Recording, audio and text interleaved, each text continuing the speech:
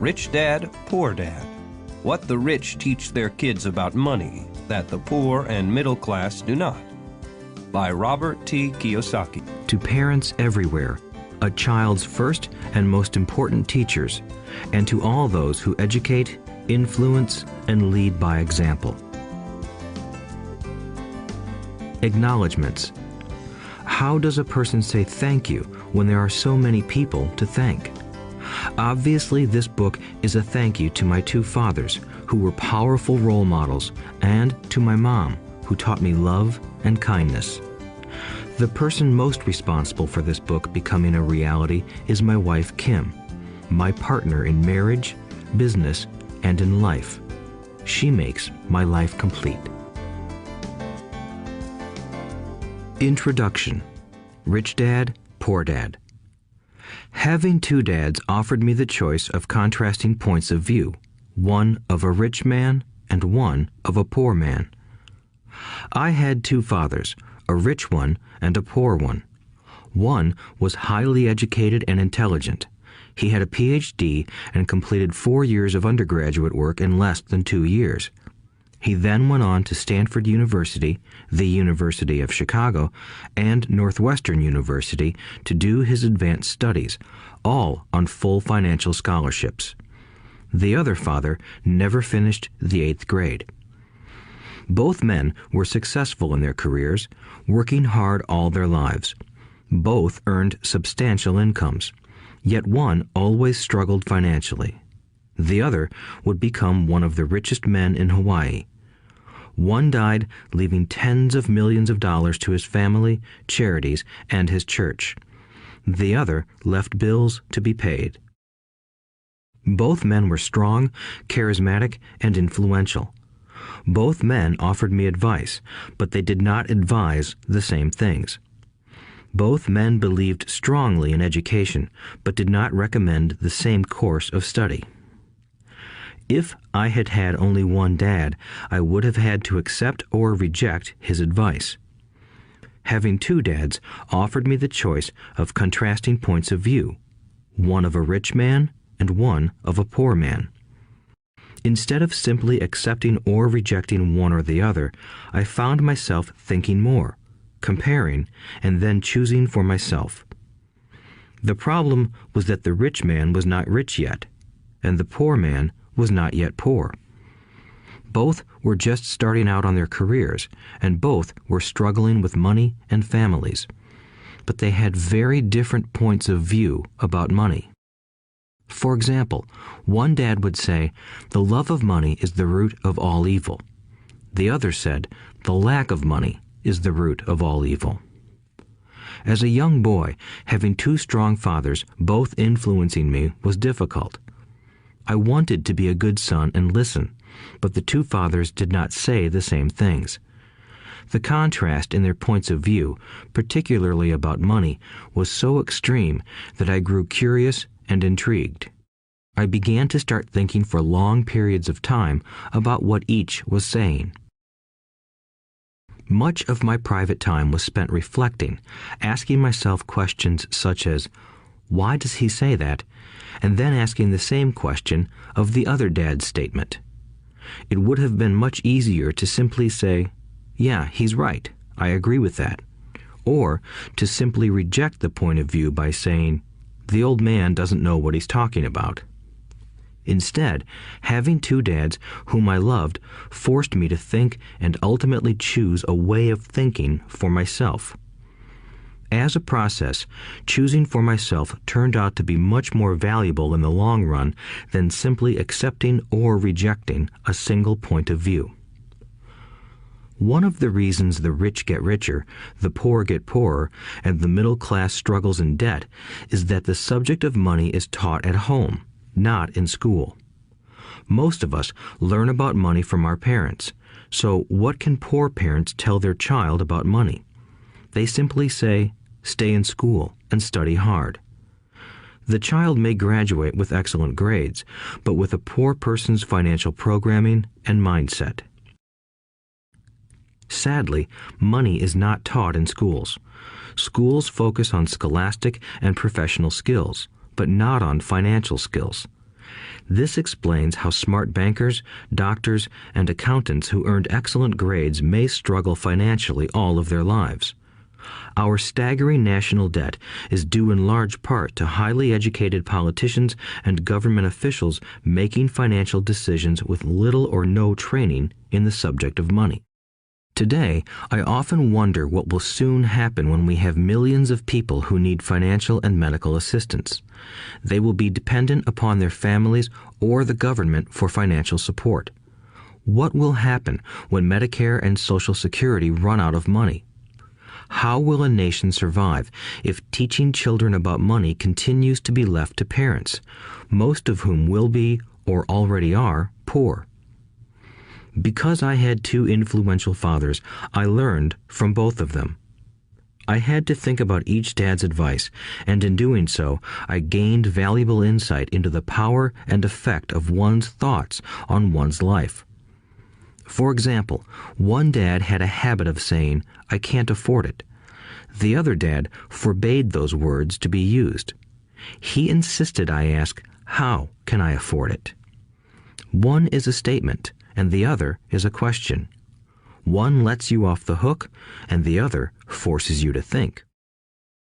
My soon-to-be rich dad would explain that by automatically saying the words, "I can't afford it," your brain stops working. By asking the question, "How can I afford it?" your brain is put to work. He did not mean that you should buy everything you want. He was fanatical about exercising your mind, the most powerful computer in the world. He'd say, "My brain gets stronger every day because I exercise it. The stronger it gets, the more money I can make." He believed that automatically saying, "I can't afford it," was a sign of mental laziness. Although both dads worked hard, I noticed that one dad had a habit of putting his brain to sleep when it came to finances, and the other had a habit of exercising his brain. The long-term result was that one dad grew stronger financially, and the other grew weaker. It is not much different from a person who goes to the gym to exercise on a regular basis versus someone who sits on the couch watching television. Proper physical exercise increases your chances for health, and proper mental exercise increases your chances for wealth. My two dads had opposing attitudes, and that affected the way they thought. One dad thought that the rich should pay more in taxes to take care of those less fortunate. The other said, taxes punish those who produce and reward those who don't produce. One dad recommended, study hard so you can find a good company to work for. The other recommended, study hard so you can find a good company to buy. One dad said, the reason I'm not rich is because I have you kids. The other said, the reason I must be rich is because I have you kids. One encouraged talking about money and business at the dinner table, while the other forbade the subject of money to be discussed over a meal. One said, when it comes to money, play it safe. Don't take risks. The other said, learn to manage risk. One believed, our home is our largest investment and our greatest asset. The other believed, my house is a liability, and if your house is your largest investment, you're in trouble. Both dads paid their bills on time, yet one paid his bills first while the other paid his bills last. One dad believed in a company or the government taking care of you and your needs. He was always concerned about pay raises, retirement plans, medical benefits, sick leave, vacation days, and other perks. He was impressed with two of his uncles who joined the military and earned a retirement and entitlement package for life after 20 years of active service. He loved the idea of medical benefits and PX privileges the military provided its retirees. He also loved the tenure system available through the university. The idea of job protection for life and job benefits seemed more important at times than the job. He would often say, I've worked hard for the government and I'm entitled to these benefits. The other believed in total financial self-reliance. He spoke out against the entitlement mentality and how it created weak and financially needy people. He was emphatic about being financially competent. One dad struggled to save a few dollars. The other created investments. One dad taught me how to write an impressive resume so I could find a good job. The other taught me how to write strong business and financial plans so I could create jobs. Being a product of two strong dads allowed me the luxury of observing the effects different thoughts have on one's life. I noticed that people really do shape their lives through their thoughts. For example, my poor dad always said, "I'll never be rich," and that prophecy became reality. My rich dad, on the other hand, always referred to himself as rich. He would say things like, "I'm a rich man and rich people don't do this." Even when he was flat broke after a major financial setback, he continued to refer to himself as a rich man. He would cover himself by saying, "There is a difference between being poor and being broke. Broke is temporary. Poor is eternal." My poor dad would say, "I'm not interested in money," or "Money doesn't matter." My rich dad always said, "Money is power." The power of our thoughts may never be measured or appreciated, but it became obvious to me as a young boy that it was important to be aware of my thoughts and how I expressed myself. I noticed that my poor dad was poor, not because of the amount of money he earned, which was significant, but because of his thoughts and actions.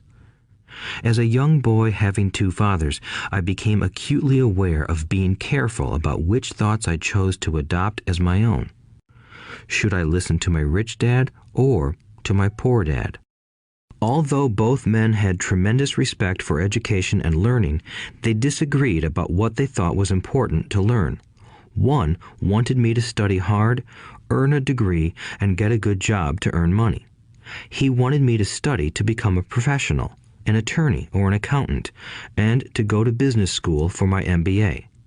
The other encouraged me to study to be rich, to understand how money works, and to learn how to have it work for me. "I don't work for money" were words he would repeat over and over. "Money works for me." At the age of 9, I decided to listen to and learn from my rich dad about money. In doing so, I chose not to listen to my poor dad, even though he was the one with all the college degrees. A lesson from Robert Frost. Robert Frost is my favorite poet. Although I love many of his poems, my favorite is "The Road Not Taken." I use its lesson almost daily. The road not taken. Two roads diverged in a yellow wood, and sorry I could not travel both. And be one traveler long I stood, and looked down one as far as I could, to where it bent in the undergrowth, then took the other as just as fair, and having perhaps the better claim, because it was grassy and wanted wear. Though as for that the passing there had worn them really about the same, and both that morning equally lay in leaves no step had trodden black.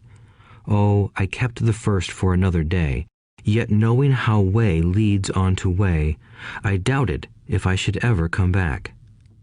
I shall be telling this with a sigh, somewhere ages and ages hence. Two roads diverged in a wood, and I took the one less traveled by, and that has made all the difference. And that has made all the difference. Over the years, I have often reflected upon Robert Frost's poem. Choosing not to listen to my highly educated dad's advice and attitude about money was a painful decision, but it was a decision that shaped the rest of my life. Once I made up my mind about whom to listen to, my education about money began. My rich dad taught me over a period of 30 years until I was 39 years old. He stopped once he realized that I knew and fully understood what he had been trying to drum into my often thick skull. Money is one form of power, but what is more powerful is financial education. Money comes and goes, but if you have the education about how money works, you gain power over it and can begin building wealth. The reason positive thinking alone does not work is because most people went to school and never learned how money works, so they spend their lives working for money. Because I was only 9 years old when I started, the lessons my rich dad taught me were simple. And when it was all said and done, there were only 6 main lessons, repeated over 30 years. This audiobook is about those 6 lessons, put as simply as possible, just as simply as my rich dad put forth those lessons to me. The lessons are meant not to be answers, but guideposts that will assist you and your children to grow wealthier no matter what happens in a world of increasing change and uncertainty. Chapter 1. Lesson 1. The rich don't work for money. The poor and the middle class work for money. The rich have money work for them. Dad, can you tell me how to get rich? My dad put down the evening paper. Why do you want to get rich, son? Because today Jimmy's mom drove up in their new Cadillac and they were going to their beach house for the weekend. He took 3 of his friends, but Mike and I weren't invited. They told us we weren't invited because we were poor kids. They did? My dad asked incredulously. Yeah, they did, I replied in a hurt tone. My dad silently shook his head, pushed his glasses up the bridge of his nose, and went back to reading the paper. I stood waiting for an answer. The year was 1956. I was 9 years old. By some twist of fate, I attended the same public school where the rich people sent their kids. We were primarily a sugar plantation town. The managers of the plantation and the other affluent people, such as doctors, business owners, and bankers, sent their children to this elementary school. After grade 6, their children were generally sent off to private schools. Because my family lived on one side of the street, I went to this school. Had I lived on the other side of the street, I would have gone to a different school with kids from families more like mine. After grade 6, these kids and I would go on to the public intermediate and high school. There was no private school for them or for me. My dad finally put down the paper. I could tell he was thinking. Well, son, he began slowly, if you want to be rich, you have to learn to make money. How do I make money? I asked. Well, use your head, son, he said, smiling. Even then, I knew that really meant, that's all I'm going to tell you, or, I don't know the answer, so don't embarrass me. A partnership is formed. The next morning, I told my best friend, Mike, what my dad had said. As best as I could tell, Mike and I were the only poor kids in this school. Mike was also in this school by a twist of fate. Someone had drawn a jog in the line for the school district, and we wound up in school with the rich kids. We weren't really poor, but we felt as if we were because all the other boys had new baseball gloves, new bicycles, new everything. Mom and Dad provided us with the basics, like food and shelter and clothes, but that was about it. My dad used to say, if you want something, work for it. We wanted things, but there was not much work available for 9-year-old boys. So what do we do to make money? Mike asked. I don't know, I said, but do you want to be my partner? He agreed, and so on that Saturday morning, Mike became my first business partner. We spent all morning coming up with ideas on how to make money. Occasionally, we talked about all the cool guys at Jimmy's beach house having fun. It hurt a little, but that hurt was good, because it inspired us to keep thinking of a way to make money. Finally, that afternoon, a bolt of lightning struck. It was an idea Mike got from a science book he had read. Excitedly, we shook hands, and the partnership now had a business.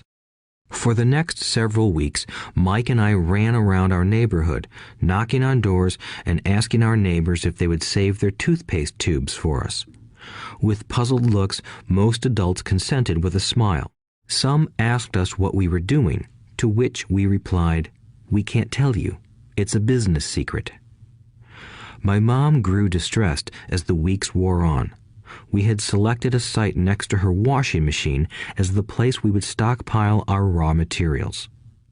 In a brown cardboard box that at one time held ketchup bottles, our little pile of used toothpaste tubes began to grow.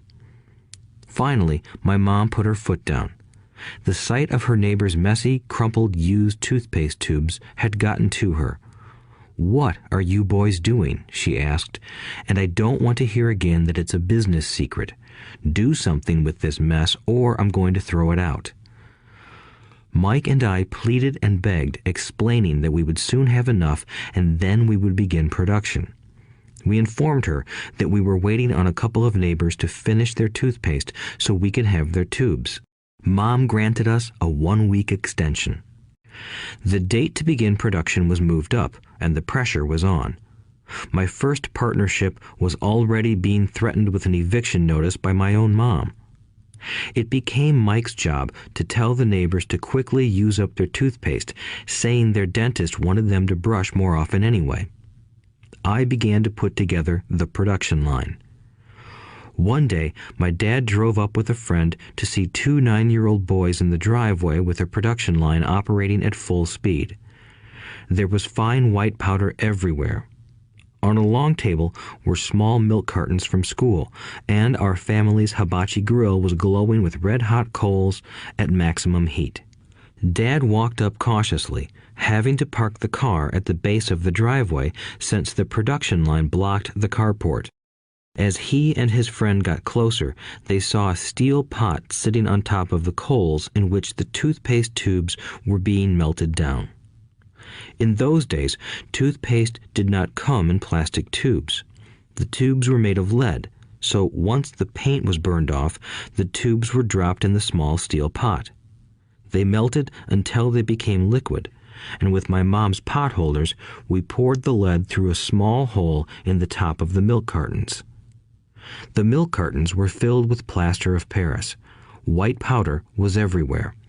In my haste, I had knocked the bag over, and the entire area looked like it had been hit by a snowstorm.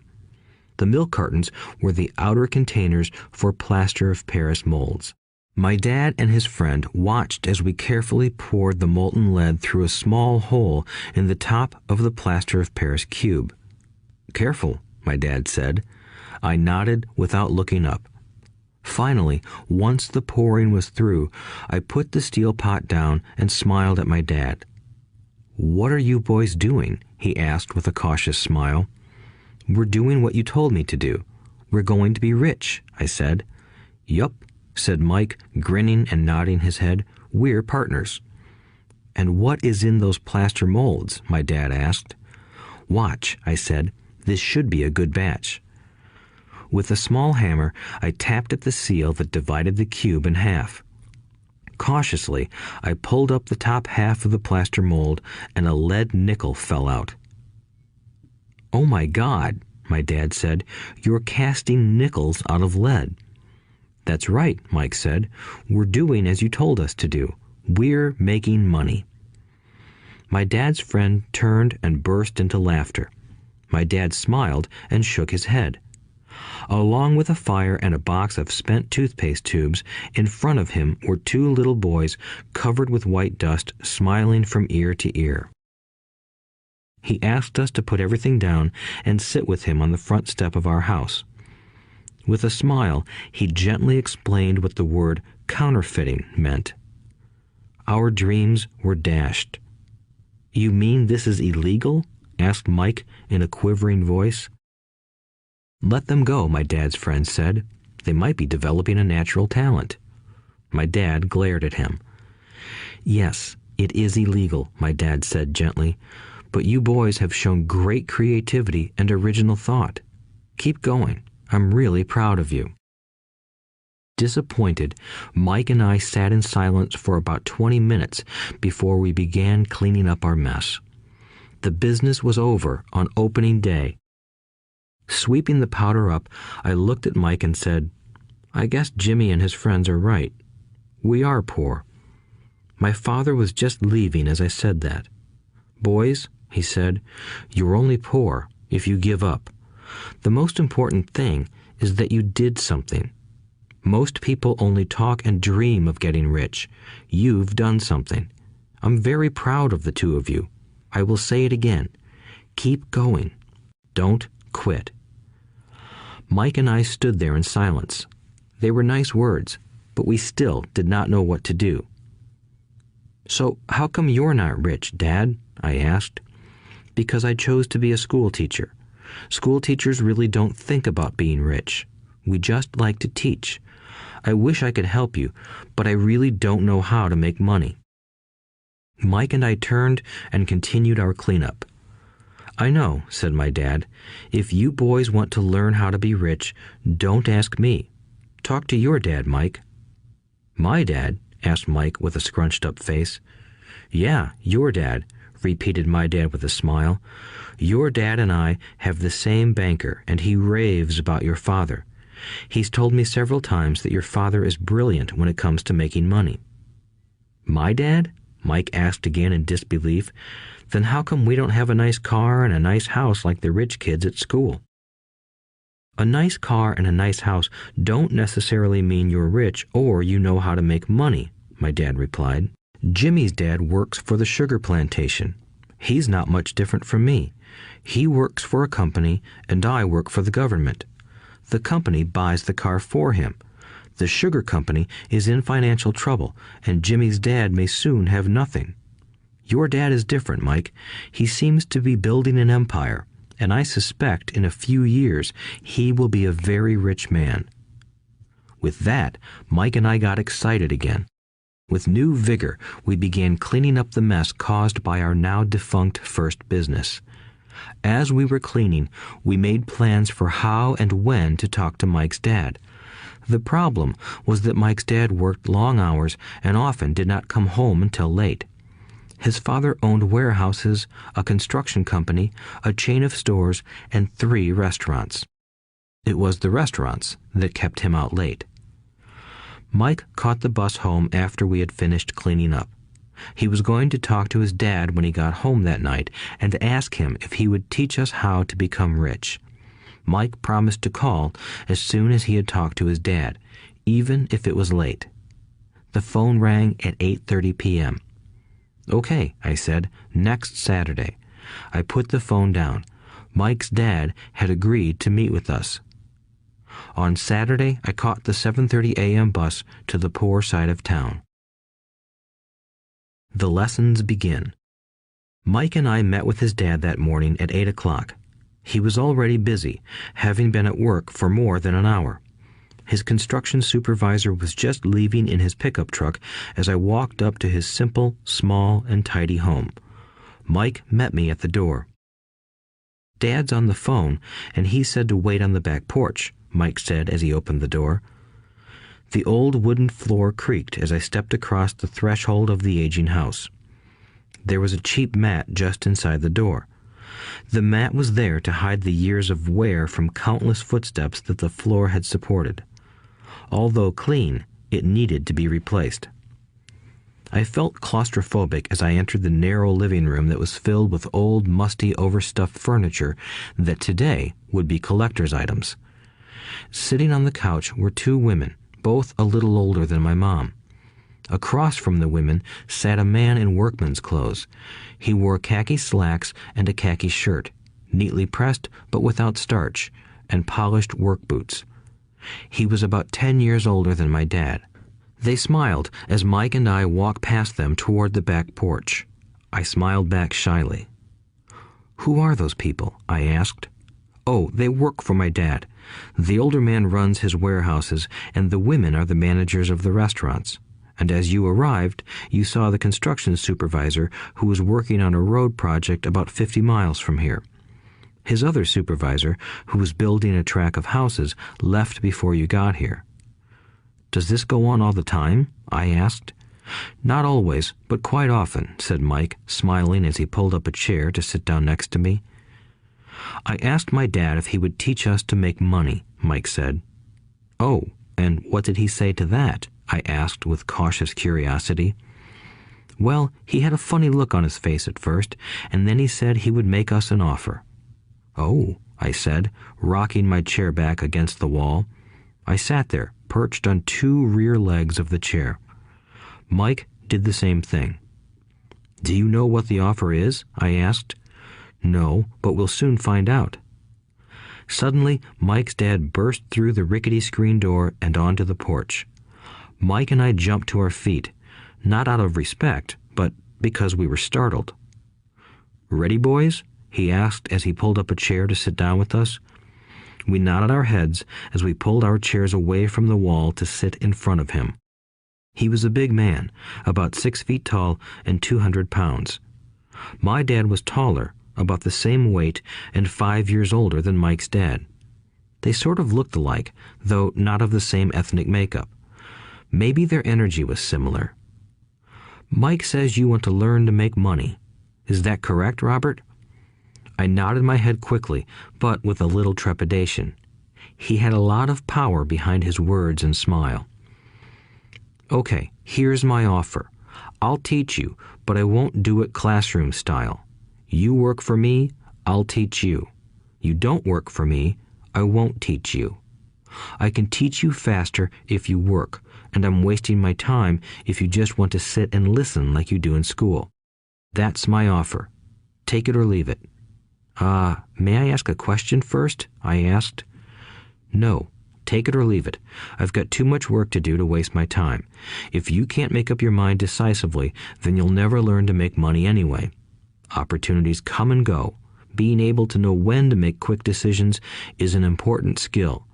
You have the opportunity that you asked for. School is beginning, or it's over, in 10 seconds, Mike's dad said with a teasing smile. "Take it," I said. "Take it," said Mike. "Good," said Mike's dad. "Mrs. Martin will be by in 10 minutes. After I'm through with her, you'll ride with her to my superette and you can begin working. I'll pay you 10 cents an hour and you'll work 3 hours every Saturday." "But I have a softball game today," I said. Mike's dad lowered his voice to a stern tone. "Take it or leave it," he said. "I'll take it," I replied, choosing to work and learn instead of playing. 30 cents later. By 9 a.m. that day, Mike and I were working for Mrs. Martin. She was a kind and patient woman. She always said that Mike and I reminded her of her 2 grown sons. Although kind, she believed in hard work and kept us moving. We spent 3 hours taking canned goods off the shelves, brushing each can with a feather duster to get the dust off, and then restacking them neatly. It was excruciatingly boring work. Mike's dad, whom I called my rich dad, owned 9 of these little superettes, each with a large parking lot. They were the early version of the 7-Eleven convenience stores, little neighborhood grocery stores where people bought items such as milk, bread, butter, and cigarettes.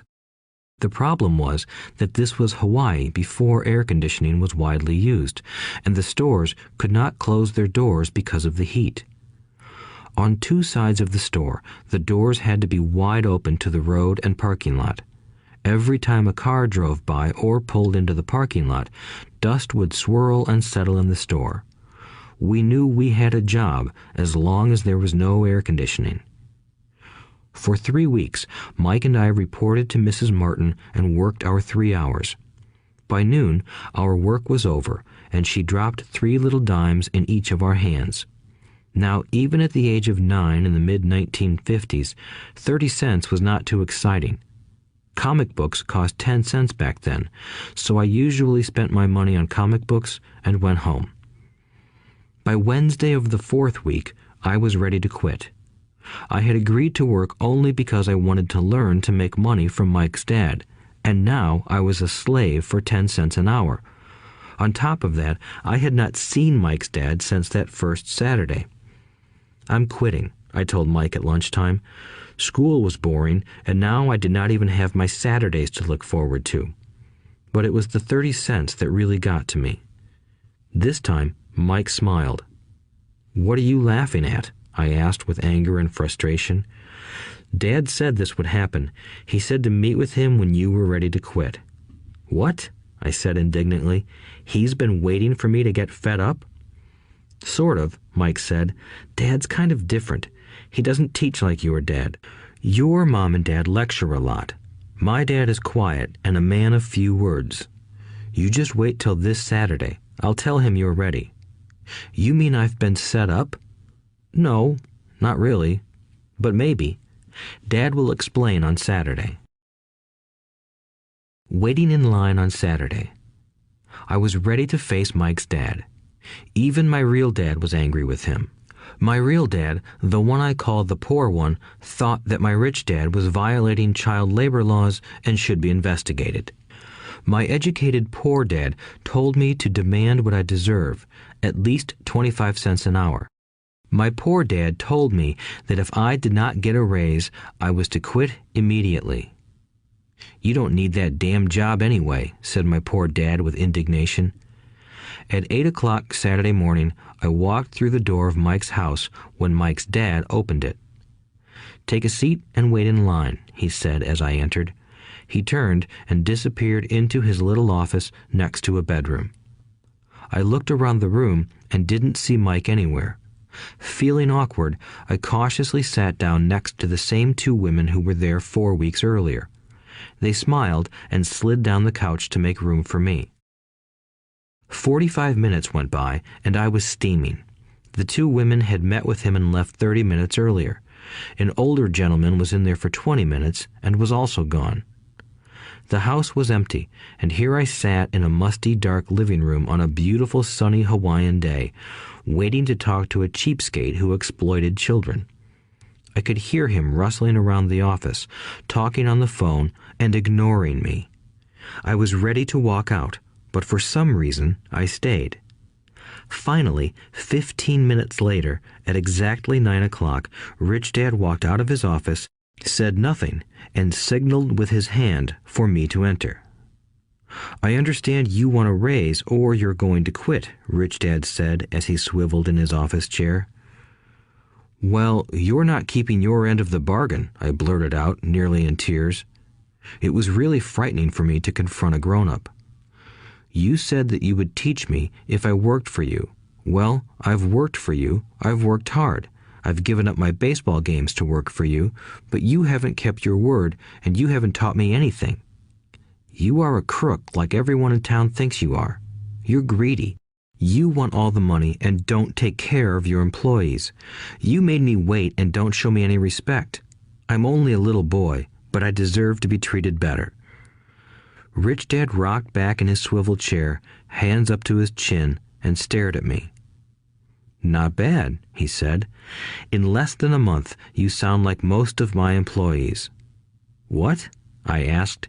Not understanding what he was saying, I continued with my grievance. I thought you were going to keep your end of the bargain and teach me. Instead, you want to torture me? That's cruel. That's really cruel. I am teaching you, Rich Dad said quietly. What have you taught me? Nothing, I said angrily. You haven't even talked to me once since I agreed to work for peanuts. 10 cents an hour. Ha! I should notify the government about you. We have child labor laws, you know. My dad works for the government, you know. Wow, said Rich Dad. Now you sound just like most of the people who used to work for me. People I've either fired or who have quit. So, what do you have to say? I demanded, feeling pretty brave for a little kid. You lied to me. I've worked for you, and you have not kept your word. You haven't taught me anything. How do you know that I've not taught you anything? Asked Rich Dad calmly. Well, you've never talked to me. I've worked for 3 weeks, and you have not taught me anything, I said with a pout. Does teaching mean talking or a lecture? Rich Dad asked. Well, yes, I replied. That's how they teach you in school, he said, smiling. But that is not how life teaches you, and I would say that life is the best teacher of all. Most of the time, life does not talk to you. It just sort of pushes you around. Each push is life saying, wake up, there's something I want you to learn. What is this man talking about? I asked myself silently. Life pushing me around was life talking to me? Now I knew I had to quit my job. I was talking to someone who needed to be locked up. If you learn life's lessons, you will do well. If not, life will just continue to push you around. People do two things. Some just let life push them around. Others get angry and push back. But they push back against their boss, or their job, or their husband or wife. They do not know it's life that's pushing. I had no idea what he was talking about. Life pushes all of us around. Some people give up and others fight. A few learn the lesson and move on. They welcome life pushing them around. To these few people, it means they need and want to learn something. They learn and move on. Most quit, and a few, like you, fight. Rich Dad stood and shut the creaky old wooden window that needed repair. If you learn this lesson, you will grow into a wise, wealthy, and happy young man. If you don't, you will spend your life blaming a job, low pay, or your boss for your problems. You'll live life always hoping for that big break that will solve all your money problems. Rich Dad looked over at me to see if I was still listening. His eyes met mine. We stared at each other, communicating through our eyes. Finally, I looked away once I had absorbed his message. I knew he was right. I was blaming him, and I did ask to learn. I was fighting. Rich Dad continued. Or, if you are the kind of person who has no guts, you just give up every time life pushes you. If you are that kind of person, you'll live all your life playing it safe, doing the right things, saving yourself for some event that never happens. Then you die a boring old man. You'll have lots of friends who really like you because you were such a nice, hard-working guy. But the truth is that you let life push you into submission. Deep down, you were terrified of taking risks. You really wanted to win, but the fear of losing was greater than the excitement of winning. Deep inside, you and only you will know you didn't go for it. You chose to play it safe. Our eyes met again. "You've been pushing me around?" I asked. "Some people might say that," smiled Rich Dad. "I would say that I just gave you a taste of life." "What taste of life?" I asked, still angry, but now curious and ready to learn. "You boys are the first people that have ever asked me to teach them how to make money. I have more than 150 employees, and not one of them has asked me what I know about money. They ask me for a job and a paycheck, but never to teach them about money. So most will spend the best years of their lives working for money, not really understanding what it is they are working for." I sat there listening intently. "So when Mike told me you wanted to learn how to make money, I decided to design a course that mirrored real life. I could talk until I was blue in the face, but you wouldn't hear a thing. So I decided to let life push you around a bit so you could hear me. That's why I only paid you 10 cents. "So what is the lesson I learned from working for only 10 cents an hour?" I asked. "That you're cheap and exploit your workers?" Rich Dad rocked back and laughed heartily. Finally, he said, "You'd best change your point of view. Stop blaming me and thinking I'm the problem.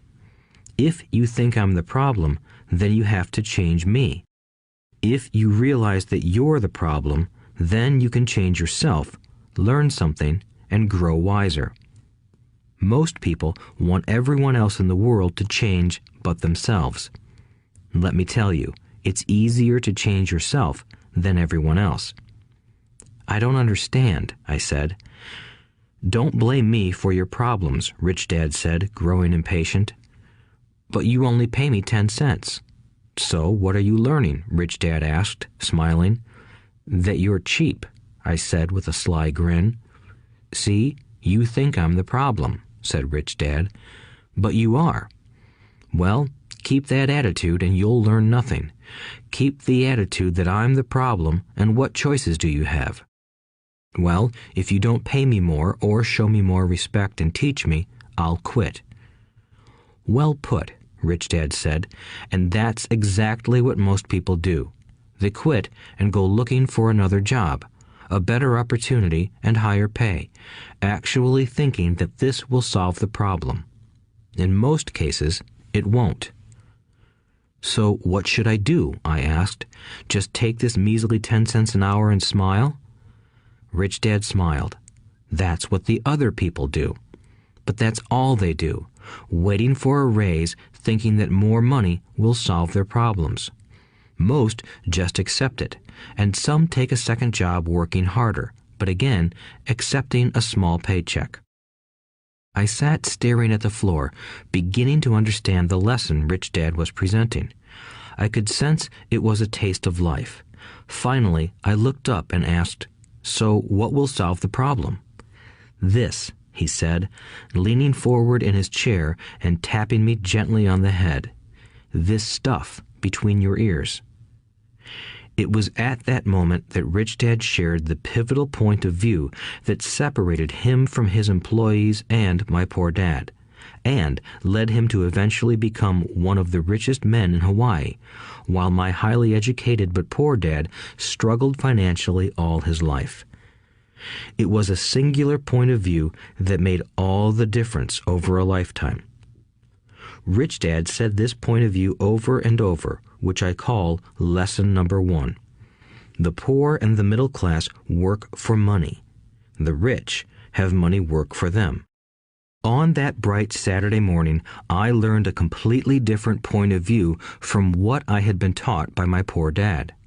At the age of 9, I understood that both dads wanted me to learn. Both dads encouraged me to study, but not the same things. My highly educated dad recommended that I do what he did. "Son, I want you to study hard, get good grades so you can find a safe, secure job with a big company, and make sure it has excellent benefits." My rich dad wanted me to learn how money works so I could make it work for me. These lessons I would learn through life with his guidance, not because of a classroom. My rich dad continued my first lesson. "I'm glad you got angry about working for 10 cents an hour. If you hadn't got angry and had simply accepted it, I would have to tell you that I could not teach you. You see, true learning takes energy, passion, and a burning desire. Anger is a big part of that formula, for passion is anger and love combined. When it comes to money, most people want to play it safe and feel secure, so passion does not direct them. Fear does." "So is that why they'll take jobs with low pay?" I asked. "Yes," said Rich Dad. "Some people say I exploit people because I don't pay as much as the sugar plantation or the government. I say the people exploit themselves. It's their fear, not mine." "But don't you feel you should pay them more?" I asked. "I don't have to. And besides, more money will not solve their problems. Just look at your dad. He makes a lot of money, and he still can't pay his bills. Most people, given more money, only get into more debt." "So that's why the 10 cents an hour," I said, smiling. "It's part of the lesson." "That's right," smiled Rich Dad. "You see, your dad went to school and got an excellent education so he could get a high-paying job. But he still has money problems because he never learned anything about money in school. On top of that, he believes in working for money." "And you don't?" I asked. "No, not really," said Rich Dad. "If you want to learn to work for money, then stay in school. That is a great place to learn to do that. But if you want to learn how to have money work for you, then I will teach you that. But only if you want to learn." "Wouldn't everyone want to learn that?" I asked. "No," said Rich Dad, "simply because it's easier to learn to work for money, especially if fear is your primary emotion when the subject of money is discussed." "I don't understand," I said with a frown. "Don't worry about that for now. Just know that it's fear that keeps most people working at a job. The fear of not paying their bills, the fear of being fired, the fear of not having enough money, and the fear of starting over. That's the price of studying to learn a profession or trade and then working for money. Most people become a slave to money and then get angry at their boss. Learning to have money work for you is a completely different course of study? I asked. Absolutely, Rich Dad answered. Absolutely. We sat in the silence on that beautiful Hawaiian Saturday morning. My friends had just started their Little League baseball game, but for some reason I was now thankful I had decided to work for 10 cents an hour. I sensed that I was about to learn something my friends wouldn't learn in school. Ready to learn? Asked Rich Dad. Absolutely, I said with a grin. I have kept my promise. I've been teaching you from afar, my Rich Dad said. At 9 years old, you've gotten a taste of what it feels like to work for money. Just multiply your last month by 50 years, and you will have an idea of what most people spend their life doing. I don't understand, I said. How did you feel waiting in line to see me, once to get hired and once to ask for more money? Terrible, I said. If you choose to work for money, that is what life will be like, said Rich Dad. And how did you feel when Mrs. Martin dropped 3 dimes in your hand for 3 hours of work? I felt like it wasn't enough. It seemed like nothing. I was disappointed, I said. And that is how most employees feel when they look at their paychecks, especially after all the tax and other deductions are taken out. At least you got 100%. You mean most workers don't get paid everything? I asked with amazement. Heavens no, said Rich Dad. The government always takes its share first. How do they do that? I asked. Taxes, said Rich Dad. You're taxed when you earn. You're taxed when you spend. You're taxed when you save. You're taxed when you die. Why do people let the government do that to them? The rich don't, said Rich Dad with a smile. The poor and the middle class do. I'll bet you that I earn more than your dad, yet he pays more in taxes. How can that be? I asked. At my age, that made no sense to me. Why would someone let the government do that to them? Rich Dad rocked slowly and silently in his chair, just looking at me. Ready to learn? He asked. I nodded my head slowly. As I said, there is a lot to learn. Learning how to have money work for you is a lifetime study. Most people go to college for 4 years and their education ends. I already know that my study of money will continue over my lifetime, simply because the more I find out, the more I find out I need to know. Most people never study the subject. They go to work, get their paycheck, balance their checkbooks, and that's it. Then they wonder why they have money problems. They think that more money will solve the problem, and don't realize that it's their lack of financial education that is the problem. So my dad has tax problems because he doesn't understand money? I asked, confused. Look, said Rich Dad, taxes are just one small section on learning how to have money work for you. Today, I just wanted to find out if you still have the passion to learn about money. Most people don't. They want to go to school, learn a profession, have fun at their work, and earn lots of money. One day they wake up with big money problems, and then they can't stop working. That's the price of only knowing how to work for money instead of studying how to have money work for you. So, do you still have the passion to learn? Asked Rich Dad. I nodded my head. Good, said Rich Dad. Now get back to work. This time, I will pay you nothing. What? I asked in amazement. You heard me. Nothing. You will work the same 3 hours every Saturday, but this time you will not be paid 10 cents per hour. You said you wanted to learn to not work for money, so I'm not going to pay you anything. I couldn't believe what I was hearing. I've already had this conversation with Mike, and he's already working, dusting and stacking canned goods for free. You'd better hurry and get back there. That's not fair, I shouted. You've got to pay something. You said you wanted to learn.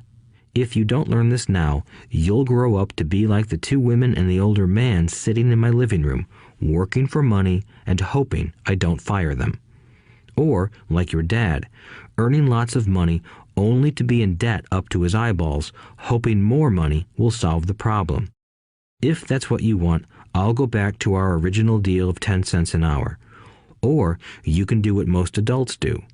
Complain that there is not enough pay, quit, and go looking for another job.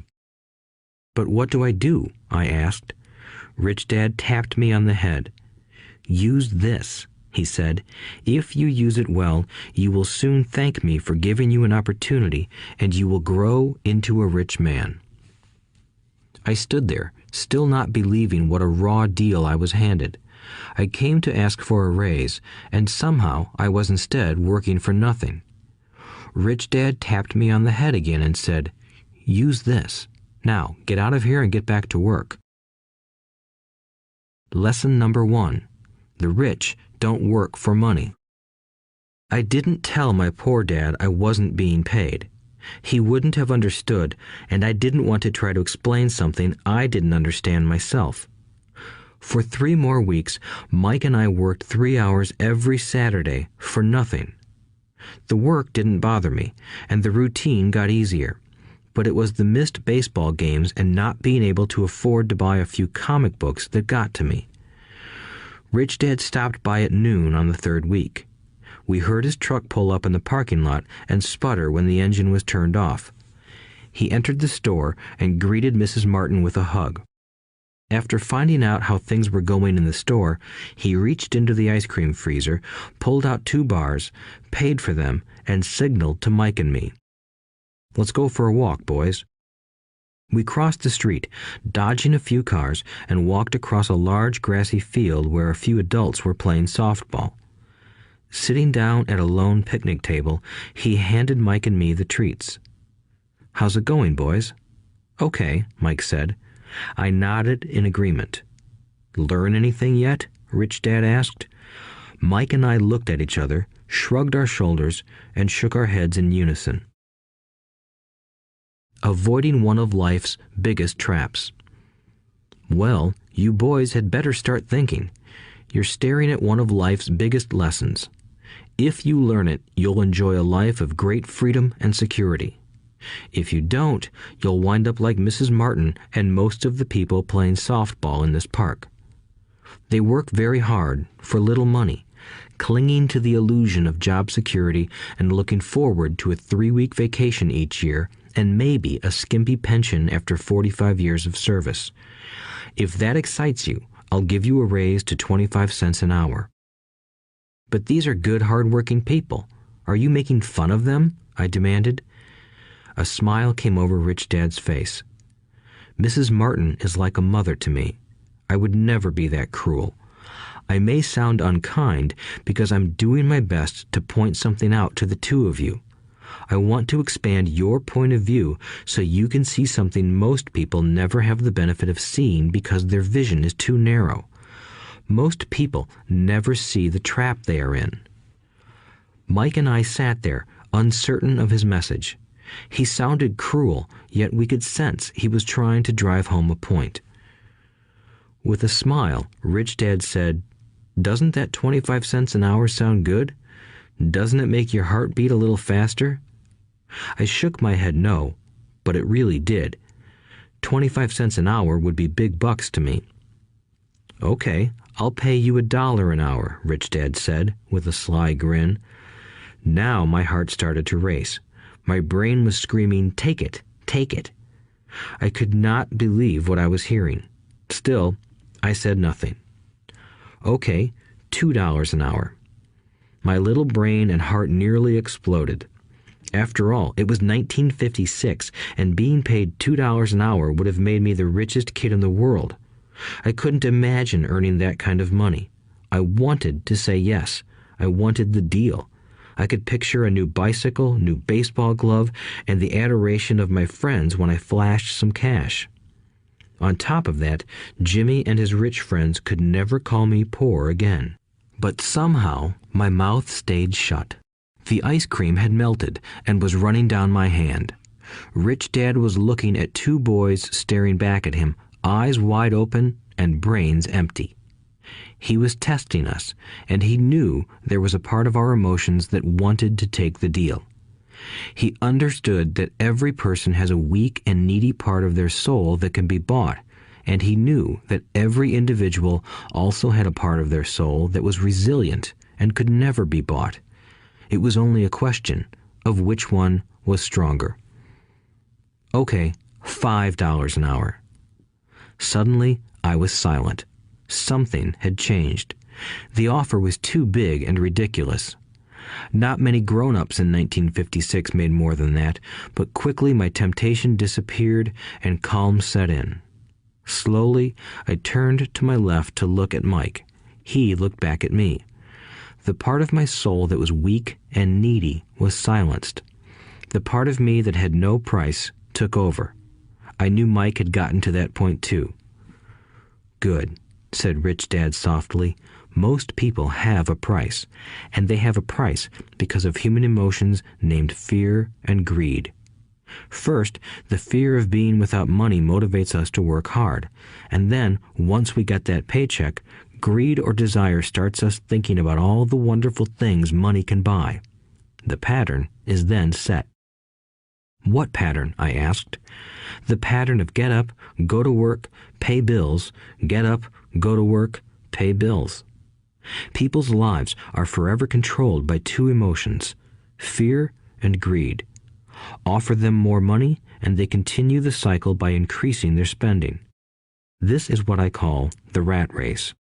"There is another way?" Mike asked. "Yes," said Rich Dad slowly, "but only a few people find it." "And what is that way?" Mike asked. "That's what I hope you boys will learn as you work and study with me. That is why I took away all forms of pay." "Any hints?" Mike asked. "We're kind of tired of working hard, especially for nothing." "Well, the first step is telling the truth," said Rich Dad. "We haven't been lying," I said. "I did not say you were lying. I said to tell the truth," Rich Dad retorted. "The truth about what?" I asked. "How you're feeling," Rich Dad said. "You don't have to say it to anyone else. Just admit it to yourself."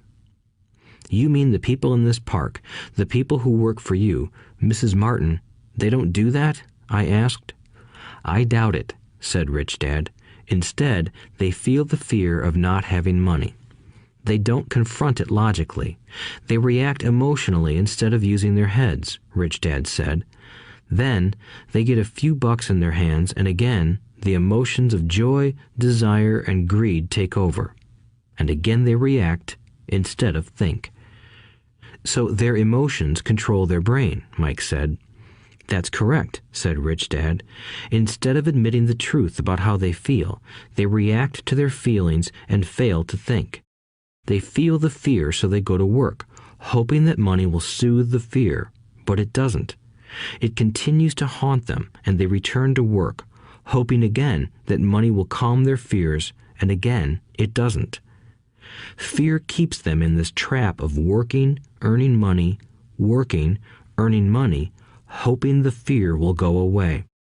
But every day they get up, and that old fear wakes up with them. For millions of people, that old fear keeps them awake all night, causing a night of turmoil and worry. So they get up and go to work, hoping that a paycheck will kill that fear gnawing at their souls. Money is running their lives, and they refuse to tell the truth about that. Money is in control of their emotions and their souls." Rich Dad sat quietly, letting his words sink in. Mike and I had heard what he said, but didn't understand fully what he was talking about. I just knew that I often wondered why grown-ups hurried off to work. It did not seem like much fun, and they never looked that happy, but something kept them going.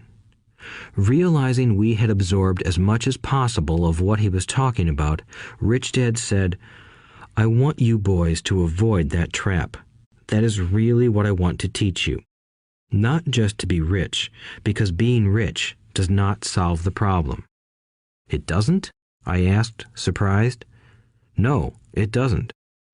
Let me explain the other emotion, desire. Some call it greed, but I prefer desire.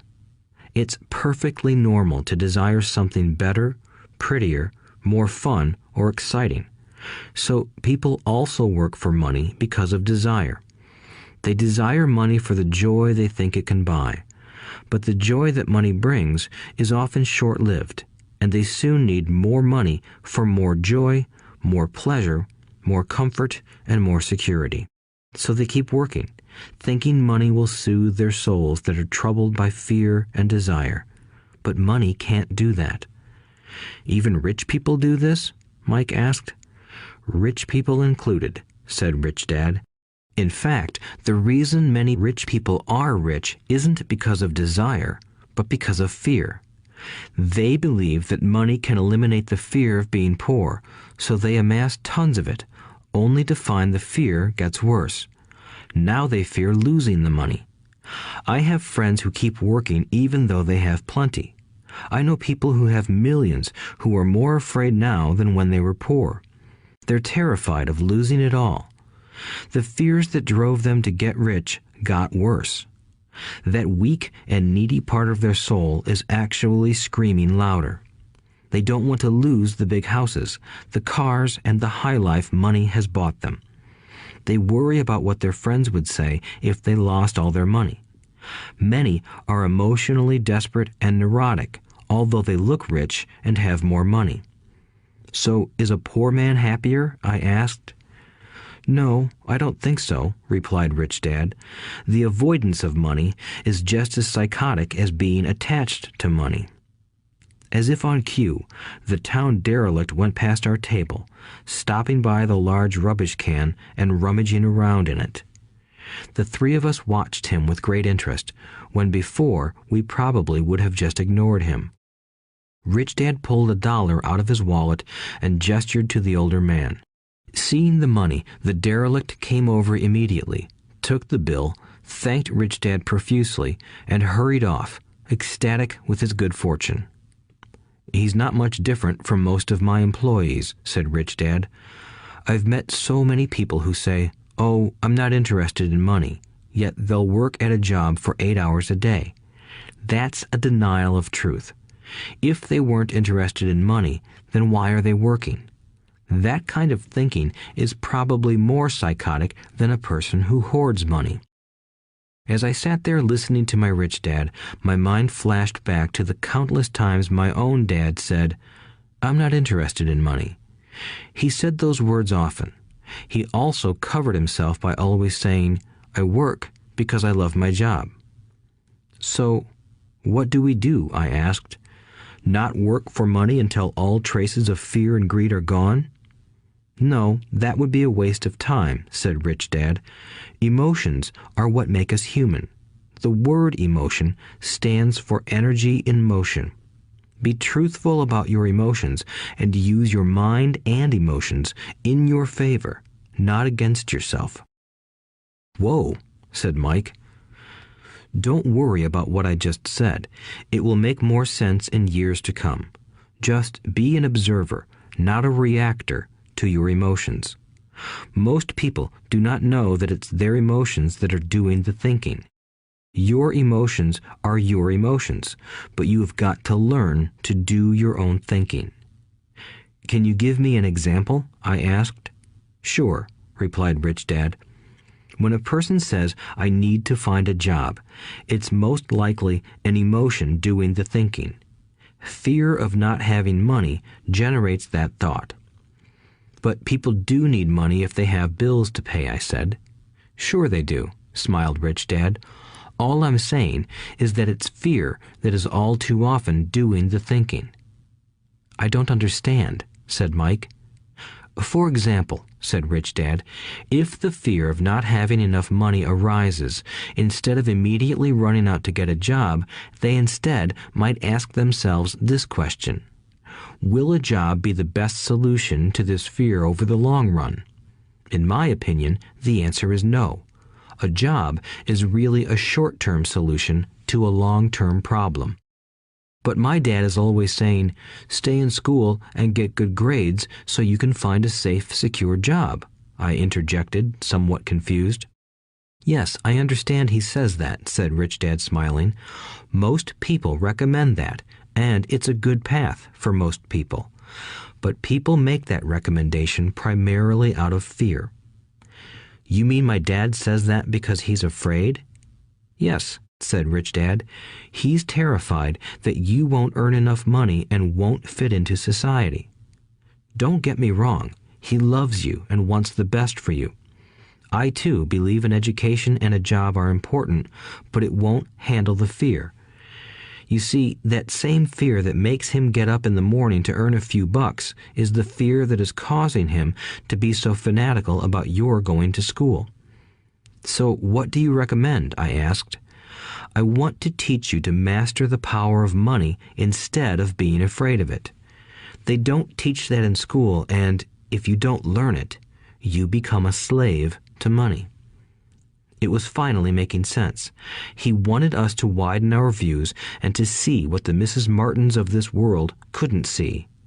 He used examples that sounded cruel at the time, but I've never forgotten them. My vision widened that day, and I began to see the trap that lay ahead for most people. You see, we're all employees ultimately. We just work at different levels, said Rich Dad. I just want you boys to have a chance to avoid the trap caused by those two emotions, fear and desire. Use them in your favor, not against you. That's what I want to teach you. I'm not interested in just teaching you to make a pile of money. That won't handle the fear or desire. If you don't first handle fear and desire, and you get rich, you'll only be a highly paid slave. So how do we avoid the trap? I asked. The main cause of poverty or financial struggle is fear and ignorance, not the economy or the government or the rich.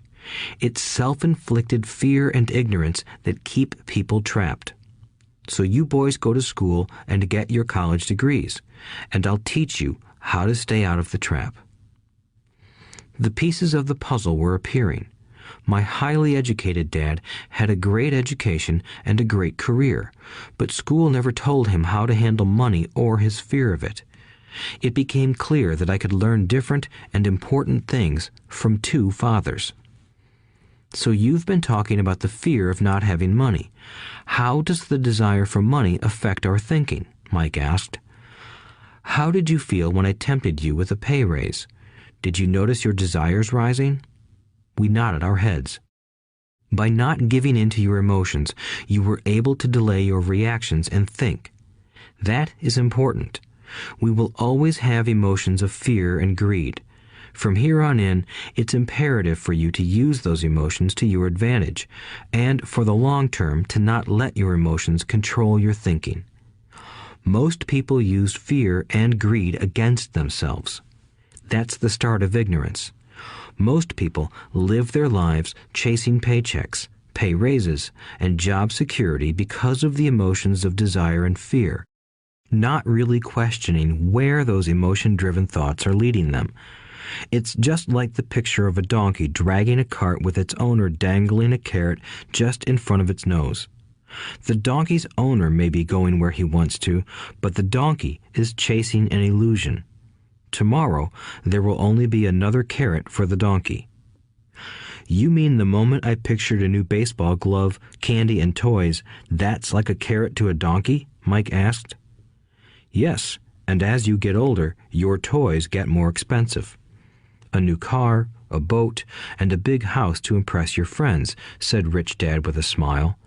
Fear pushes you out the door, and desire calls to you. That's the trap. So what's the answer? Mike asked. What intensifies fear and desire is ignorance. That is why rich people with lots of money often have more fear the richer they get. Money is the carrot, the illusion. If the donkey could see the whole picture, it might rethink its choice to chase the carrot. Rich Dad went on to explain that a human's life is a struggle between ignorance and illumination. He explained that once a person stops searching for information and self-knowledge, ignorance sets in. That struggle is a moment-to-moment decision to learn to open or close one's mind. Look, school is very important. You go to school to learn a skill or profession to become a contributing member of society. Every culture needs teachers, doctors, mechanics, artists, cooks, business people, police officers, firefighters, and soldiers. Schools train them so society can thrive and flourish, said Rich Dad. Unfortunately, for many people, school is the end, not the beginning. There was a long silence. Rich Dad was smiling. I didn't comprehend everything he said that day, but as with most great teachers, his words continued to teach for years. I've been a little cruel today, said Rich Dad, but I want you to always remember this talk.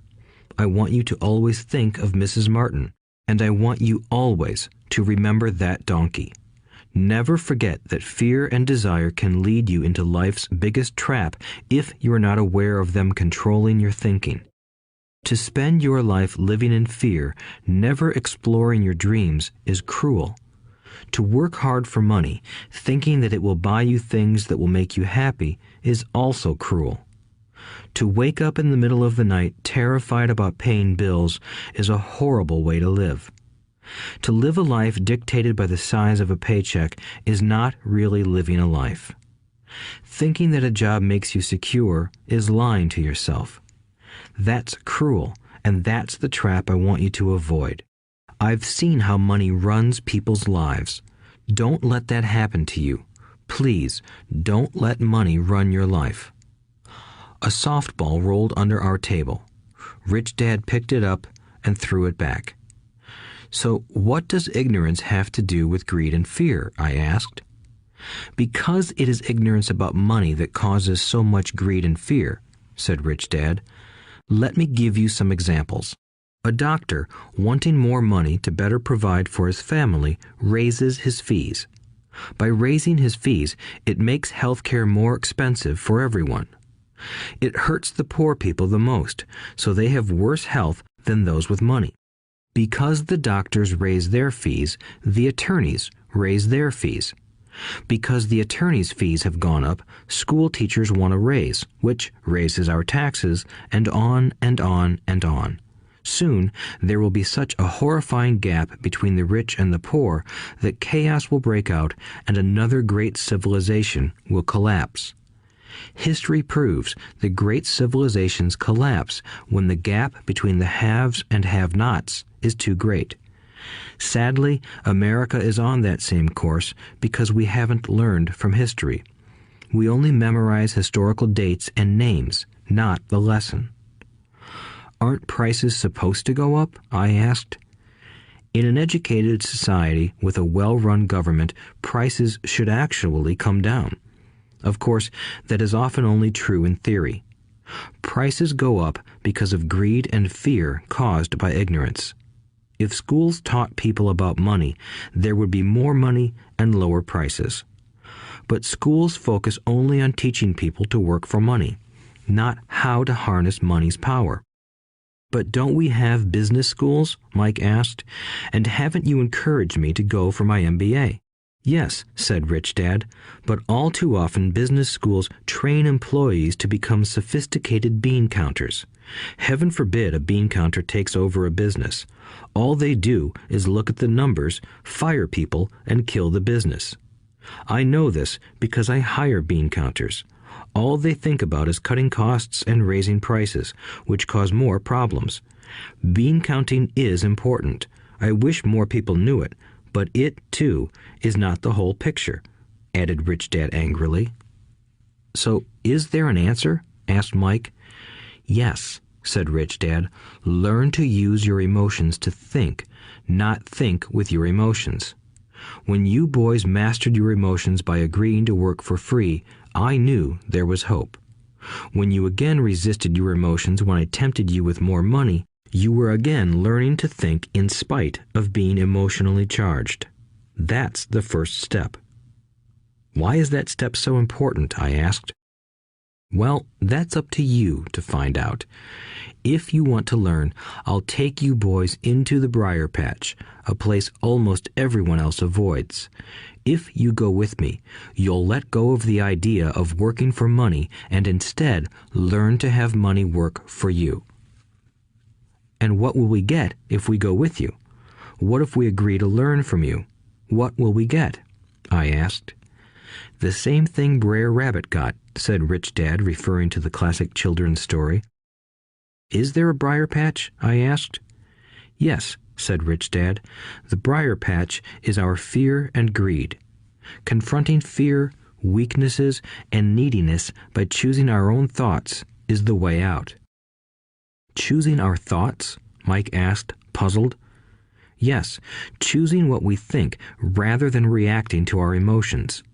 Instead of just getting up and going to work because not having the money to pay your bills is scaring you, ask yourself, is working harder at this the best solution to this problem?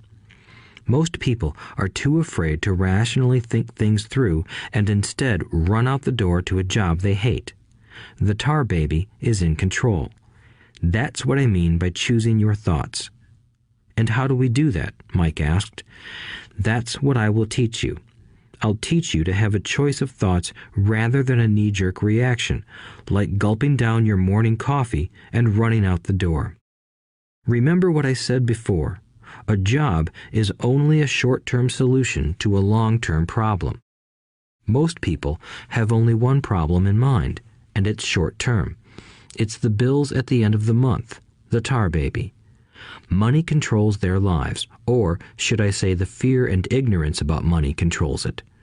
So they do as their parents did. They get up every day and go work for money, not taking the time to ask the question, is there another way? Their emotions now control their thinking, not their heads. Can you tell the difference between emotions thinking and the head thinking? Mike asked. Oh, yes, I hear it all the time, said Rich Dad. I hear things like, well, everyone has to work, or the rich are crooks, or I'll get another job, I deserve this raise, you can't push me around, or I like this job because it's secure. No one asks, is there something I'm missing here? Which would break through the emotional thought and give you time to think clearly. As we headed back to the store, Rich Dad explained that the rich really did make money. They did not work for it. He went on to explain that when Mike and I were casting 5-cent pieces out of lead, thinking we were making money, we were very close to thinking the way the rich think. The problem was that creating money is legal for the government and banks to do, but illegal for us to do. There are legal ways to create money from nothing, he told us. Rich Dad went on to explain that the rich know that money is an illusion, truly like the carrot for the donkey. It's only out of fear and greed that the illusion of money is held together by billions of people who believe that money is real. It's not. Money is really made up. It is only because of the illusion of confidence and the ignorance of the masses that this house of cards stands. He talked about the gold standard that America was on, and that each dollar bill was actually a silver certificate. What concerned him was the rumor that we would someday go off the gold standard and our dollars would no longer be backed by something tangible. If that happens, boys, all hell will break loose. The poor, the middle class, and the ignorant will have their lives ruined simply because they will continue to believe that money is real and that the company they work for, or the government, will look after them. We really did not understand what he was saying that day, but over the years, it made more and more sense. Seeing what others miss. As he climbed into his pickup truck outside his convenience store, Rich Dad said, "Keep working, boys, but the sooner you forget about needing a paycheck, the easier your adult life will be. Keep using your brain, work for free, and soon your mind will show you ways of making money far beyond what I could ever pay you. You will see things that other people never see. Most people never see these opportunities because they're looking for money and security, so that's all they get. The moment you see one opportunity, you'll see them for the rest of your life. The moment you do that, I'll teach you something else. Learn this, and you'll avoid one of life's biggest traps. Mike and I picked up our things from the store and waved goodbye to Mrs. Martin. We went back to the park, to the same picnic bench, and spent several more hours thinking and talking. We spent the next week at school thinking and talking too. For 2 more weeks, we kept thinking, talking, and working for free. At the end of the second Saturday, I was again saying goodbye to Mrs. Martin and looking at the comic book stand with a longing gaze. The hard thing about not even getting 30 cents every Saturday was that I didn't have any money to buy comic books. Suddenly, as Mrs. Martin said goodbye to Mike and me, I saw her do something I'd never seen her do before. Mrs. Martin was cutting the front page of the comic book in half. She kept the top half of the comic book cover and threw the rest of the book into a large cardboard box. When I asked her what she did with the comic books, she said, "I throw them away. I give the top half of the cover back to the comic book distributor for credit when he brings in the new comics. He's coming in an hour." Mike and I waited for an hour. Soon the distributor arrived, and I asked him if we could have the comic books. To my delight, he said, "You can have them if you work for this store and do not resell them." Remember our old business partnership? Well, Mike and I revived it. Using a spare room in Mike's basement, we began piling hundreds of comic books in that room. Soon, our comic book library was open to the public. We hired Mike's younger sister, who loved to study, to be head librarian. She charged each child 10 cents admission to the library, which was open from 2:30 p.m. to 4:30 p.m. every day after school. The customers, the children of the neighborhood, could read as many comics as they wanted in 2 hours. It was a bargain for them since a comic cost 10 cents each, and they could read 5 or 6 in 2 hours. Mike's sister would check the kids as they left to make sure they weren't borrowing any comic books. She also kept the books, logging in how many kids showed up each day, who they were, and any comments they might have. Mike and I averaged $9.50 per week over a 3-month period. We paid his sister $1 a week and allowed her to read the comics for free, which she rarely did since she was always studying. Mike and I kept our agreement by working in the store every Saturday and collecting all the comic books from the different stores. We kept our agreement to the distributor by not selling any comic books. We burned them once they got too tattered. We tried opening a branch office, but we could never quite find someone as trustworthy and dedicated as Mike's sister. At an early age, we found out how hard it was to find good staff. 3 months after the library first opened, a fight broke out in the room. Some bullies from another neighborhood pushed their way in, and Mike's dad suggested we shut down the business. So our comic book business shut down, and we stopped working on Saturdays at the convenience store. But Rich Dad was excited because he had new things he wanted to teach us. He was happy because we had learned our first lessons so well. We learned to make money work for us. By not getting paid for our work at the store, we were forced to use our imaginations to identify an opportunity to make money. By starting our own business, the comic book library, we were in control of our own finances, not dependent on an employer. The best part was that our business generated money for us even when we weren't physically there. Our money worked for us. Instead of paying us money, Rich Dad had given us so much more. Chapter 2. Lesson 2. Why teach financial literacy? It's not how much money you make, it's how much money you keep. In 1990, Mike took over his father's empire and is, in fact, doing a better job than his dad did. We see each other once or twice a year on the golf course. He and his wife are wealthier than you can imagine. Rich Dad's empire is in great hands, and Mike is now grooming his son to take his place, as his dad had groomed us. In 1994, I retired at the age of 47, and my wife Kim was 37. Retirement does not mean not working. For us, it means that, barring unforeseen cataclysmic changes, we can work or not work, and our wealth grows automatically, staying ahead of inflation. Our assets are large enough to grow by themselves. It's like planting a tree. You water it for years, and then one day it doesn't need you anymore. Its roots are implanted deep enough. Then the tree provides shade for your enjoyment. Mike chose to run the empire, and I chose to retire.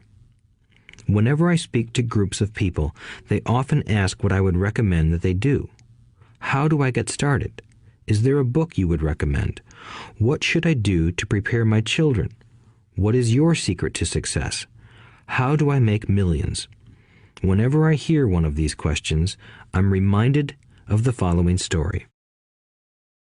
The Richest Businessmen. In 1923, a group of our greatest leaders and richest businessmen held a meeting at the Edgewater Beach Hotel in Chicago.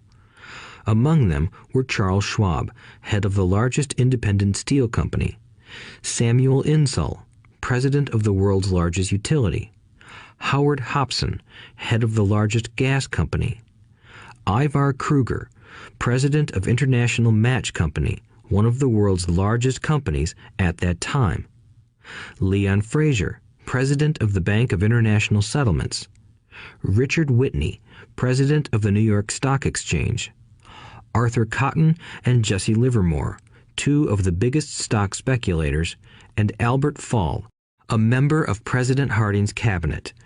25 years later, 9 of these titans ended their lives as follows. Schwab died penniless after living for 5 years on borrowed money. Insull died broke in a foreign land, and Kruger and Cotton also died broke. Hopson went insane. Whitney and Albert Fall were released from prison, and Fraser and Livermore committed suicide. I doubt if anyone can say what really happened to these men. If you look at the date, 1923, it was just before the 1929 market crash and the Great Depression, which I suspect had a great impact on these men and their lives. The point is this. Today, we live in times of greater and faster change than these men did. I suspect there will be many booms and busts in the coming years that will parallel the ups and downs these men faced. I am concerned that too many people are too focused on money and not on their greatest wealth, their education. If people are prepared to be flexible, keep an open mind, and learn, they will grow richer and richer despite tough changes. If they think money will solve problems, they will have a rough ride. Intelligence solves problems and produces money.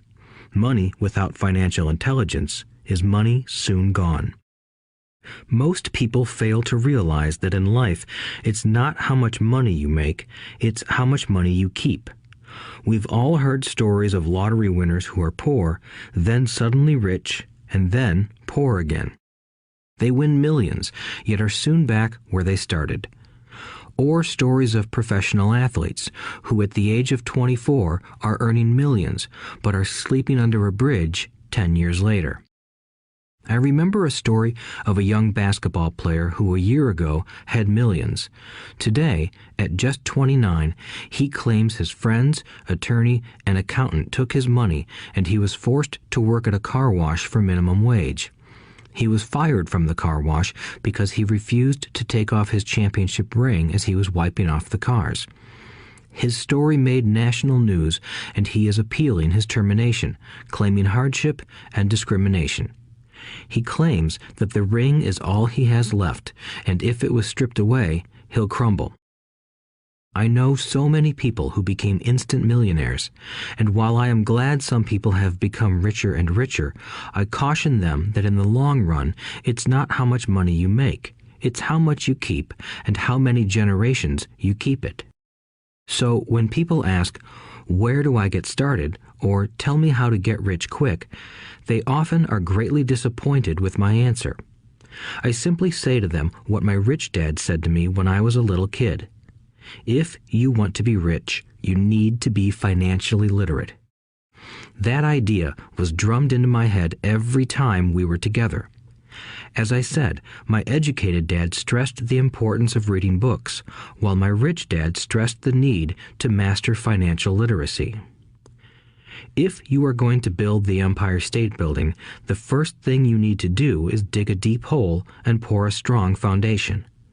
If you are going to build a home in the suburbs, all you need to do is pour a 6-inch slab of concrete. Most people, in their drive to get rich, are trying to build an Empire State Building on a 6-inch slab. Our school system, created in the agrarian age, still believes in homes with no foundation. Dirt floors are still the rage, so kids graduate from school with virtually no financial foundation. One day, sleepless and deep in debt in suburbia, living the American dream, they decide that the answer to their financial problems is to find a way to get rich quick. Construction on the skyscraper begins. It goes up quickly, and soon, instead of the Empire State Building, we have the Leaning Tower of Suburbia. The sleepless nights return.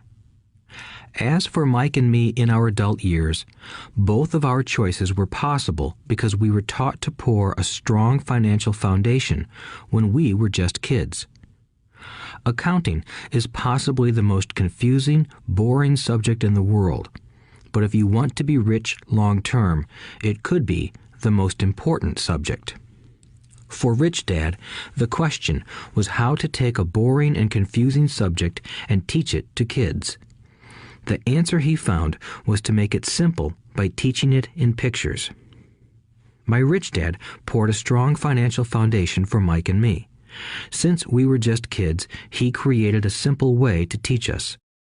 For years, he only drew pictures and used few words. Mike and I understood the simple drawings, the jargon, the movement of money, and then in later years, Rich Dad began adding numbers. Today, Mike has gone on to master much more complex and sophisticated accounting analysis because he had to in order to run his empire. I am not as sophisticated because my empire is smaller, yet we come from the same simple foundation. Over the following pages, we will discuss those same simple line drawings Mike's dad created for us.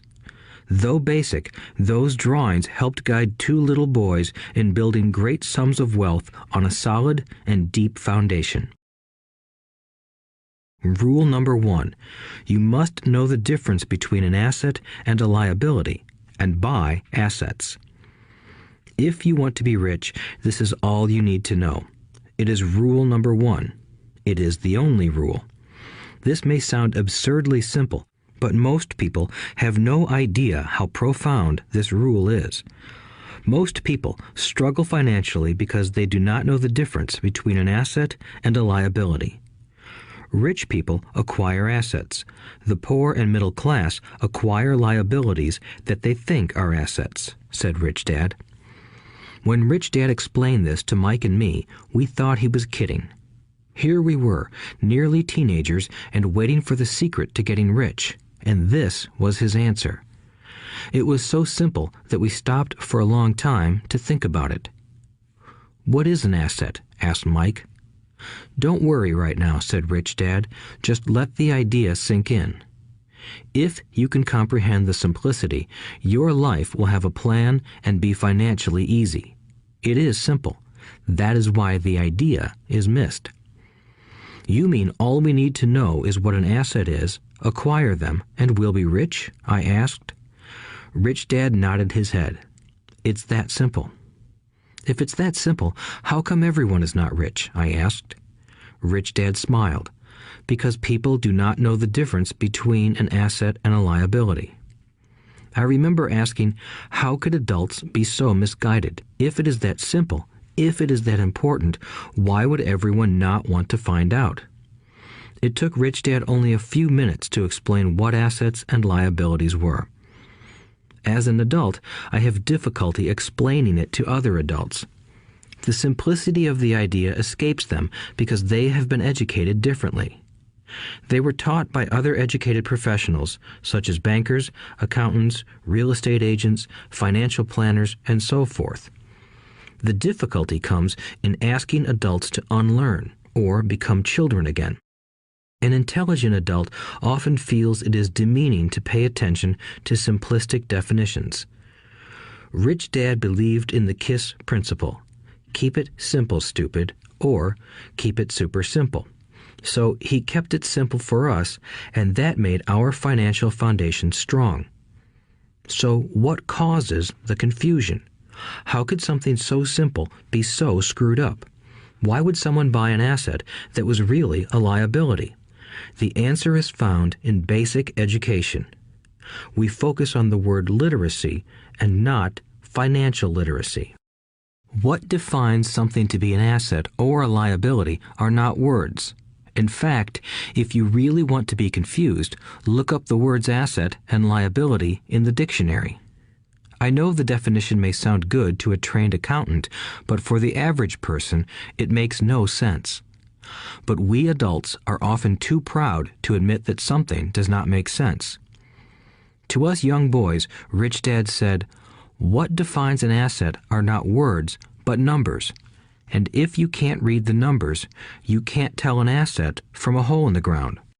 In accounting, Rich Dad would say, it's not the numbers, but what the numbers are telling you.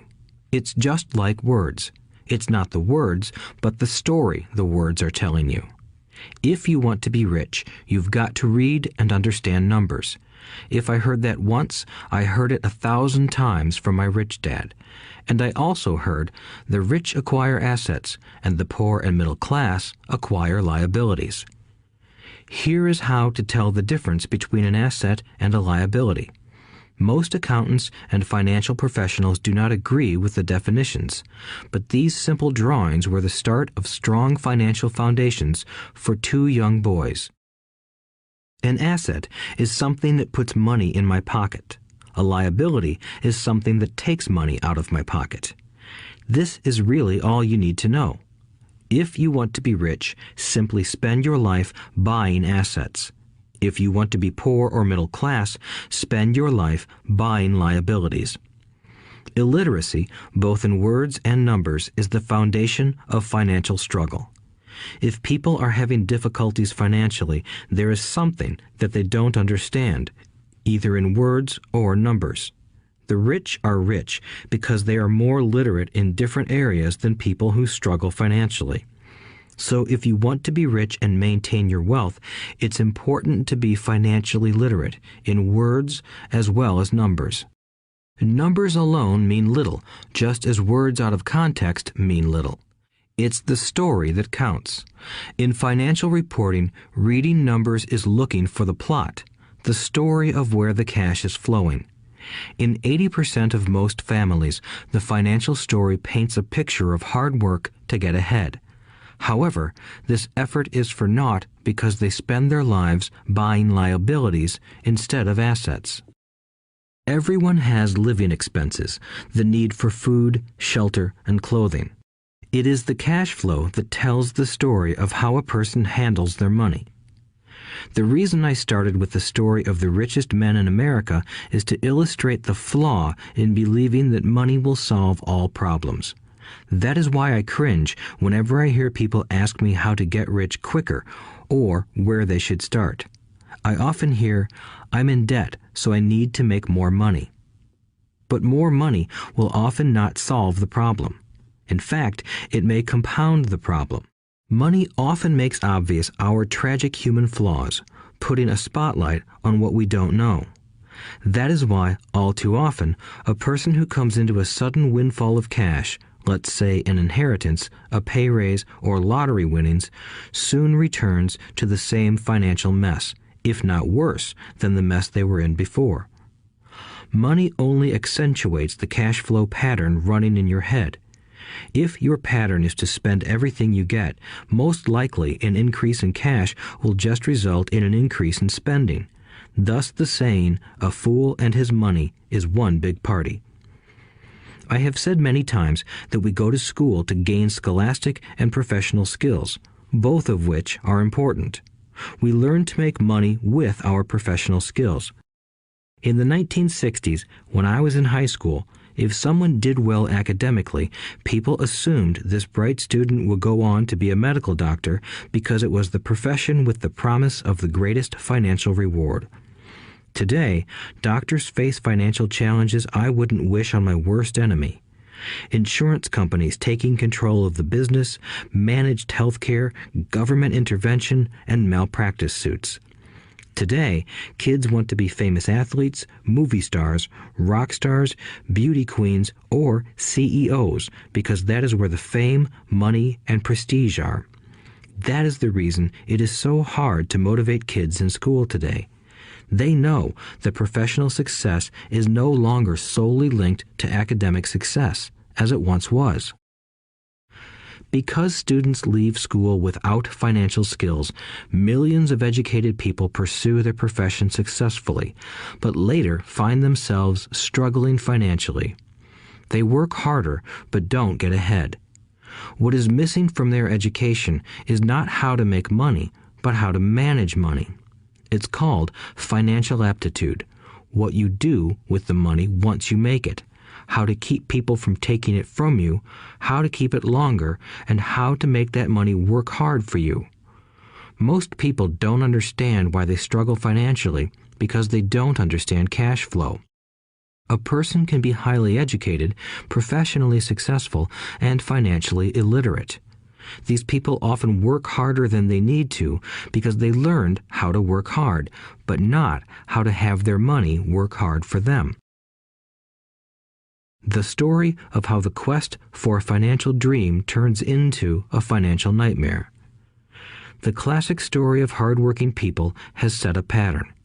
Recently married, the happy, highly educated young couple moves into one of their cramped, rented apartments. Immediately, they realize that they are saving money because two can live as cheaply as one. The problem is the apartment is cramped. They decide to save money to buy their dream home so they can have kids. They now have two incomes, and they begin to focus on their careers. Their incomes begin to increase. As their incomes go up, their expenses go up as well. The number one expense for most people is taxes. Many people think it's income tax, but for most Americans, their highest tax is Social Security. As an employee, it appears as if the Social Security tax combined with the Medicare tax rate is roughly 7.5%, but it's really 15% since the employer must match the Social Security amount. In essence, it is money the employer can't pay you.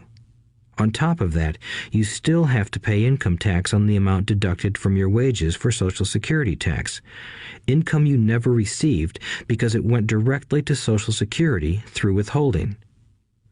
Going back to the young couple, as a result of their incomes increasing, they decide to buy the house of their dreams. Once in their house, they have a new tax called property tax. Then they buy a new car, new furniture, and new appliances to match their new house. All of a sudden, they wake up and their liabilities column is full of mortgage and credit card debt. Their liabilities go up. They're now trapped in the rat race. Pretty soon, a baby comes along and they work harder. The process repeats itself. Higher incomes cause higher taxes, also called bracket creep. A credit card comes in the mail. They use it. It maxes out. A loan company calls and says their greatest asset, their home, has appreciated in value. Because their credit is so good, the company offers a bill consolidation loan and tells them the intelligent thing to do is clear off the high-interest consumer debt by paying off their credit card. And besides, interest on their home is a tax deduction. They go for it and pay off those high-interest credit cards. They breathe a sigh of relief. Their credit cards are paid off. They've now folded their consumer debt into their home mortgage. Their payments go down because they extend their debt over 30 years. It is the smart thing to do. Their neighbor calls to invite them to go shopping. The Memorial Day sale is on. They promise themselves they'll just window shop, but they take a credit card, just in case. I run into this young couple all the time. Their names change, but their financial dilemma is the same. They come to one of my talks to hear what I have to say. They ask me, "Can you tell us how to make more money?" They don't understand that their trouble is really how they choose to spend the money they do have. It is caused by financial illiteracy and not understanding the difference between an asset and a liability. More money seldom solves someone's money problems. Intelligence solves problems. There is a saying a friend of mine says over and over to people in debt. If you find you have dug yourself into a hole, stop digging. As a child, my dad often told us that the Japanese were aware of 3 powers: the power of the sword, the jewel, and the mirror. The sword symbolizes the power of weapons. America has spent trillions of dollars on weapons, and because of this is a powerful military presence in the world. The jewel symbolizes the power of money. There is some degree of truth to the saying, "Remember the golden rule. He who has the gold makes the rules." The mirror symbolizes the power of self-knowledge. This self-knowledge, according to Japanese legend, was the most treasured of the 3. All too often, the poor and middle class allow the power of money to control them. By simply getting up and working harder, failing to ask themselves if what they do makes sense, they shoot themselves in the foot as they leave for work every morning. By not fully understanding money, the vast majority of people allow its awesome power to control them. If they used the power of the mirror, they would have asked themselves, "Does this make sense?" All too often, instead of trusting their inner wisdom, that genius inside, most people follow the crowd. They do things because everybody else does them. They conform rather than question. Often, they mindlessly repeat what they have been told. Diversify. Your home is an asset. Your home is your biggest investment. You get a tax break for going into greater debt. Get a safe job. Don't make mistakes. Don't take risks. It is said that the fear of public speaking is a fear greater than death for most people. According to psychiatrists, the fear of public speaking is caused by the fear of ostracism, the fear of standing out, the fear of criticism, the fear of ridicule, and the fear of being an outcast. The fear of being different prevents most people from seeking new ways to solve their problems. That is why my educated dad said the Japanese valued the power of the mirror the most, for it is only when we look into it that we find truth. Fear is the main reason that people say, "Play it safe." That goes for anything, be it sports, relationships, careers, or money. It is that same fear, the fear of ostracism, that causes people to conform to, and not question, commonly accepted opinions or popular trends. Your home is an asset. Get a bill consolidation loan and get out of debt. Work harder. It's a promotion. Someday I'll be a vice president. Save money. When I get a raise, I'll buy us a bigger house. Mutual funds are safe. Many financial problems are caused by trying to keep up with the Joneses.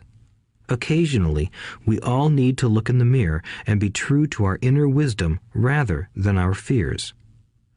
By the time Mike and I were 16 years old, we began to have problems in school. We were not bad kids.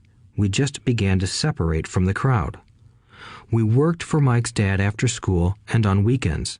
Mike and I often spent hours after work just sitting at a table with his dad while he held meetings with his bankers, attorneys, accountants, brokers, investors, managers, and employees.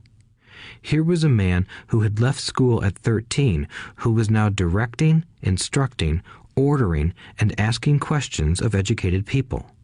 They came at his beck and call and cringed when he didn't approve of them. Here was a man who had not gone along with the crowd.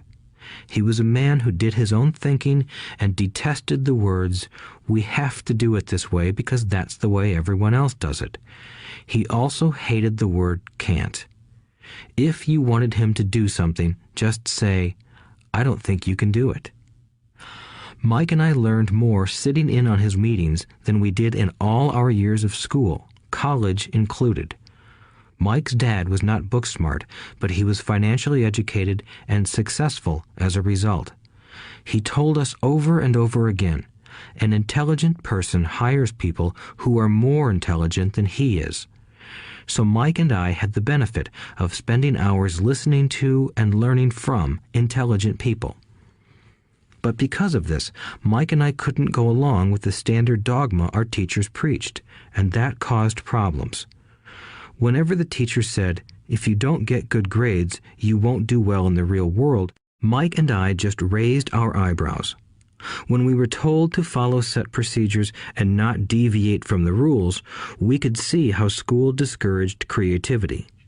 We started to understand why our rich dad told us that schools were designed to produce good employees instead of employers.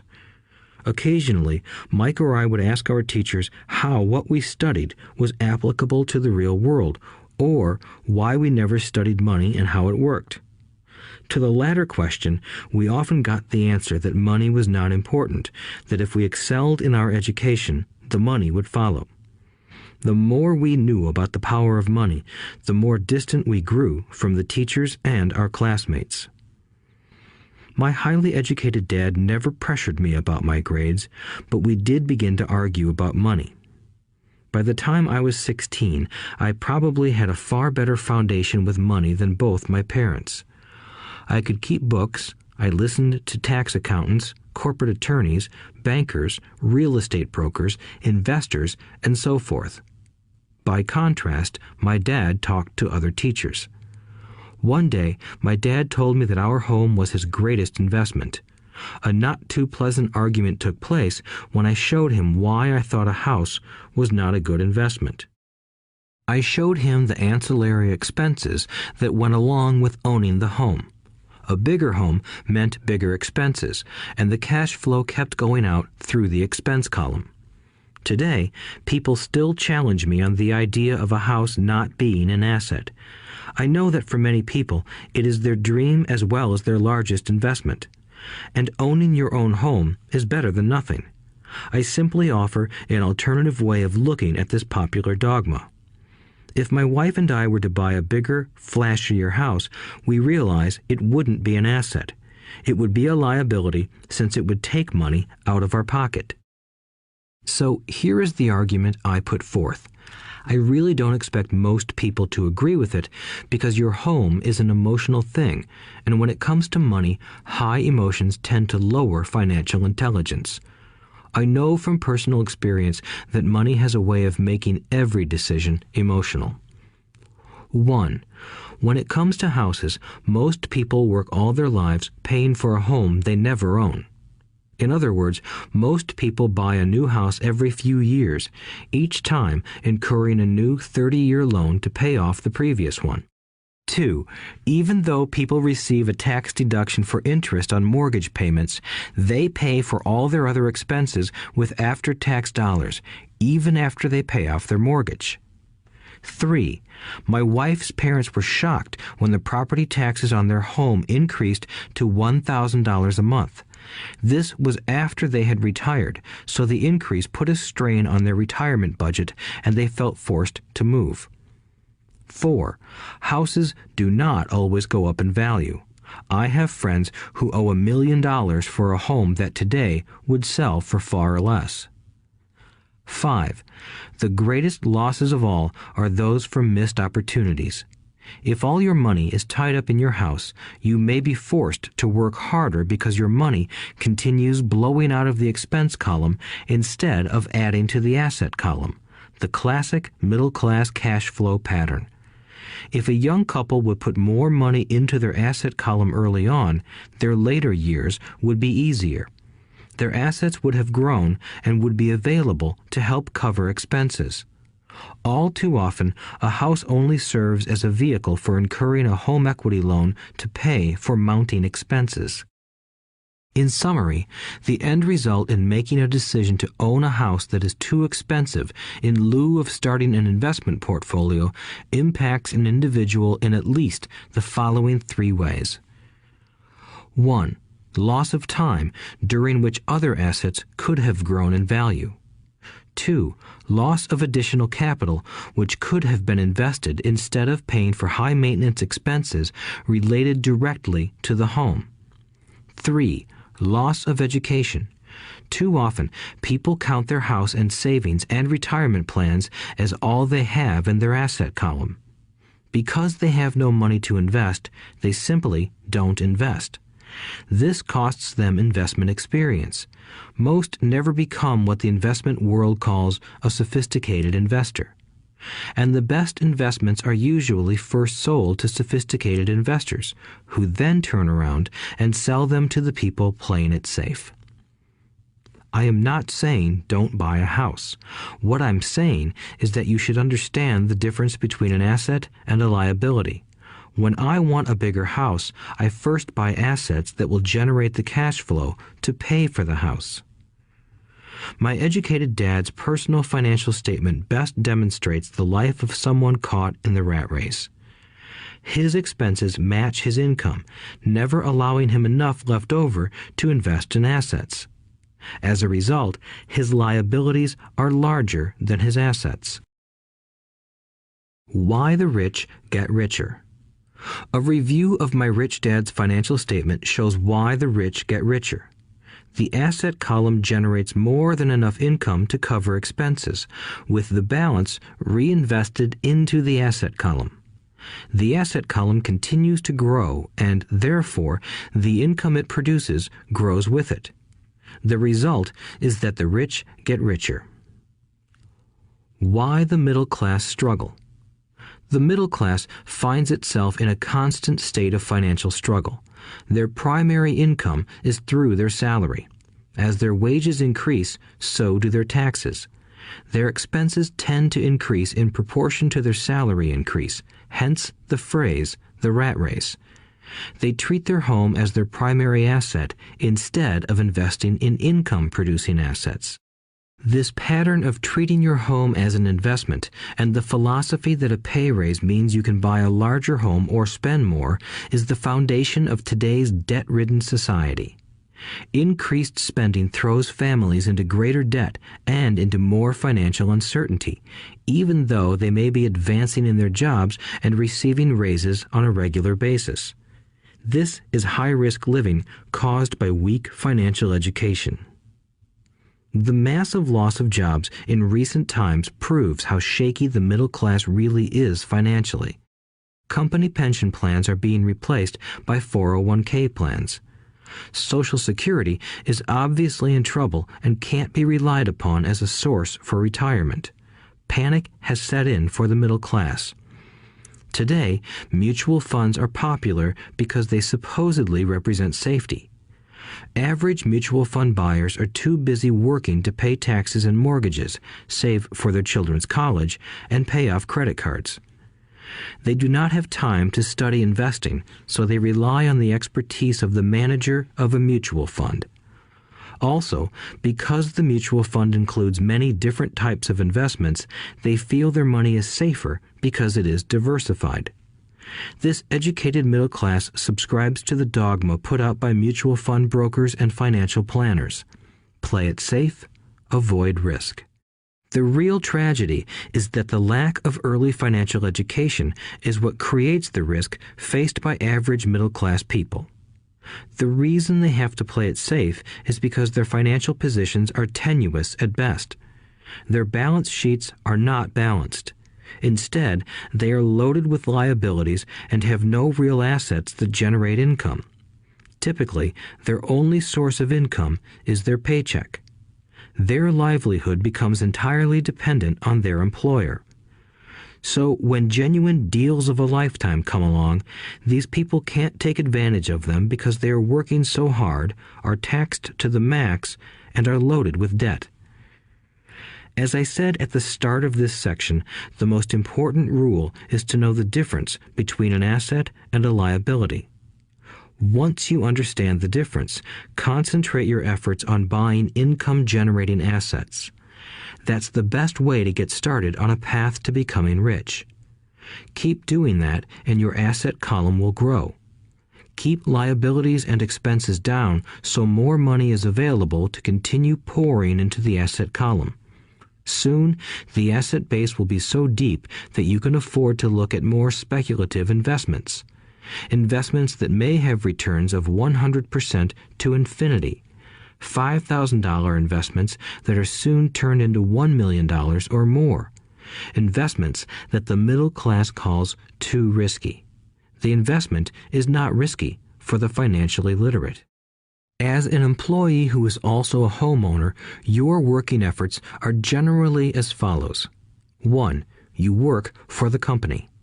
Employees make their business owner or the shareholders rich, not themselves. Your efforts and success will help provide for the owner's success and retirement. 2. You work for the government. The government takes its share from your paycheck before you even see it. By working harder, you simply increase the amount of taxes taken by the government. Most people work from January to May just for the government. 3. You work for the bank. After taxes, your next largest expense is usually your mortgage and credit card debt. The problem with simply working harder is that each of these 3 levels takes a greater share of your increased efforts. You need to learn how to have your increased efforts benefit you and your family directly. Once you have decided to concentrate on minding your own business, focusing your efforts on acquiring assets instead of a bigger paycheck, how do you set your goals? Most people must keep their job and rely on their wages to fund their acquisition of assets. As their assets grow, how do they measure the extent of their success? When does someone know that they are rich, that they have wealth? As well as having my own definitions for assets and liabilities, I also have my own definition for wealth. Actually, I borrowed it from a man named R. Buckminster Fuller. Some call him a quack, and others call him a genius. Years ago, he got architects buzzing because he applied for a patent for something he called a geodesic dome. But in the application, Fuller also said something about wealth. It was pretty confusing at first, but after reading it, it began to make some sense. Wealth is a person's ability to survive so many number of days forward, or, if I stopped working today, how long could I survive? Unlike net worth, the difference between your assets and liabilities, which is often filled with a person's expensive junk and opinions of what things are worth, this definition creates the possibility for developing a truly accurate measurement. I could now measure and know where I was in terms of my goal to become financially independent. Although net worth often includes non-cash producing assets, like stuff you bought that now sits in your garage, wealth measures how much money your money is making and, therefore, your financial survivability. Wealth is the measure of the cash flow from the asset column compared with the expense column. Let's use an example. Let's say I have cash flow from my asset column of $1,000 a month, and I have monthly expenses of $2,000 a month. What is my wealth? Let's go back to Buckminster Fuller's definition. Using his definition, how many days forward can I survive?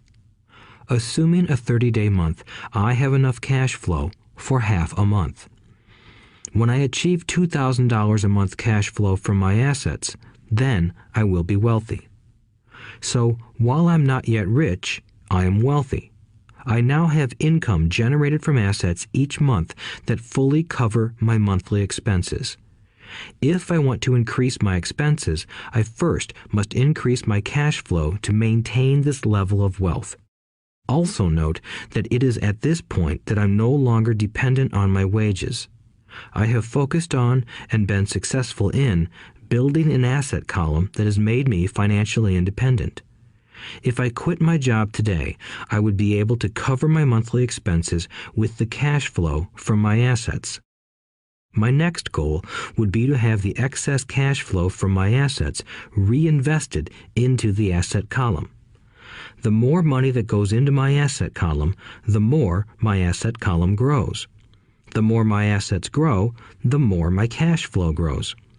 And as long as I keep my expenses less than the cash flow from these assets, I grow richer with more and more income from sources other than my physical labor. As this reinvestment process continues, I am well on my way to becoming rich. Just remember this simple observation. The rich buy assets. The poor only have expenses. The middle class buy liabilities they think are assets. So how do I start minding my own business? What is the answer? Listen to the founder of McDonald's in the next chapter. Chapter 3. Lesson 3. Mind your own business. The rich focus on their asset columns while everyone else focuses on their income statements. In 1974, Ray Kroc, the founder of McDonald's, was asked to speak to the MBA class at the University of Texas at Austin. A friend of mine was a student in that MBA class. After a powerful and inspiring talk, the class adjourned and the students asked Ray if he would join them at their favorite hangout to have a few beers. Ray graciously accepted. "What business am I in?" Ray asked once the group had all their beers in hand. Everyone laughed, my friend said. Most of the MBA students thought Ray was just fooling around. No one answered, so Ray asked again. "What business do you think I'm in?" The students laughed again, and finally one brave soul yelled out, "Ray, who in the world doesn't know that you're in the hamburger business?" Ray chuckled. "That's what I thought you would say." He paused and then quickly added, "Ladies and gentlemen, I'm not in the hamburger business. My business is real estate." As my friend tells the story, Ray spent a good amount of time explaining his viewpoint. In his business plan, Ray knew that the primary business focus was to sell hamburger franchises, but what he never lost sight of was the location of each franchise. He knew that the land and its location were the most significant factors in the success of each franchise. Basically, the person who bought the franchise was also buying the real estate under the franchise for Ray Kroc's organization. Today, McDonald's is the largest single owner of real estate in the world, owning even more than the Catholic Church. McDonald's owns some of the most valuable intersections and street corners in America and around the globe. My friend considers this as one of the most important lessons in his life. Today, he owns car washes, but his business is the real estate under those car washes. The previous chapter presented that most people work for everyone but themselves. They work first for the owners of the company, then for the government through taxes, and finally for the bank that owns their mortgage. When I was a young boy, we did not have a McDonald's nearby. Yet my rich dad was responsible for teaching Mike and me the same lesson that Ray Kroc talked about at the University of Texas. It is secret number 3 of the rich. The secret is mind your own business. Financial struggle is often directly the result of people working all their lives for someone else. Many people will simply have nothing at the end of their working days to show for their efforts. Our current educational system focuses on preparing today's youth to get good jobs by developing scholastic skills. Their lives will revolve around their wages or, as described earlier, their income column. Many will study further to become engineers, scientists, cooks, police officers, artists, writers, and so on. These professional skills allow them to enter the workforce and work for money. But there is a big difference between your profession and your business. Often I ask people, "What is your business?" And they will say, "Oh, I'm a banker." Then I ask them if they own the bank, and they usually respond, "No, I work there." In that instance, they have confused their profession with their business. Their profession may be a banker, but they still need their own business. A problem with school is that you often become what you study. So if you study cooking, you become a chef. If you study the law, you become an attorney.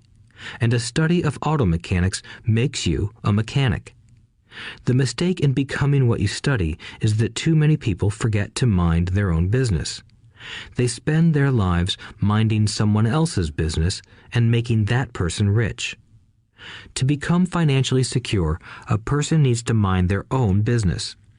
Your business revolves around your asset column, not your income column. As stated earlier, the number one rule is to know the difference between an asset and a liability and to buy assets.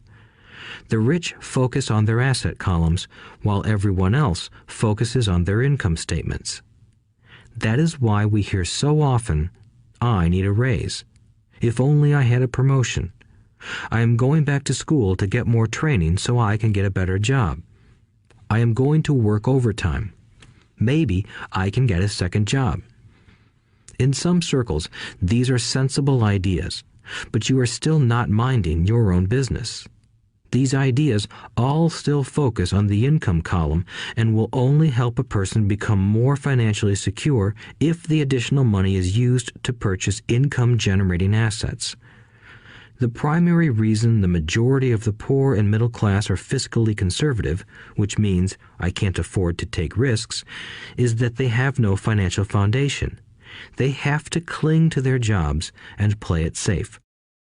When downsizing became the in thing to do, millions of workers found out their largest so-called asset, their home, was eating them alive. Their asset was costing them money every month. Their car, another asset, was eating them alive. The golf clubs in the garage that cost $1,000 were not worth $1,000 anymore. Without job security, they had nothing to fall back on. What they thought were assets could not help them survive in a time of financial crisis. I assume most of us have filled out a credit application to buy a house or a car. It's always interesting to look at the net worth section because of what accepted banking and accounting practices allow a person to count as assets. One day when I wanted a loan, my financial position did not look too good. So I added my new golf clubs, my art collection, books, electronics, Armani suits, wristwatches, shoes, and other personal effects to boost the number in the asset column. But I was turned down because I had too much investment real estate. The loan committee didn't like that I made so much money from rent. They wanted to know why I did not have a normal job with a salary. They did not question the Armani suits, golf clubs, or art collection. Life is sometimes tough when you do not fit the standard profile. I cringe every time I hear someone say to me that their net worth is $1 million or $100,000 or whatever. One of the main reasons net worth is not accurate is simply because the moment you begin selling your assets, you are taxed for any gains. So many people have put themselves in deep financial trouble when they run short of income. To raise cash, they sell their assets, but their personal assets can generally be sold for only a fraction of the value that is listed on their personal balance sheet. Or, if there is a gain on the sale of the assets, they are taxed on the gain. So again, the government takes its share, thus reducing the amount available to help them out of debt. That is why I say someone's net worth is often worth less than they think. Start minding your own business. Keep your daytime job, but start buying real assets, not liabilities or personal effects that have no real value once you get them home. A new car loses nearly 25% of the price you pay for it the moment you drive it off the lot. It is not a true asset even if your banker lets you list it as one. My $400 new titanium driver was worth $150 the moment I teed off. Keep expenses low, reduce liabilities, and diligently build a base of solid assets. For young people who have not yet left home, it is important for parents to teach them the difference between an asset and a liability. Get them to start building a solid asset column before they leave home, get married, buy a house, have kids, and get stuck in a risky financial position, clinging to a job and buying everything on credit. I see so many young couples who get married and trap themselves into a lifestyle that will not let them get out of debt for most of their working years. For many people, just as the last child leaves home, the parents realize they have not adequately prepared for retirement and they begin to scramble to put some money away. Then their own parents become ill and they find themselves with new responsibilities. So, what kind of assets am I suggesting that you or your children acquire? In my world, real assets fall into the following categories. Businesses that do not require my presence. I own them, but they are managed or run by other people. If I have to work there, it's not a business. It becomes my job. Stocks, bonds, income-generating real estate, notes, IOUs, royalties from intellectual property such as music, scripts, and patents. Anything else that has value, produces income, or appreciates, and has a ready market. As a young boy, my educated dad encouraged me to find a safe job, but my rich dad encouraged me to begin acquiring assets that I loved. If you don't love it, you won't take care of it. I collect real estate simply because I love buildings and land. I love shopping for them, and I could look at them all day long. When problems arise, the problems aren't so bad that it changes my love for real estate. For people who hate real estate, they shouldn't buy it. I also love stocks of small companies, especially startups, because I am an entrepreneur, not a corporate person. In my early years, I worked in large organizations such as Standard Oil of California, the U.S. Marine Corps, and Xerox Corporation. I enjoyed my time with those organizations and have fond memories, but I know deep down I am not a company man. I like starting companies, not running them. So my stock buys are usually of small companies. Sometimes I even start the company and take it public. Fortunes are made in new stock issues, and I love the game. Many people are afraid of small-cap companies and call them risky, and they are. But that risk is diminished if you love what the investment is, understand it, and know the game. With small companies, my investment strategy is to be out of the stock in a year. On the other hand, my real estate strategy is to start small and keep trading up for bigger properties, and, therefore, delay paying taxes on the gain. This allows the value to increase dramatically. I generally hold real estate less than 7 years. For years, even while I was with the Marine Corps and Xerox, I did what my rich dad recommended. I kept my day job, but I still minded my own business. I was active in my asset column trading real estate and small stocks. Rich Dad always stressed the importance of financial literacy. The better I was at understanding the accounting and cash management, the better I would be at analyzing investments and eventually starting and building my own company. I don't encourage anyone to start a company unless they really want to.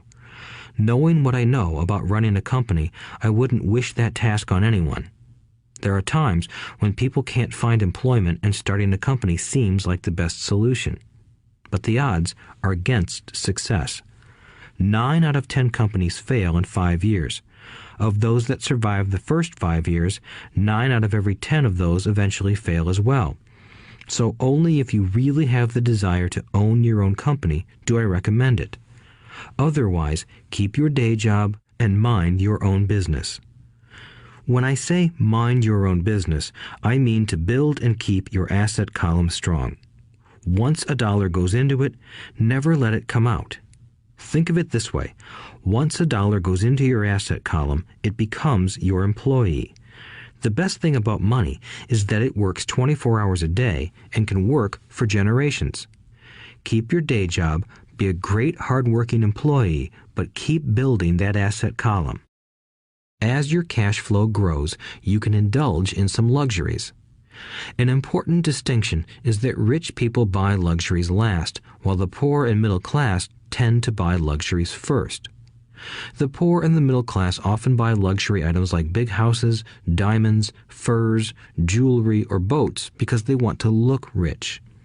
They look rich, but in reality they just get deeper in debt on credit. The old money people, the long-term rich, build their asset column first. Then the income generated from the asset column buys their luxuries. The poor and middle class buy luxuries with their own sweat, blood, and children's inheritance. A true luxury is a reward for investing in and developing a real asset. For example, when my wife Kim and I had extra money coming from our apartment houses, she went out and bought her Mercedes. It didn't take any extra work or risk on her part because the apartment house bought the car. She did, however, have to wait 4 years while the real estate investment portfolio grew and began generating enough extra cash flow to pay for the car. But the luxury, the Mercedes, was a true reward because she proved she knew how to grow her asset column. That car now means a lot more to her than simply another pretty car. It means she used her financial intelligence to afford it.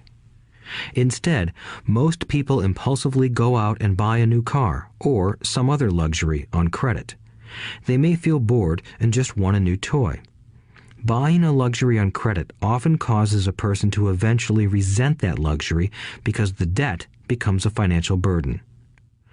After you've taken the time and invested in and built your own business, you are now ready to learn the biggest secret of the rich, the secret that puts the rich way ahead of the pack. Chapter 4. Lesson 4. The History of Taxes and the Power of Corporations. My rich dad just played the game smart, and he did it through corporations, the biggest secret of the rich. I remember in school being told the story of Robin Hood and his merry men. My teacher thought it was a wonderful story of a romantic hero who robbed from the rich and gave to the poor. My rich dad did not see Robin Hood as a hero. He called Robin Hood a crook. Robin Hood may be long gone, but his followers live on. I often still hear people say, "Why don't the rich pay for it?" or "The rich should pay more in taxes and give it to the poor." It is this Robin Hood fantasy, or taking from the rich to give to the poor, that has caused the most pain for the poor and the middle class. The reason the middle class is so heavily taxed is because of the Robin Hood ideal. The reality is that the rich are not taxed. It's the middle class who pays for the poor, especially the educated upper-income middle class. Again, to understand fully how things happen, we need to look at the history of taxes. Although my highly educated dad was an expert on the history of education, my rich dad fashioned himself an expert on the history of taxes. Rich Dad explained to Mike and me that originally in England and America, there were no taxes. Occasionally, there were temporary taxes levied in order to pay for wars. The king or the president would put the word out and ask everyone to chip in. Taxes were levied in Britain for the fight against Napoleon from 1799 to 1816, and in America to pay for the Civil War from 1861 to 1865. In 1874, England made income tax a permanent levy on its citizens. In 1913, an income tax became permanent in the United States with the adoption of the 16th Amendment to the U.S. Constitution. At one time, Americans were anti-tax. It had been the tax on tea that led to the famous Tea Party in Boston Harbor, an incident that helped ignite the Revolutionary War. It took approximately 50 years in both England and the United States to sell the idea of a regular income tax. What these historical dates fail to reveal is that both of these taxes were initially levied against only the rich. It was this point that Rich Dad wanted Mike and me to understand. He explained that the idea of taxes was made popular and accepted by the majority by telling the poor and the middle class that taxes were created only to punish the rich. This is how the masses voted for the law, and it became constitutionally legal. Although it was intended to punish the rich, in reality it wound up punishing the very people who voted for it, the poor and middle class. Once government got a taste of money, its appetite grew, said Rich Dad. Your dad and I are exactly opposite. He's a government bureaucrat, and I am a capitalist. We get paid, and our success is measured on opposite behaviors. He gets paid to spend money and hire people. The more he spends and the more people he hires, the larger his organization becomes. In the government, a large organization is a respected organization. On the other hand, within my organization, the fewer people I hire and the less money I spend, the more I am respected by my investors. That's why I don't like government people. They have different objectives than most business people. As the government grows, more and more tax dollars are needed to support it. My educated dad sincerely believed that government should help people. He loved John F. Kennedy and especially the idea of the Peace Corps. He loved the idea so much that both he and my mom worked for the Peace Corps, training volunteers to go to Malaysia, Thailand, and the Philippines. He always strived for additional grants and budget increases so he could hire more people, both in his job with the Education Department and in the Peace Corps. From the time I was about 10 years old, I would hear from my rich dad that government workers were a pack of lazy thieves, and from my poor dad I would hear how the rich were greedy crooks who should be made to pay more taxes. Both sides had valid points. It was difficult to go to work for one of the biggest capitalists in town and come home to a father who was a prominent government leader. It was not easy to know which dad to believe. Yet, when you study the history of taxes, an interesting perspective emerges. As I said, the passage of taxes was only possible because the masses believed in the Robin Hood theory of economics. Take from the rich and give to everyone else. The problem was that the government's appetite for money was so great that taxes soon needed to be levied on the middle class, and from there it kept trickling down. However, the rich saw an opportunity because they don't play by the same set of rules. The rich knew about corporations, which became popular in the days of sailing ships. The rich created the corporation as a vehicle to limit their risk to the assets of each voyage. The rich put their money into a corporation to finance the voyage. The corporation would then hire a crew to sail to the New World to look for treasure. If the ship was lost, the crew lost their lives, but the loss to the rich would be limited only to the money they invested for that particular voyage. It is the knowledge of the legal corporate structure that really gives the rich a vast advantage over the poor and middle class. Having two fathers teaching me, one a socialist and the other a capitalist, I quickly began to realize that the philosophy of the capitalist made more financial sense to me. It seemed to me that the socialists ultimately penalized themselves due to their lack of financial education. No matter what the take from the rich crowd came up with, the rich always found a way to outsmart them. That is how taxes were eventually levied on the middle class. The rich outsmarted the intellectuals solely because they understood the power of money, a subject not taught in schools. How did the rich outsmart the intellectuals? Once the take from the rich tax was passed, cash started flowing into government coffers. Initially, people were happy. Money was handed out to government workers and the rich. It went to government workers in the form of jobs and pensions, and it went to the rich via their factories receiving government contracts. The government received a large pool of money, but the problem was the fiscal management of that money. The government ideal is to avoid having excess money. If you fail to spend your allotted funds, you risk losing it in the next budget. You would certainly not be recognized for being efficient. Business people, on the other hand, are rewarded for having excess money and are applauded for their efficiency. As this cycle of growing government spending continued, the demand for money increased, and the tax the rich idea was adjusted to include lower income levels down to the very people who voted it in, the poor and the middle class.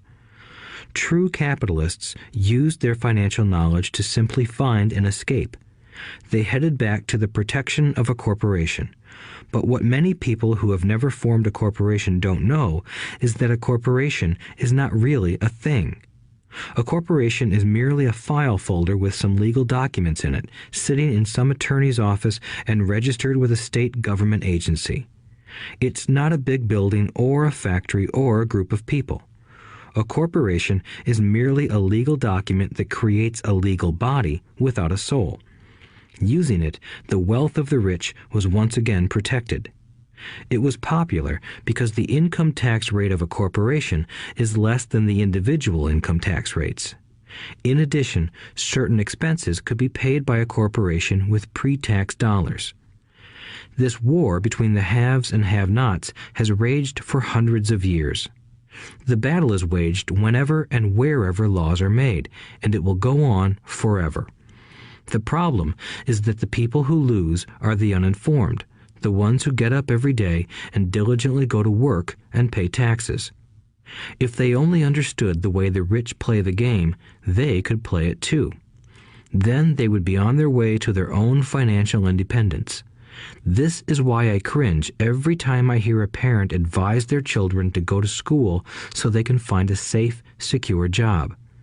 An employee with a safe, secure job without financial aptitude has no escape. Average Americans today work 5 to 6 months for the government just to cover their taxes. In my opinion, that is simply too long. The harder you work, the more you pay the government. That is why I believe that the idea of take from the rich backfired on the very people who voted it in. Every time people try to punish the rich don't simply comply. They react. They have the money, power, and intent to change things. They don't just sit there and voluntarily pay more taxes. Instead, they search for ways to minimize their tax burden. They hire smart attorneys and accountants and persuade politicians to change laws or create legal loopholes. They use their resources to effect change. The tax code of the United States also allows other ways to reduce taxes. Most of these vehicles are available to anyone, but it is the rich who find them because they are minding their own business. For example, 1031 is jargon for Section 1031 of the Internal Revenue Code, which allows a seller to delay paying taxes on a piece of real estate that is sold for a capital gain through an exchange for a more expensive piece of real estate. Real estate is one investment vehicle that has a great tax advantage. As long as you keep trading up in value, you will not be taxed on the gains until you liquidate. People who don't take advantage of these legal tax savings are missing a great opportunity to build their asset columns.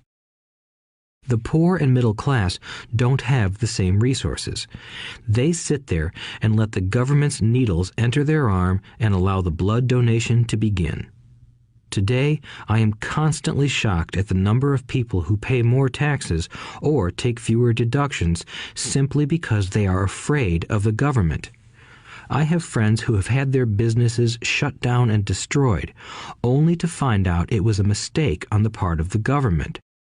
I realize all that, but the price of working from January to May is a high price to pay for that intimidation. My poor dad never fought back. My rich dad didn't either. He just played the game smarter, and he did it through corporations, the biggest secret of the rich. You may remember the first lesson I learned from my rich dad. I was a little boy of 9 who had to sit and wait for him to choose to talk to me. I sat in his office waiting for him to get to me. He was ignoring me on purpose. He wanted me to recognize his power and to desire to have that power for myself one day. During all the years I studied and learned from him, he always reminded me that knowledge is power. and with money comes great power that requires the right knowledge to keep it and make it multiply. Without that knowledge, the world pushes you around. Rich Dad constantly reminded Mike and me that the biggest bully was not the boss or the supervisor, but the tax man. The tax man will always take more if you let him. The first lesson of having money work for you, as opposed to you working for money, is all about power. If you work for money, you give the power to your employer. If money works for you, you keep the power and control it. Once we had this knowledge of the power of money working for us, he wanted us to be financially smart and not let anyone or anything push us around. If you're ignorant, it's easy to be bullied. If you know what you're talking about, you have a fighting chance. That is why he paid so much for smart tax accountants and attorneys. It was less expensive to pay them than to pay the government. His best lesson to me was, be smart and you won't be pushed around as much. He knew the law because he was a law-abiding citizen and because it was expensive to not know the law. If you know you're right, you're not afraid of fighting back, even if you are taking on Robin Hood and his band of merry men. My highly educated dad always encouraged me to land a good job with a strong corporation. He spoke of the virtues of working your way up the corporate ladder. He didn't understand that, by relying solely on a paycheck from a corporate employer, I would be a docile cow ready for milking. When I told my rich dad of my father's advice, he only chuckled. "Why not own the ladder?" was all he said.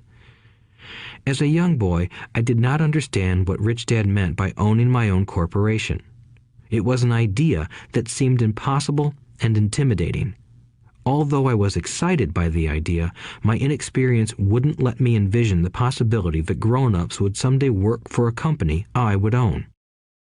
The point is that, if not for my rich dad, I would have probably followed my educated dad's advice. It was merely the occasional reminder of my rich dad that kept the idea of owning my own corporation alive and kept me on a different path. By the time I was 15 or 16, I knew I wasn't going to continue down the path my educated dad recommended. I didn't know how I was going to do it, but I was determined not to head in the direction most of my classmates were heading. That decision changed my life. It was not until my mid-20s that my rich dad's advice began to make more sense to me. I was just out of the Marine Corps and working for Xerox. I was making a lot of money, but every time I looked at my paycheck, I was disappointed. The deductions were so large, and the more I worked, the greater they became. As I became more successful, my bosses talked about promotions and raises. It was flattering, but I could hear my rich dad asking in my ear, "Who are you working for? Who are you making rich?" In 1974, while still an employee for Xerox, I formed my first corporation and began minding my own business. There were already a few assets in my asset column, but now I was determined to focus on making it bigger. Those paychecks, with all the deductions, made all the years of my rich dad's advice make total sense. I could see the future if I followed my educated dad's advice. Many employers feel that advising their workers to mind their own business is bad for business. But for me, focusing on my own business and developing assets made me a better employee because I now had a purpose. I came in early and worked diligently, amassing as much money as possible so I could invest in real estate. Hawaii was just set to boom, and there were fortunes to be made. The more I realized that we were in the beginning stages of a boom, the more Xerox machines I sold. The more I sold, the more money I made, and, of course, the more deductions came out of my paycheck. It was inspiring. I wanted out of the employee trap so badly that I worked even harder so I could invest more. By 1978, I was consistently one of the top 5 salespeople at the company. I badly wanted out of the rat race. In less than 3 years, I was making more in my real estate holding corporation than I was making at Xerox, and the money I was making in my asset column in my own corporation was money working for me, not me pounding on doors selling copiers. My rich dad's advice made much more sense. Soon, the cash flow from my properties were so strong that my company bought me my first Porsche. My fellow Xerox salespeople thought I was spending my commissions. I wasn't. I was investing my commissions in assets. My money was working hard to make more money. Each dollar in my asset column was a great employee, working hard to make more employees and buy the boss a new Porsche with before-tax dollars. I began to work harder for Xerox. The plan was working, and my Porsche was the proof. By using the lessons I learned from my rich dad, I was able to get out of the proverbial rat race at an early age. It was made possible because of the strong financial knowledge I had acquired through Rich Dad's lessons. Without this financial knowledge, which I call financial intelligence or financial IQ, my road to financial independence would have been much more difficult. I now teach others in the hope that I may share my knowledge with them. I remind people that financial IQ is made up of knowledge from 4 broad areas of expertise. 1. Accounting. Accounting is financial literacy or the ability to read numbers. This is a vital skill if you want to build an empire. The more money you are responsible for, the more accuracy is required, or the house comes tumbling down. This is the left brain side, or the details. Financial literacy is the ability to read and understand financial statements, which allows you to identify the strengths and weaknesses of any business. 2. Investing. Investing is the science of money making money. This involves strategies and formulas which use the creative right brain side. 3. Understanding markets. Understanding markets is the science of supply and demand. You need to know the technical aspects of the market, which are emotion-driven, in addition to the fundamental or economic aspects of an investment. Does an investment make sense or does it not make sense based on current market conditions? 4. The law. A corporation wrapped around the technical skills of accounting, investing, and markets can contribute to explosive growth. A person who understands the tax advantages and protections provided by a corporation can get rich so much faster than someone who is an employee or a small business sole proprietor. It's like the difference between someone walking and someone flying. The difference is profound when it comes to long-term wealth. Tax advantages. A corporation can do many things that an employee cannot, like pay expenses before paying taxes. That is a whole area of expertise that is very exciting. Employees earn and get taxed, and then try to live on what is left. A corporation earns, spends everything it can, and is taxed on anything that is left. It's one of the biggest legal tax loopholes that the rich use. They're easy to set up and are not expensive if you own investments that are producing good cash flow. For example, by owning your own corporation, your vacations can be board meetings in Hawaii. Car payments, insurance, repairs, and health club memberships are company expenses. Most restaurant meals are partial expenses and on. But it's done legally with pre-tax dollars. Protection from lawsuits. We live in a litigious society. Everybody wants a piece of your action. The rich hide much of their wealth using vehicles such as corporations and trusts to protect their assets from creditors. When someone sues a wealthy individual, they are often met with layers of legal protection and often find that the wealthy person actually owns nothing. They control everything, but own nothing. The poor and middle class try to own everything and lose it to the government or to fellow citizens who like to sue the rich. They learned it from the Robin Hood story. Take from the rich and give it to the poor. It is not the purpose of this audiobook to go into the specifics of owning a corporation. But I will say that if you own any kind of legitimate assets, I would consider finding out more about the benefits and protection offered by a corporation as soon as possible. There are many books written on the subject that will detail the benefits and even walk you through the steps necessary to set up a corporation. Garrett Sutton's books on corporations provide wonderful insight into the power of personal corporations. Financial IQ is actually the synergy of many skills and talents. I would say it is the combination of the 4 technical skills listed above that make up basic financial intelligence. If you aspire to great wealth, it is the combination of these skills that will greatly amplify your financial intelligence. In summary, business owners with corporations 1. Earn, 2. Spend, 3. Pay taxes. Employees who work for corporations 1. Earn, 2. Pay taxes, 3. Spend. As part of your overall financial strategy, I recommend that you learn about the protection that legal entities can provide for businesses and assets. Chapter 5. Lesson 5. The rich invent money. Often in the real world, it's not the smart who get ahead, but the bold. Last night, I took a break from writing and watched a TV program on the history of a young man named Alexander Graham Bell. Bell had just patented his telephone and was having growing pains because the demand for his new invention was so strong. Needing a bigger company, he then went to the giant at that time, Western Union, and asked them if they would buy his patent and his tiny company. He wanted $100,000 for the whole package. The president of Western Union scoffed at him and turned him down, saying the price was ridiculous.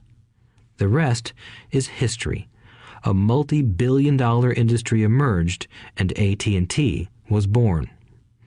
The evening news came on right after the story of Alexander Graham Bell. On the news was a story of another downsizing at a local company. The workers were angry and complained that the company ownership was unfair. A terminated manager of about 45 years of age had his wife and 2 babies at the plant and was begging the guards to let him talk to the owners to ask if they would reconsider his termination. He had just bought a house and was afraid of losing it. The camera focused in on his pleading for all the world to see. Needless to say, it held my attention. I have been teaching professionally since 1984. It has been a great experience and a rewarding one. It is also a disturbing profession, for I have taught thousands of individuals, and I see one thing in common in all of us, myself included. We all have tremendous potential, and we all are blessed with gifts. Yet the one thing that holds all of us back is some degree of self-doubt. It is not so much the lack of technical information that holds us back, but more the lack of self-confidence. Some are more affected than others. Once we leave school, most of us know that it is not so much a matter of college degrees or good grades that count. In the real world, outside of academics, something more than just grades is required.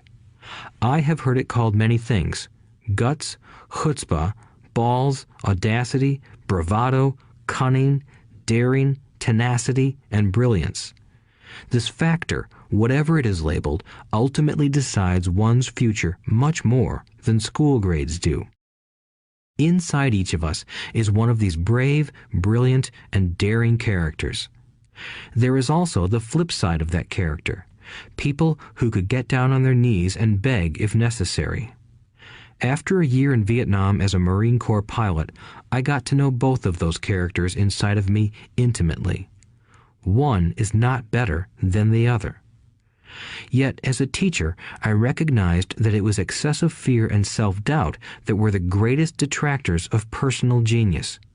It broke my heart to see students know the answers, yet lack the courage to act on the answer. Often in the real world, it's not the smart who get ahead, but the bold. In my personal experience, your financial genius requires both technical knowledge as well as courage. If fear is too strong, the genius is suppressed. In my classes, I strongly urge students to learn to take risks, to be bold, and to let their genius convert that fear into power and brilliance. It works for some and just terrifies others. I have come to realize that for most people, when it comes to the subject of money, they would rather play it safe. I have had to field questions such as, why take risks? Why should I bother developing my financial IQ? Why should I become financially literate? And I answer, just to have more options. There are huge changes up ahead. In the coming years, there will be more people just like the young inventor Alexander Graham Bell. There will be 100 people like Bill Gates and hugely successful companies like Microsoft created every year all over the world. And there will also be many more bankruptcies, layoffs, and downsizings. So why bother developing your financial IQ? No one can answer that but you. Yet I can tell you why I myself do it. I do it because it is the most exciting time to be alive. I'd rather be welcoming change than dreading change. I'd rather be excited about making millions than worrying about not getting a raise. This period we are in now is a most exciting time, unprecedented in our world's history. Generations from now, people will look back at this period of time and remark at what an exciting era it must have been. It was the death of the old and birth of the new. It was full of turmoil, and it was exciting. So why bother developing your financial IQ? Because if you do, you will prosper greatly. And if you don't, this period of time will be a frightening one. It will be a time of watching some people move boldly forward while others cling to worn-out life preservers. Land was wealth 300 years ago, so the person who owned the land owned the wealth. Later, wealth was in factories and production, and America rose to dominance. The industrialist owned the wealth. Today, wealth is in information, and the person who has the most timely information owns the wealth. The problem is that information flies around the world at the speed of light. The new wealth cannot be contained by boundaries and borders as land and factories were. The changes will be faster and more dramatic. There will be a dramatic increase in the number of new multimillionaires. There also will be those who are left behind. I find so many people struggling today, often working harder, simply because they cling to old ideas. They want things to be the way they were, and they resist change. I know people who are losing their jobs or their houses, and they blame technology or the economy or their boss. Sadly, they fail to realize that they might be the problem. Old ideas are their biggest liability. It is a liability simply because they fail to realize that while that idea or way of doing something was an asset yesterday, yesterday is gone. One afternoon, I was teaching how to invest using a board game I had invented, Cash Flow, as a teaching tool. A friend had brought someone along to attend the class.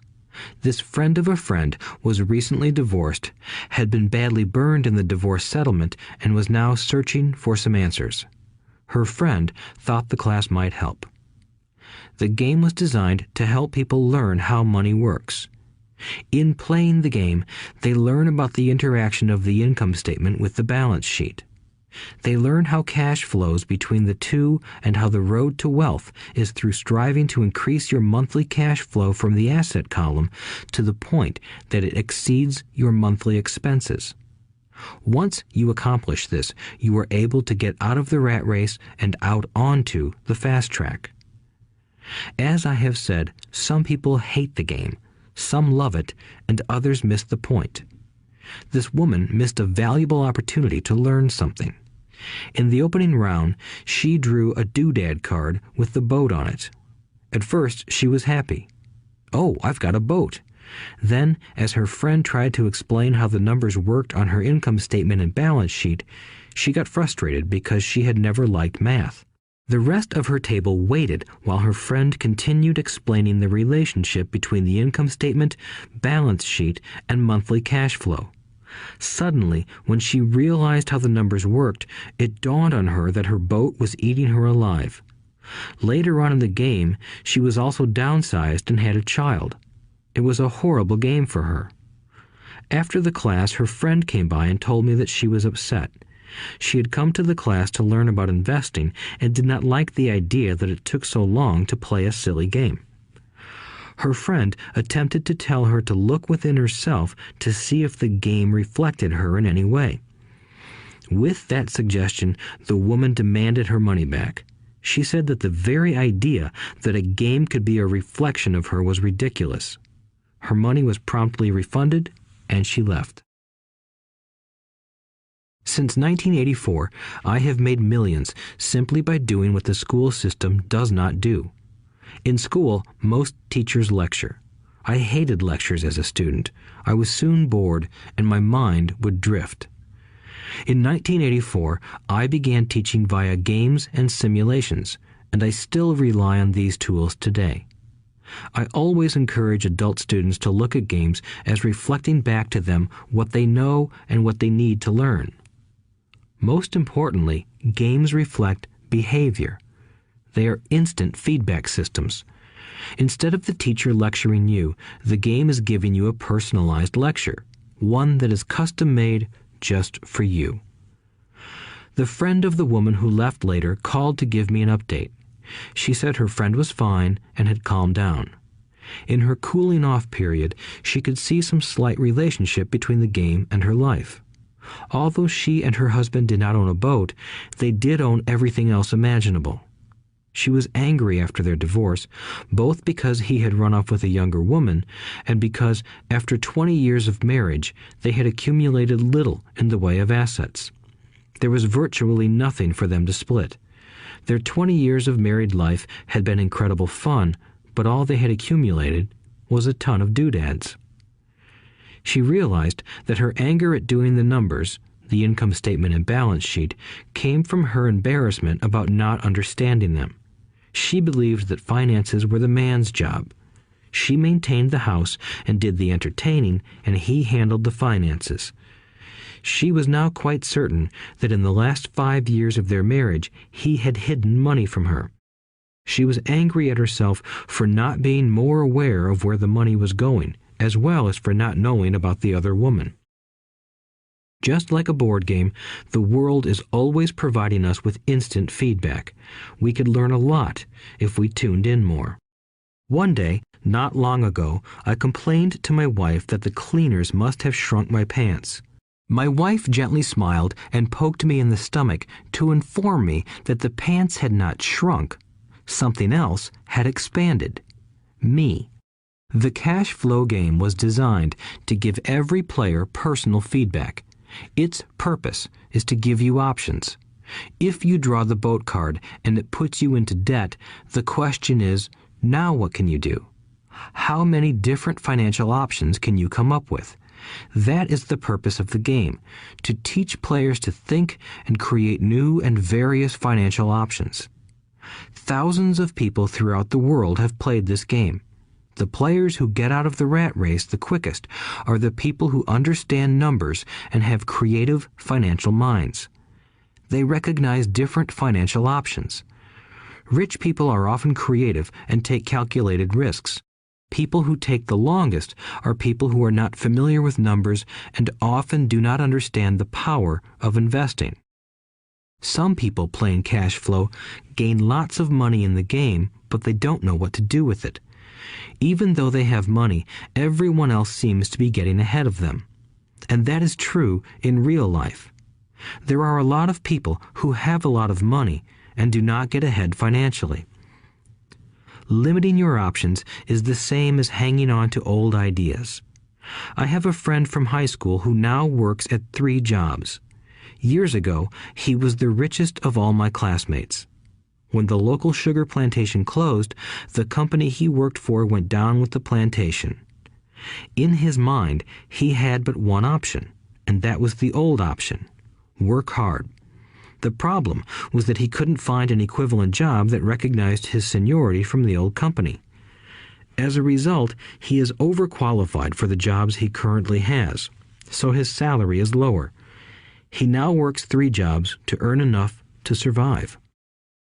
I have watched people playing cash flow complain that the right opportunity cards are not coming their way, so they sit there. I know people who do that in real life. They wait for the right opportunity. I have watched people get the right opportunity card and then not have enough money.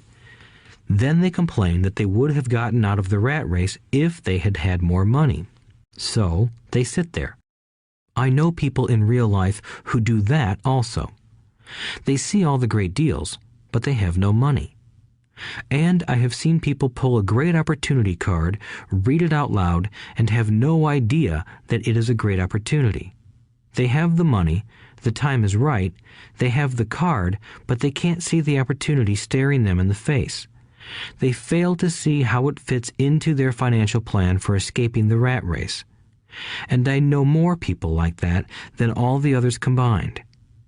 Most people have an opportunity of a lifetime flash right in front of them, and they fail to see it. A year later, they find out about it, after everyone else got rich. Financial intelligence is simply having more options. If the opportunities aren't coming your way, what else can you do to improve your financial position? If an opportunity lands in your lap and you have no money and the bank won't talk to you, what else can you do to get the opportunity to work in your favor? If your hunch is wrong and what you've been counting on doesn't happen, how can you turn a lemon into millions? That is financial intelligence. It is not so much what happens, but how many different financial solutions you can think of to turn a lemon into millions. It is how creative you are in solving financial problems. Most people only know one solution: work hard, save, and borrow. So why would you want to increase your financial intelligence? Because you want to be the kind of person who creates your own luck. You take whatever happens and make it better. Few people realize that luck is created, just as money is. And if you want to be luckier and create money instead of working hard, then your financial intelligence is important. If you are the kind of person who is waiting for the right thing to happen, you might wait for a long time. It's like waiting for all the traffic lights to be green for 5 miles before you'll start your trip. As young boys, Mike and I were constantly told by my rich dad that money is not real. Rich Dad occasionally reminded us of how close we came to the secret of money on that first day we got together and began making money out of plaster of Paris. The poor and middle class work for money, he would say. The rich make money. The more real you think money is, the harder you will work for it. If you can grasp the idea that money is not real, you will grow richer faster. What is it? Was a question Mike and I often came back with. What is money if it is not real? What we agree it is, was all Rich Dad would say. The single most powerful asset we all have is our mind. If it is trained well, it can create enormous wealth seemingly instantaneously. An untrained mind can also create extreme poverty that can crush a family for generations. In the information age, money is increasing exponentially. A few individuals are getting ridiculously rich from nothing, just ideas and agreements. If you ask many people who trade stocks or other investments for a living, they see it done all the time. Often, millions can be made instantaneously from nothing. And by nothing, I mean no money was exchanged. It is done via agreement, a hand signal in a trading pit, a blip on a trader's screen in Lisbon from a trader's screen in Toronto and back to Lisbon, a call to my broker to buy and a moment later to sell. Money did not change hands. Agreements did. So why develop your financial genius? Only you can answer that. I can tell you why I have been developing this area of my intelligence. I do it because I want to make money fast. Not because I need to, but because I want to. It is a fascinating learning process. I develop my financial IQ because I want to participate in the fastest game and biggest game in the world. And, in my own small way, I would like to be part of this unprecedented evolution of humanity, the era where humans work purely with their minds and not with their bodies. Besides, it is where the action is. It is what is happening. It's hip, it's scary, and it's fun. That is why I invest in my financial intelligence, developing the most powerful asset I have. I want to be with people moving boldly forward. I do not want to be with those left behind. I will give you a simple example of creating money. In the early 1990s, the economy of Phoenix, Arizona was horrible. I was watching a TV show when a financial planner came on and began forecasting doom and gloom. His advice was to save money. Put $100 away every month, he said. In 40 years, you will be a multimillionaire. Well, putting money away every month is a sound idea. It is one option, the option most people subscribe to. The problem is this. It blinds the person to what is really going on. It causes them to miss major opportunities for much more significant growth of their money. The world is passing them by. As I said, the economy was terrible at that time. For investors, this is the perfect market condition. A chunk of my money was in the stock market and in apartment houses. I was short of cash. Because people were giving properties away, I was buying. I was not saving money. I was investing. Kim and I had more than $1 million in cash working in a market that was rising fast. It was the best opportunity to invest. The economy was terrible. I just could not pass up these small deals. Houses that were once $100,000 were now $75,000. But instead of shopping with local real estate agents, I began shopping at the bankruptcy attorney's office or the courthouse steps. In these shopping places, a $75,000 house could sometimes be bought for $20,000 or less. For $2,000, which was loaned to me from a friend for 90 days for $200, I gave an attorney a cashier's check as a down payment. While the acquisition was being processed, I ran an ad advertising a $75,000 house for only $60,000 and no money down. The phone rang hard and heavy. Prospective buyers were screened, and once the property was legally mine, all the prospective buyers were allowed to look at the house. It was a feeding frenzy. The house sold in a few minutes. I asked for a $2,500 processing fee, which they gladly handed over, and the escrow and title company took over from there. I returned the $2,000 to my friend with an additional $200. He was happy, the home buyer was happy, the attorney was happy, and I was happy. I had sold a house for $60,000 that cost me $20,000. The $40,000 was created from money in my asset column in the form of a promissory note from the buyer. Total working time, 5 hours. So, now that you are on your way to becoming more financially literate and skilled at reading numbers, I will tell you why this is an example of money being invented. During this depressed market, Kim and I were able to do 6 of these simple transactions in our spare time.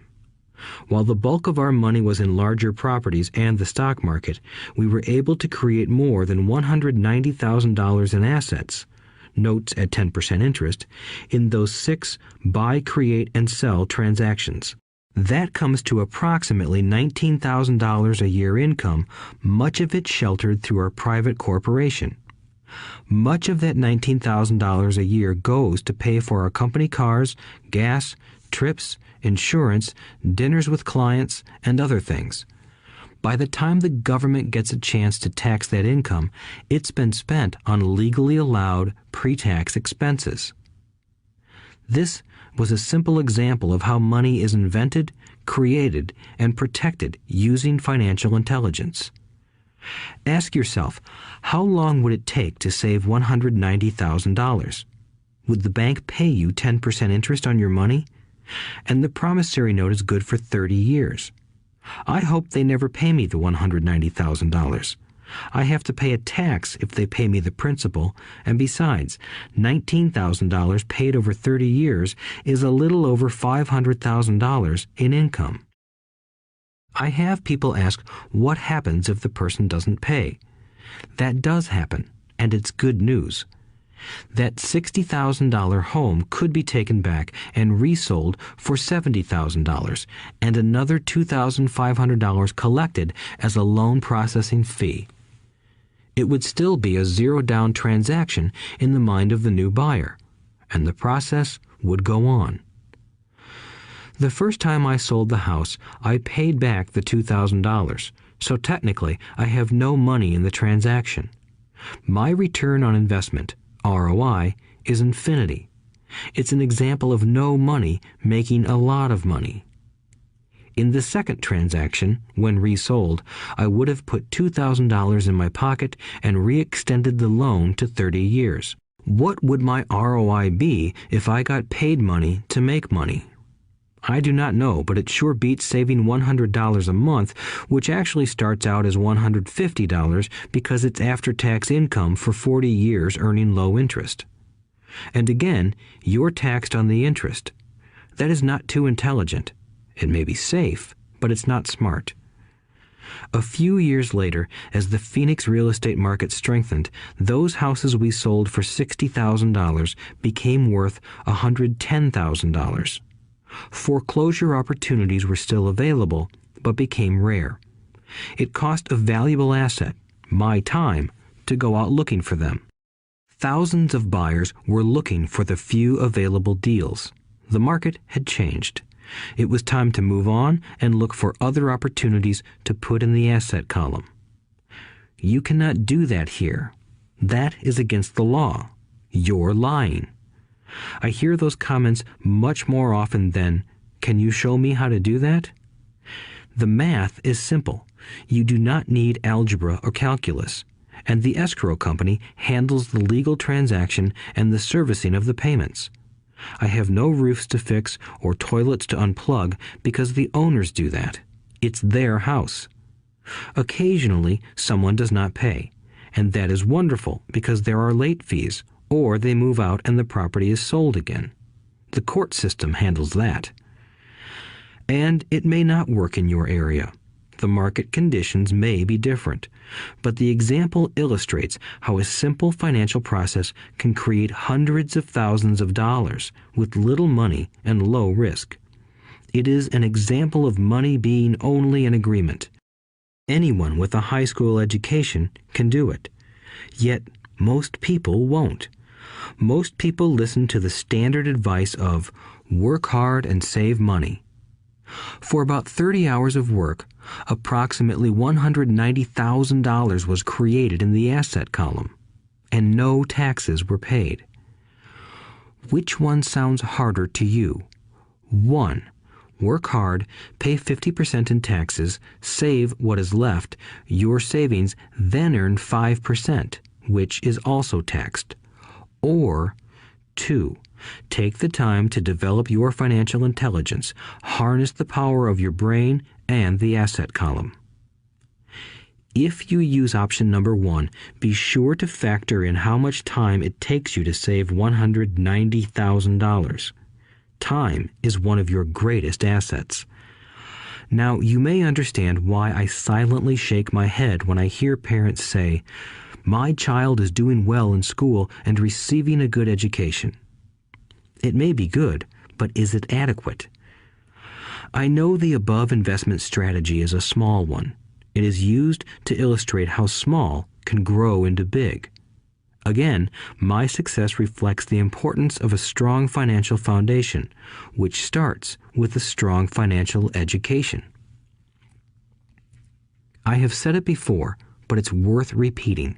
Financial intelligence is made up of these 4 main technical skills. 1. Accounting. Accounting is financial literacy, or the ability to read numbers. This is a vital skill if you want to build businesses or investments. 2. Investing. Investing is the science of money making money. 3. Understanding markets. Understanding markets is the science of supply and demand.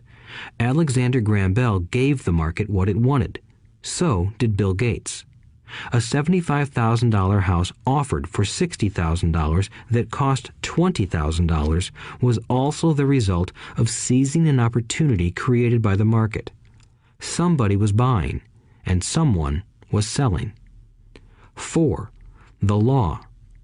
The law is the awareness of accounting, corporate, state, and federal regulations. I recommend playing by the rules. It is this basic foundation, or the combination of these skills, that is needed to be successful in the pursuit of wealth, whether it be through the buying of small homes, apartment buildings, companies, stocks, bonds, precious metals, baseball cards, or the like. A few years later, the real estate market rebounded and everyone else was getting in. The stock market was booming and everyone was getting in. The U.S. economy was getting back on its feet. I began selling and was now traveling to Peru, Norway, Malaysia, and the Philippines. The investment landscape had changed. We were no longer buying real estate. Now I just watch the values climb inside the asset column and will probably begin selling. I suspect that some of those 6 little house deals will sell and the $40,000 note will be converted to cash. I need to call my accountant to be prepared for cash and seek ways to shelter it. The point I would like to make is that investments come and go. The market goes up and comes down. Economies improve and crash. The world is always handing you opportunities of a lifetime, every day of your life, but all too often we fail to see them. But they are there. And the more the world changes and the more technology changes, the more opportunities there will be to allow you and your family to be financially secure for generations to come. So why bother developing your financial intelligence? Again, only you can answer that. I know why I continue to learn and develop. I do it because I know there are changes coming. I'd rather welcome change than cling to the past. I know there will be market booms and market crashes. I want to continually develop my financial intelligence because at each market change, some people will be on their knees begging for their jobs. Others, meanwhile, will take the lemons that life hands them, and we are all handed lemons occasionally, and turn them into millions. That's financial intelligence. I am often asked about the lemons I have turned into millions. I hesitate using many more examples of personal investments because I am afraid it comes across as bragging or tooting my own horn. That is not my intention. I use the examples only as numerical and chronological illustrations of actual and simple cases. I use the examples because I want you to know that it is easy. And the more familiar you become with the 4 pillars of financial intelligence, the easier it becomes. Personally, I use 2 main vehicles to achieve financial growth: real estate and small cap stocks. I use real estate as my foundation. Day in and day out, my properties provide cash flow and occasional spurts of growth and value. The small cap stocks are used for fast growth. I do not recommend anything that I do. The examples are just that, examples. If the opportunity is too complex and I do not understand the investment, I don't do it. Simple math and common sense are all you need to do well financially. There are 5 reasons for using examples. 1. To inspire people to learn more. 2.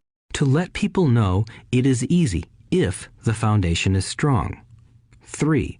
To show that anyone can achieve great wealth. 4. To show that there are millions of ways to achieve your goals. 5.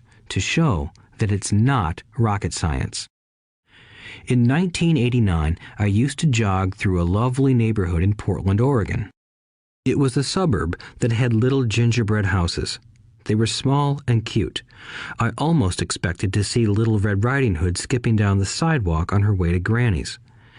There were for sale signs everywhere. The timber market was terrible. The stock market had just crashed, and the economy was depressed. On one street, I noticed a for sale sign that was up longer than most. It looked old. Jogging past it one day, I ran into the owner, who looked troubled. "What are you asking for your house?" I asked. The owner turned and smiled weakly. "Make me an offer," he said. "It's been for sale for over a year. Nobody even comes by anymore to look at it." "I'll look," I said, and I bought the house a half hour later for $20,000 less than his asking price. It was a cute little 2-bedroom home with gingerbread trim on all the windows. It was light blue with gray accents and had been built in 1930. Inside, there was a beautiful rock fireplace, as well as 2 tiny bedrooms. It was a perfect rental house. I gave the owner $5,000 down for a $45,000 house that was really worth $65,000, except that no one wanted to buy it. The owner moved out in a week, happy to be free, and my first tenant moved in, a local college professor. After the mortgage, expenses, and management fees were paid, I put a little less than $40 in my pocket at the end of each month. Hardly exciting. A year later, the depressed Oregon real estate market had begun to pick up. California investors, flush with money from their still booming real estate market, were moving north and buying up Oregon and Washington. I sold that little house for $95,000 to a young couple from California who thought it was a bargain. My capital gains of approximately $40,000 were placed into a 1031 tax-deferred exchange, and I went shopping for a place to put my money. In about a month, I found a 12-unit apartment house right next to the Intel plant in Beaverton, Oregon. The owners lived in Germany, had no idea what the place was worth, and again, just wanted to get out of it. I offered $275,000 for a $450,000 building. They agreed to $300,000. I bought it and held it for 2 years. Utilizing the same 1031 exchange process, we sold the building for $495,000 and bought a 30-unit apartment building in Phoenix, Arizona. We had moved to Phoenix by then to get out of the rain and needed to sell anyway. Like the former Oregon market, the real estate market in Phoenix was depressed. The price of the 30-unit apartment building in Phoenix was $875,000, with $225,000 down. The cash flow from the 30 units was a little over $5,000 a month. The Arizona market began moving up, and a few years later, a Colorado investor offered us $1.2 million for the property. The point of this example is how a small amount can grow into a large amount. Again, it is a matter of understanding financial statements, investment strategies, a sense of the market, and the laws. If people are not versed in these subjects, then obviously they must follow standard dogma, which is to play it safe, diversify, and only invest in secure investments. The problem with secure investments is that they are often sanitized, that is, made so safe that the gains are less. Most large brokerage houses will not touch speculative transactions in order to protect themselves and their clients, and that is a wise policy. The really hot deals are not offered to people who are novices. Often, the best deals that make the rich even richer are reserved for those who understand the game. It is technically illegal to offer speculative deals to someone who is considered not sophisticated, but of course, it happens. The more sophisticated I get, the more opportunities come my way. Another case for developing your financial intelligence over a lifetime is simply that more opportunities are presented to you. And the greater your financial intelligence, the easier it is to tell whether a deal is good. It's your intelligence that can spot a bad deal or make a bad deal good. The more I learn, and there is a lot to learn, the more money I make simply because I gain experience and wisdom as the years go on. I have friends who are playing it safe, working hard at their profession and failing to gain financial wisdom, which does take time to develop. My overall philosophy is to plant seeds inside my asset column. That is my formula. I start small and plant seeds. Some grow, some don't. Inside our real estate corporation, we have property worth several $1 million. It is our own right, or real estate investment trust. The point I'm making is that most of those millions started out as little $5,000 to $10,000 investments. All of those down payments were fortunate to catch a fast-rising market and increase tax-free. We traded in and out several times over a number of years. We also own a stock portfolio, surrounded by a corporation that Kim and I call our personal mutual fund. We have friends who deal specifically with investors like us who have extra money each month to invest.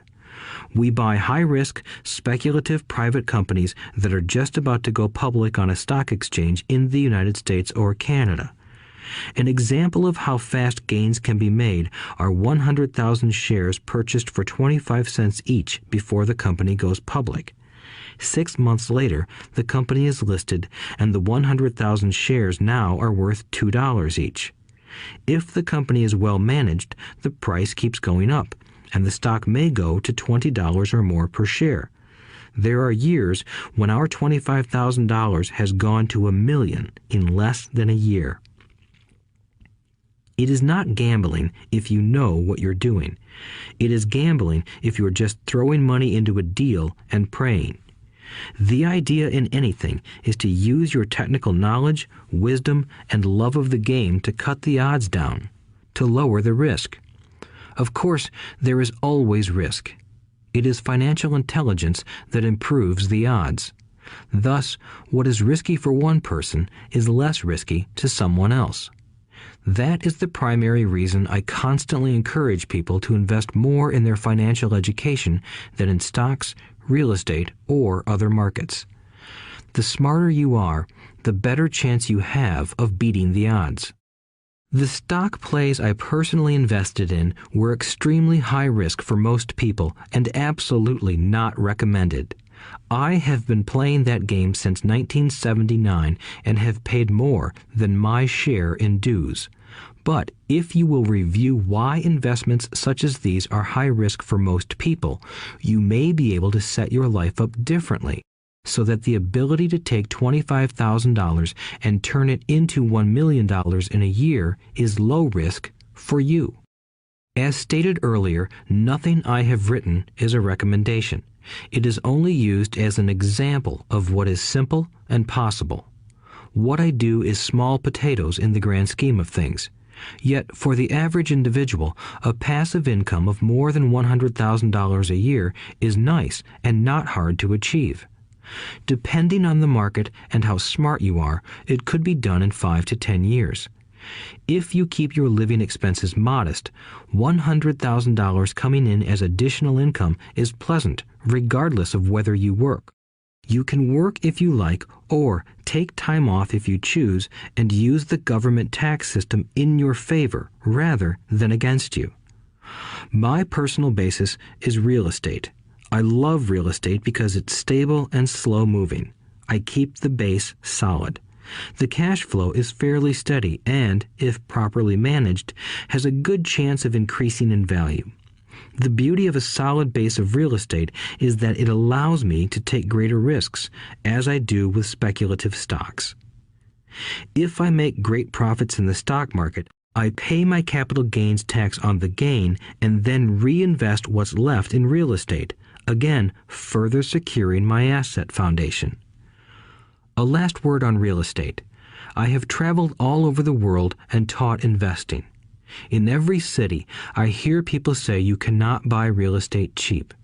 That is not my experience. Even in New York or Tokyo, or just on the outskirts of the city, prime bargains are overlooked by most people. In Singapore, with their high real estate prices, there are still bargains to be found within a short driving distance. So whenever I hear someone say, "You can't do that here," pointing at me, I remind them that maybe the real statement is, "I don't know how to do that here. Yet." Great opportunities are not seen with your eyes. They are seen with your mind. Most people never get wealthy simply because they are not trained financially to recognize opportunities right in front of them. I am often asked, how do I start? In the final chapter of this audiobook, I offer 10 steps that I followed on the road to my financial freedom. But always remember to have fun. When you learn the rules and the vocabulary of investing and begin to build your asset column, I think you'll find that it's as fun a game as you've ever played. Sometimes you win, and sometimes you learn. But have fun. Most people never win because they're more afraid of losing.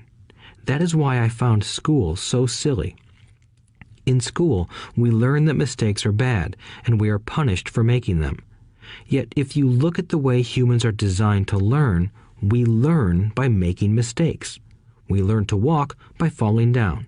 If we never fell down, we would never walk. The same is true for learning to ride a bike. I still have scars on my knees, but today I can ride a bike without thinking. The same is true for getting rich. Unfortunately, the main reason most people are not rich is because they are terrified of losing. Winners are not afraid of losing, but losers are. Failure is part of the process of success. People who avoid failure also avoid success. I look at money much like my game of tennis. I play hard, make mistakes, correct, make more mistakes, correct, and I get better. If I lose the game, I reach across the net, shake my opponent's hand, smile, and say, "See you next Saturday." There are two kinds of investors. One, the first and most common type is a person who buys a packaged investment. They call a retail outlet, such as a real estate company, a stockbroker, or a financial planner, and they buy something. It could be a mutual fund, a right, a stock, or bond. It is a clean and simple way of investing. An analogy would be a shopper who goes to a computer store and buys a computer right off the shelf. 2. The second type is an investor who creates investments. This investor usually assembles a deal in the same way a person who buys components builds a computer. I do not know the first thing about putting components of a computer together, but I do know how to put pieces of opportunities together, or know people who know how. It is this second type of investor who is the more professional investor.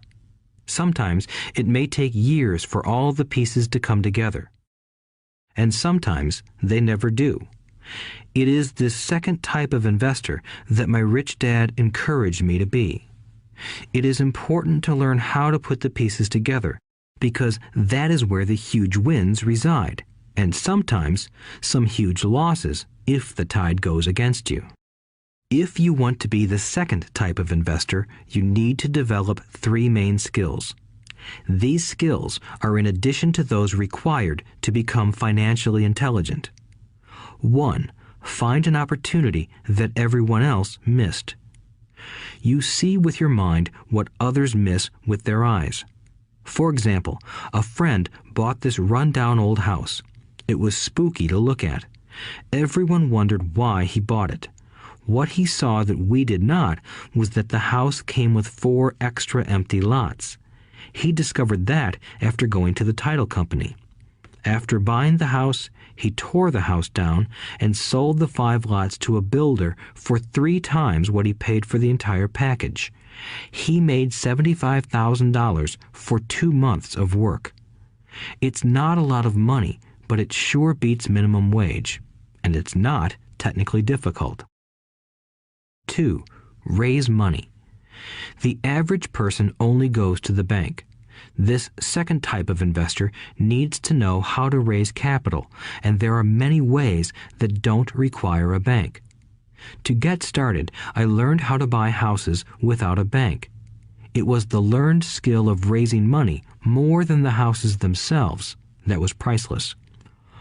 All too often, I hear people say, "The bank won't lend me money," or "I don't have the money to buy it." If you want to be a Type 2 investor, you need to learn how to do that which stops most people. In other words, a majority of people let their lack of money stop them from making a deal. If you can avoid that obstacle, you will be millions ahead of those who don't learn those skills. There have been many times I have bought a house, a stock, or an apartment building without a penny in the bank. I once bought an apartment house for $1.2 million. I did what is called tying it up with a written contract between seller and buyer. I then raised the $100,000 deposit, which bought me 90 days to raise the rest of the money. Why did I do it? Simply because I knew it was worth $2 million. I never raised the money.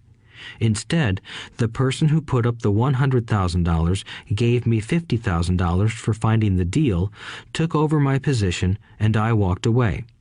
Total working time? 3 days. Again, it's what you know more than what you buy. Investing is not buying. It's more a case of knowing. 3. Organize smart people. Intelligent people are those who work with or hire a person who is more intelligent than they are. When you need advice, make sure you choose your advisor wisely. There is a lot to learn, but the rewards can be astronomical. If you do not want to learn those skills, then being a Type 1 investor is highly recommended. It is what you know that is your greatest wealth. It is what you do not know that is your greatest risk. There is always risk, so learn to manage risk instead of avoiding it. Chapter 6. Lesson 6. Work to learn, don't work for money. Job security meant everything to my educated dad. Learning meant everything to my rich dad. A few years ago, I granted an interview with a newspaper in Singapore. The young female reporter was on time, and the interview got underway immediately. We sat in the lobby of a luxurious hotel, sipping coffee and discussing the purpose of my visit to Singapore. I was to share the platform with Zig Ziglar. He was speaking on motivation, and I was speaking on the secrets of the rich. Someday, I would like to be a best-selling author like you, she said. I had seen some of the articles she had written for the paper, and I was impressed. She had a tough, clear style of writing. Her articles held a reader's interest. You have a great style, I said in reply. What holds you back from achieving your dream? My work does not seem to go anywhere, she said quietly. Everyone says that my novels are excellent, but nothing happens. So I keep my job with the paper. At least it pays the bills. Do you have any suggestions? Yes, I do, I said brightly. A friend of mine here in Singapore runs a school that trains people to sell. He runs sales training courses for many of the top corporations here in Singapore, and I think attending one of his courses would greatly enhance your career. She stiffened. Are you saying I should go to school to learn to sell? I nodded. You aren't serious, are you? Again, I nodded. What is wrong with that? I was now backpedaling. She was offended by something, and now I was wishing I had not said anything. In my attempt to be helpful, I found myself defending my suggestion. I have a master's degree in English literature. Why would I go to school to learn to be a salesperson? I am a professional. I went to school to be trained in a profession so I would not have to be a salesperson. I hate salespeople. All they want is money. So tell me why I should study sales. She was packing her briefcase. The interview was over. On the coffee table sat a copy of an earlier best-selling book I wrote. I picked it up as well as the notes she had jotted down on her legal pad. Do you see this? I said, pointing to her notes. She looked down at her notes. What? She said, confused. Again, I pointed deliberately to her notes. On her pad she had written, Robert Kiyosaki, best-selling author. It says best-selling author, not best writing author, I said quietly. Her eyes widened. I am a terrible writer, I said. You are a great writer. I went to sales school. You have a master's degree. Put them together, and you get a best-selling author and a best writing author. Anger flared from her eyes. I'll never stoop so low as to learn how to sell. People like you have no business writing. I'm a professionally trained writer, and you are a salesman. It is not fair, she fumed. She put the rest of her notes away and hurried out through the large glass doors into the humid Singapore morning. At least she gave me a fair and favorable write-up the next morning. The world is filled with smart, talented, educated, and gifted people. We meet them every day. They are all around us. A few days ago, my car was not running well. I pulled into a garage, and the young mechanic had it fixed in just a few minutes. He knew what was wrong by simply listening to the engine. I was amazed. I am constantly shocked at how little talented people earn. I have met brilliant, highly educated people who earn less than $20,000 a year. A business consultant who specializes in the medical trade was telling me how many doctors, dentists, and chiropractors struggle financially. All this time, I thought that when they graduated, the dollars would pour in. It was this business consultant who gave me the phrase, "They are one skill away from great wealth." What this phrase means is that most people need only to learn and master one more skill, and their income would jump exponentially. I have mentioned before that financial intelligence is a synergy of accounting, investing, marketing, and law. Combine those 4 technical skills, and making money with money is easier than most people would believe. When it comes to money, the only skill most people know is to work hard. The classic example of a synergy of skills was that young writer for the newspaper. If she diligently learned the skills of sales and marketing, her income would jump dramatically. If I were her, I would take some courses in advertising copywriting as well as sales. Then, instead of working at the newspaper, I would seek a job at an advertising agency. Even if it were a cut in pay, she would learn how to communicate in shortcuts that are used in successful advertising. She also would spend time learning public relations, an important skill. She would learn how to get millions in free publicity. Then, at night and on weekends, she could be writing her great novel. When it was finished, she would be better able to sell her book. Then, in a short while, she could be a best-selling author. When I came out with my first book, If You Want to Be Rich and Happy, Don't Go to School, a publisher suggested I change the title to The Economics of Education. I told the publisher that, with a title like that, I would sell 2 books, one to my family and one to my best friend. The problem is that they would expect it for free. The obnoxious title, If You Want to Be Rich and Happy, Don't Go to School, was chosen because we knew it would get tons of publicity. I am pro-education and believe in education reform. If I were not pro-education, why would I continue to press for changing our antiquated educational system? So I chose a title that would get me on more TV and radio shows simply because I was willing to be controversial. Many people thought I was a fruitcake, but the book sold and sold. When I graduated from the U.S. Merchant Marine Academy in 1969, my educated dad was happy. Standard Oil of California had hired me for its oil tanker fleet as a third mate. The pay was low compared with my classmates, but it was okay for a first real job after college. My starting pay was about $42,000 a year, including overtime, and I only had to work for 7 months. I had 5 months of vacation. If I had wanted to, I could have taken the run to Vietnam with a subsidiary shipping company and easily doubled my pay instead of taking 5 months of vacation. I had a great career ahead of me, yet I resigned after 6 months with the company and joined the Marine Corps to learn how to fly. My educated dad was devastated. Rich Dad congratulated me. In school and in the workplace, the popular opinion is the idea of specialization. That is, in order to make more money or get promoted, you need to specialize. That is why medical doctors immediately begin to seek a specialty such as orthopedics or pediatrics. The same is true for accountants, architects, lawyers, pilots, and others.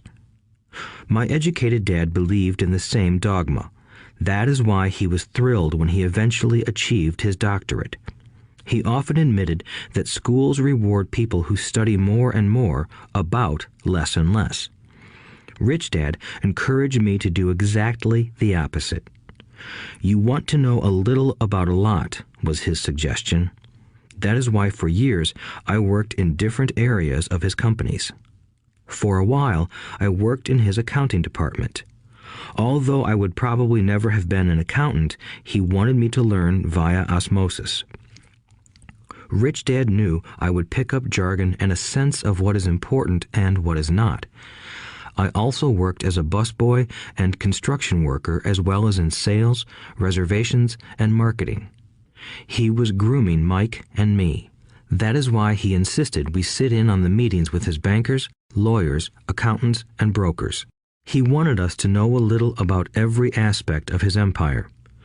When I quit my high-paying job with Standard Oil, my educated dad had a heart-to-heart talk with me. He was bewildered. He could not understand my decision to resign from a career that offered high pay, great benefits, lots of time off, and opportunity for promotion. When he asked me one evening, "Why did you quit?" I could not explain it to him, though I tried hard to. My logic did not fit his logic.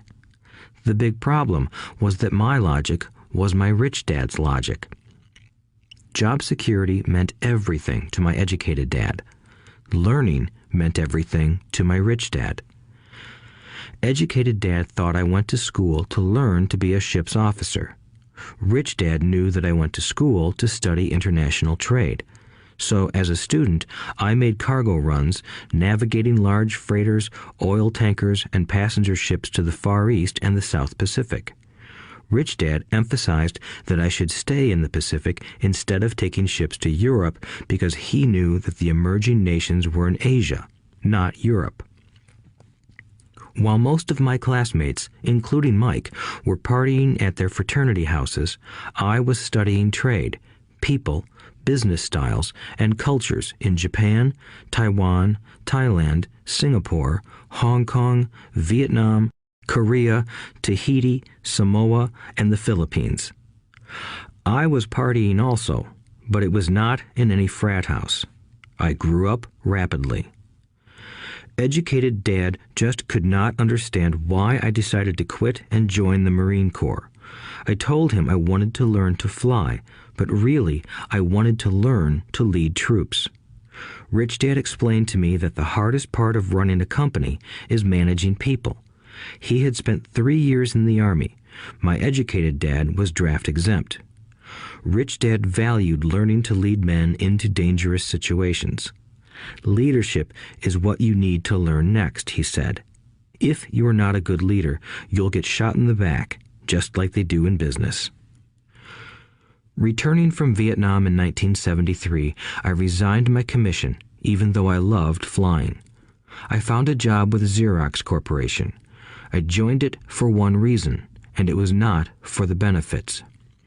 I was a shy person, and the thought of selling was the most frightening subject in the world. Xerox has one of the best sales trainings programs in America. Rich Dad was proud of me. My educated dad was ashamed. Being an intellectual, he thought that salespeople were below him. I worked with Xerox for 4 years until I overcame my fear of knocking on doors and being rejected. Once I could consistently be in the top 5 in sales, I again resigned and moved on, leaving behind another great career with an excellent company. In 1977, I formed my first company.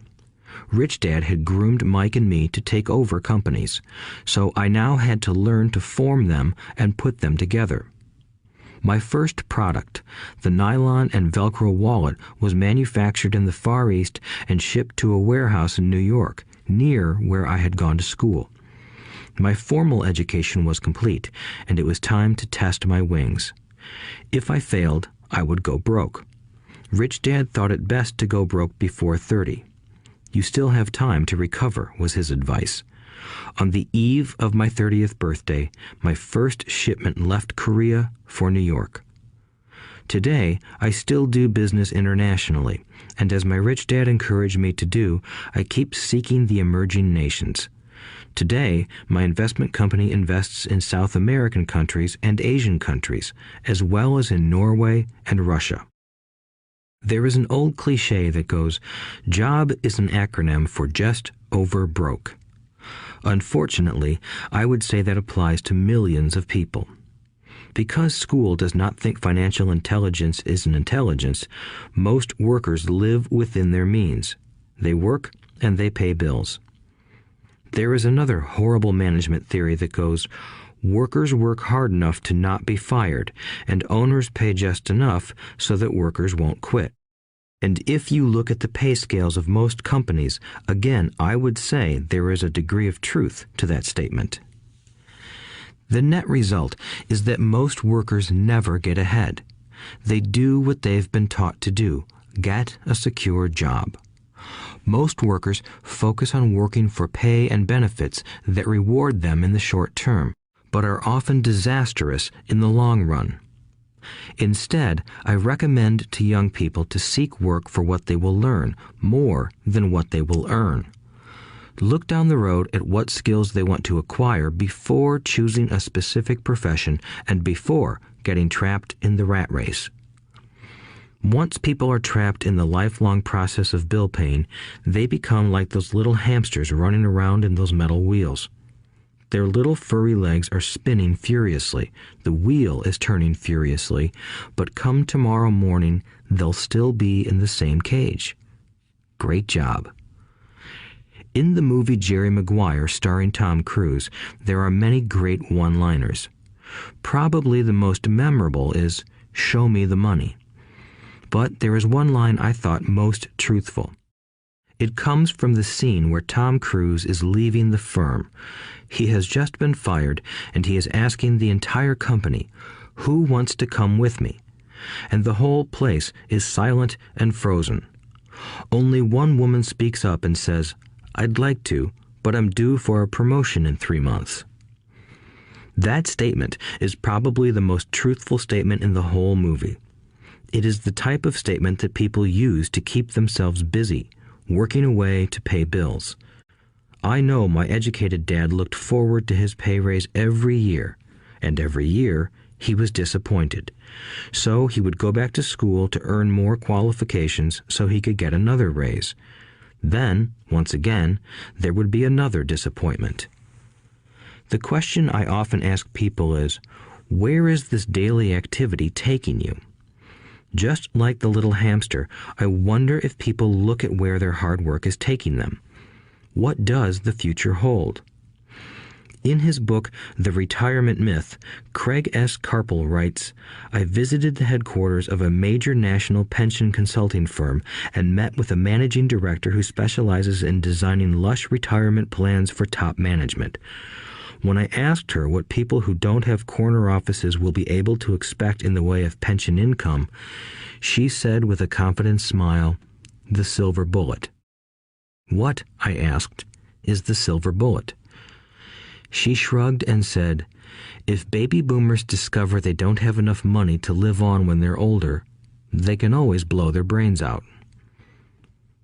Carpel goes on to explain the difference between the old defined benefit retirement plans and the new 401k plans that are riskier. It is not a pretty picture for most people working today, and that is just for retirement. Add medical fees and long-term nursing home care, and the picture is frightening. Already, many hospitals in countries with socialized medicine need to make tough decisions such as who will live and who will die. They make those decisions purely on how much money they have and how old the patients are. If the patient is old, they often will give the medical care to someone younger. The older, poor patient gets put to the back of the line. Just as the rich can afford better education, the rich will be able to keep themselves alive, while those who have little wealth will die. So I wonder, are workers looking into the future or just until their next paycheck, never questioning where they are headed? When I speak to adults who want to earn more money, I always recommend the same thing. I suggest taking a long view of their life. Instead of simply working for the money and security, which I admit are important, I suggest they take a second job that will teach them a second skill. Often I recommend joining a network marketing company, also called multi-level marketing, if they want to learn sales skills. Some of these companies have excellent training programs that help people get over their fear of failure and rejection, which are the main reasons people are unsuccessful. Education is more valuable than money in the long run. When I offer this suggestion, I often hear in response, "Oh, that is too much hassle," or "I only want to do what I am interested in." If they say it's too much of a hassle, I ask, so you would rather work all your life giving 50% of what you earn to the government? If they tell me, I only do what I am interested in, I say, I'm not interested in going to the gym, but I go because I want to feel better and live longer. Unfortunately, there is some truth to the old statement, you can't teach an old dog new tricks. Unless a person is used to changing, it's hard to change. But for those of you who might be on the fence when it comes to the idea of working to learn something new, I offer this word of encouragement. Life is much like going to the gym. The most painful part is deciding to go. Once you get past that, it's easy. There have been many days I have dreaded going to the gym, but once I am there and in motion, it is a pleasure. After the workout is over, I am always glad I talked myself into going. If you are unwilling to work to learn something new and instead insist on becoming highly specialized within your field, make sure the company you work for is unionized. Labor unions are designed to protect specialists. My educated dad, after falling from grace with the governor, became the head of the teachers' union in Hawaii. He told me that it was the hardest job he ever held. My rich dad, on the other hand, spent his life doing his best to keep his companies from becoming unionized. He was successful. Although the unions came close, Rich Dad was always able to fight them off. Personally, I take no sides because I can see the need for and the benefits of both sides. If you do as school recommends, become highly specialized, then seek union protection. For example, had I continued with my flying career, I would have sought a company that had a strong pilots union. Why? Because my life would be dedicated to learning a skill that was valuable in only one industry. If I were pushed out of that industry, my life's skills would not be as valuable to another industry. A displaced senior pilot with 100,000 hours of heavy airline transport time, earning $150,000 a year, would have a hard time finding an equivalent high-paying job teaching in school. Skills do not necessarily transfer from industry to industry. Skills the pilots are paid for in the airline industry are not as important in, say, the school system. The same is true even for doctors today. With all the changes in medicine, many medical specialists are needing to conform to medical organizations such as HMOs. School teachers definitely need to be union members. Today in America, the teachers' union is the largest and the richest labor union of all. The NEA, the National Education Association, has tremendous political clout. Teachers need the protection of their union because their skills are also of limited value to an industry outside of education. So the rule of thumb is highly specialized, then unionize. It's the smart thing to do. When I ask the classes I teach, how many of you can cook a better hamburger than McDonald's, almost all the students raise their hands. I then ask, so if most of you can cook a better hamburger, how come McDonald's makes more money than you? The answer is obvious. McDonald's is excellent at business systems. The reason so many talented people are poor is because they focus on building a better hamburger and know little to nothing about business systems. A friend of mine in Hawaii is a great artist. He makes a sizable amount of money. One day, his mother's attorney called to tell him that she had left him $35,000. That is what was left of her estate after the attorney and the government took their shares. Immediately, he saw an opportunity to increase his business by using some of this money to advertise. 2 months later, his first 4-color full-page ad appeared in an expensive magazine that targeted the very rich. The ad ran for 3 months. He received no replies from the ad, and all of his inheritance is now gone. He now wants to sue the magazine for misrepresentation. This is a common case of someone who can build a beautiful hamburger but knows little about business. When I asked him what he learned, his only reply was, "Advertising salespeople are crooks." I then asked him if he would be willing to take a course in sales and a course in direct marketing. His reply, "I don't have the time, and I don't want to waste my money." The world is filled with talented poor people. All too often, they're poor or struggle financially or earn less than they are capable of, not because of what they know, but because of what they do not know. They focus on perfecting their skills at building a better hamburger rather than the skills of selling and delivering the hamburger. Maybe McDonald's does not make the best hamburger, but they are the best at selling and delivering a basic average burger. Poor Dad wanted me to specialize. That was his view on how to be paid more. Even after being told by the governor of Hawaii that he could no longer work in state government, my educated dad continued to encourage me to get specialized. Educated Dad then took up the cause of the teachers' union, campaigning for further protection and benefits for these highly skilled and educated professionals. We argued often, but I know he never agreed that over-specialization is what caused the need for union protection. He never understood that the more specialized you become, the more you are trapped and dependent on that specialty. Rich Dad advised that Mike and I groom ourselves. Many corporations do the same thing. They find a young, bright student just out of business school and begin grooming that person to someday take over the company.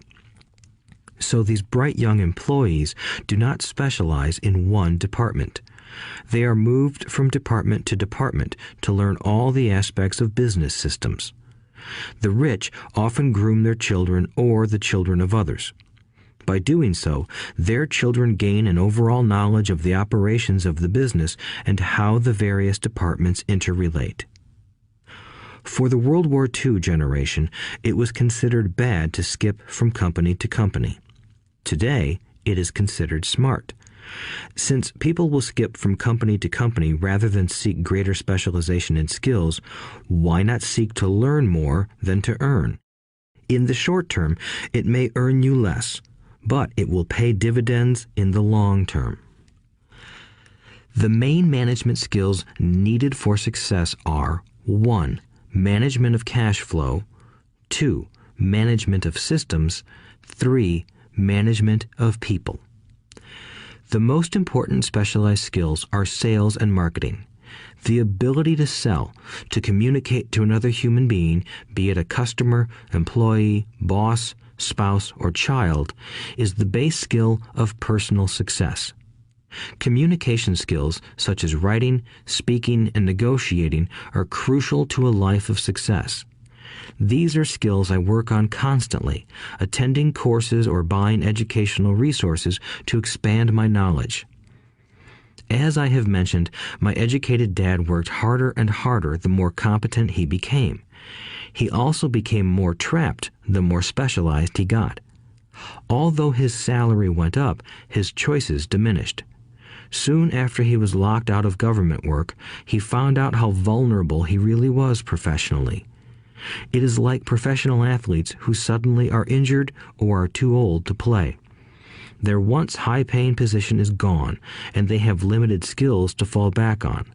I think that is why my educated dad sided so much with the unions after that. He realized how much a union would have benefited him. Rich Dad encouraged Mike and me to know a little about a lot.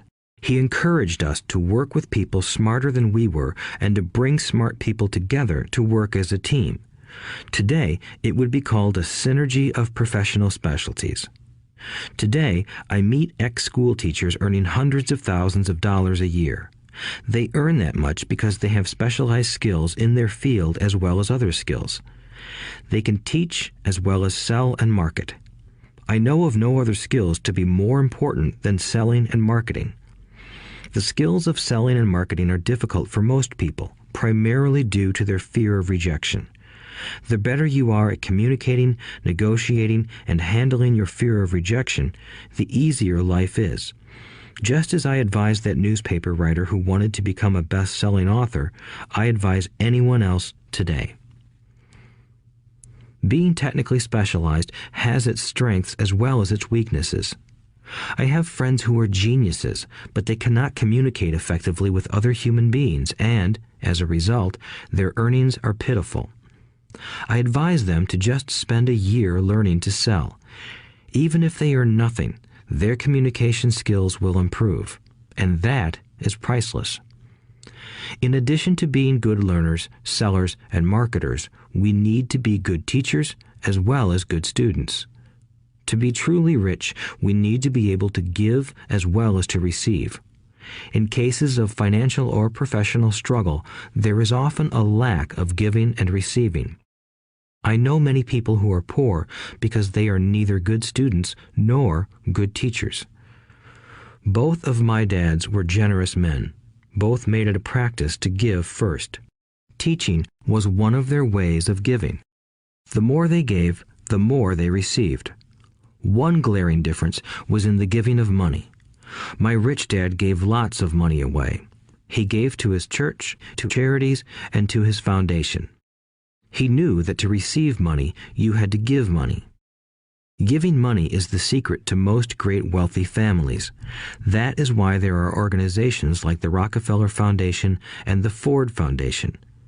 These are organizations designed to take their wealth and increase it, as well as give it away in perpetuity. My educated dad always said, "When I have some extra money, I'll give it." The problem was that there was never any extra. So he worked harder to draw more money in rather than focus on the most important law of money: give and you shall receive.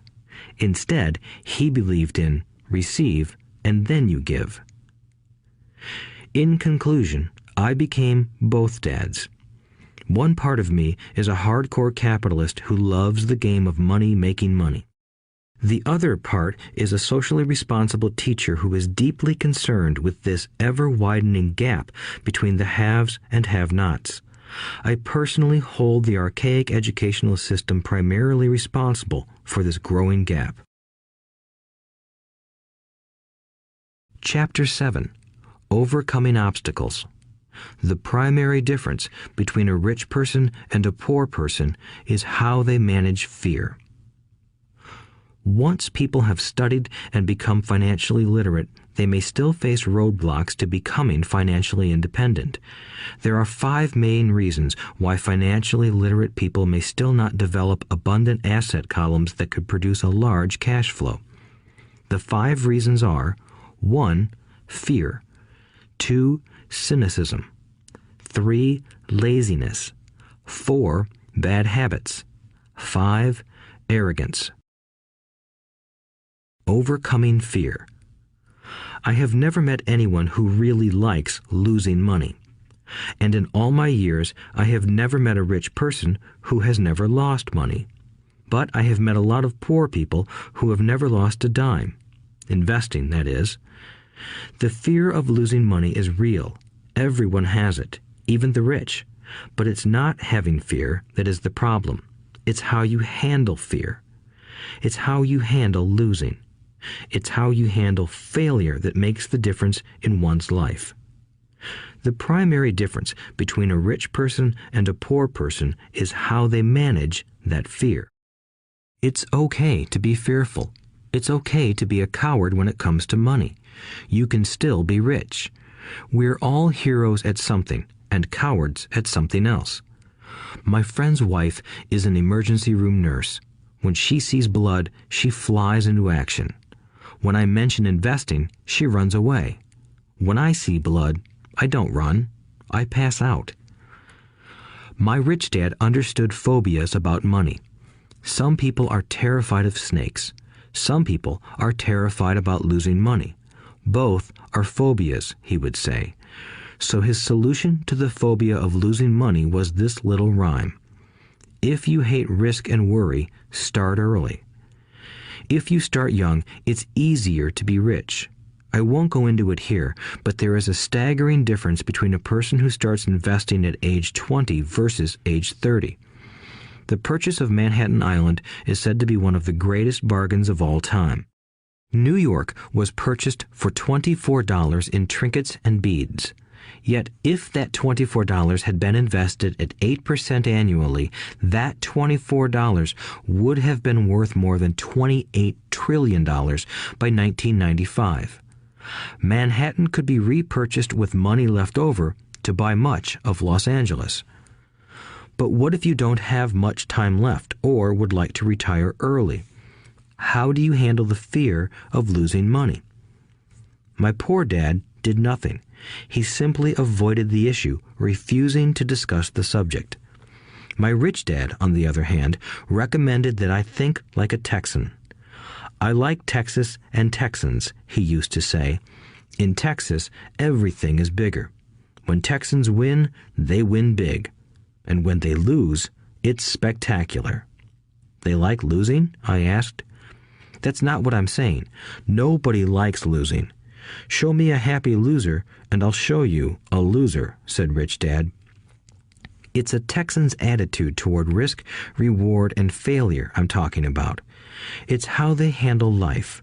They live it big. Not like most of the people around here, living like roaches when it comes to money, terrified that someone will shine a light on them and whimpering when the grocery clerk shortchanges them a quarter. Rich Dad went on, "What I like best is the Texas attitude. They're proud when they win, and they brag when they lose. Texans have a saying, if you're going to go broke, go big. You don't want to admit you went broke over a duplex." He constantly told Mike and me that the greatest reason for lack of financial success was because most people played it too safe. People are so afraid of losing that they lose, were his words. Fran Tarkenton, a one-time great NFL quarterback, says it still another way. Winning means being unafraid to lose. In my own life, I've noticed that winning usually follows losing. Before I finally learned to ride a bike, I first fell down many times. I've never met a golfer who has never lost a golf ball. I've never met people who have fallen in love who have never had their heart broken. And I've never met someone rich who has never lost money. So for most people, the reason they don't win financially is because the pain of losing money is far greater than the joy of being rich. Another saying in Texas is, everyone wants to go to heaven, but no one wants to die. Most people dream of being rich, but are terrified of losing money, so they never get to heaven. Rich Dad used to tell Mike and me stories about his trips to Texas.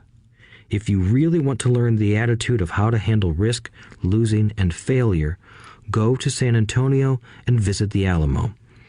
The Alamo is a great story of brave people who chose to fight, knowing there was no hope of success. They chose to die instead of surrendering. It's an inspiring story worthy of study. Nonetheless, it's still a tragic military defeat. They got their butts kicked. So, how do Texans handle failure? They still shout, "Remember the Alamo."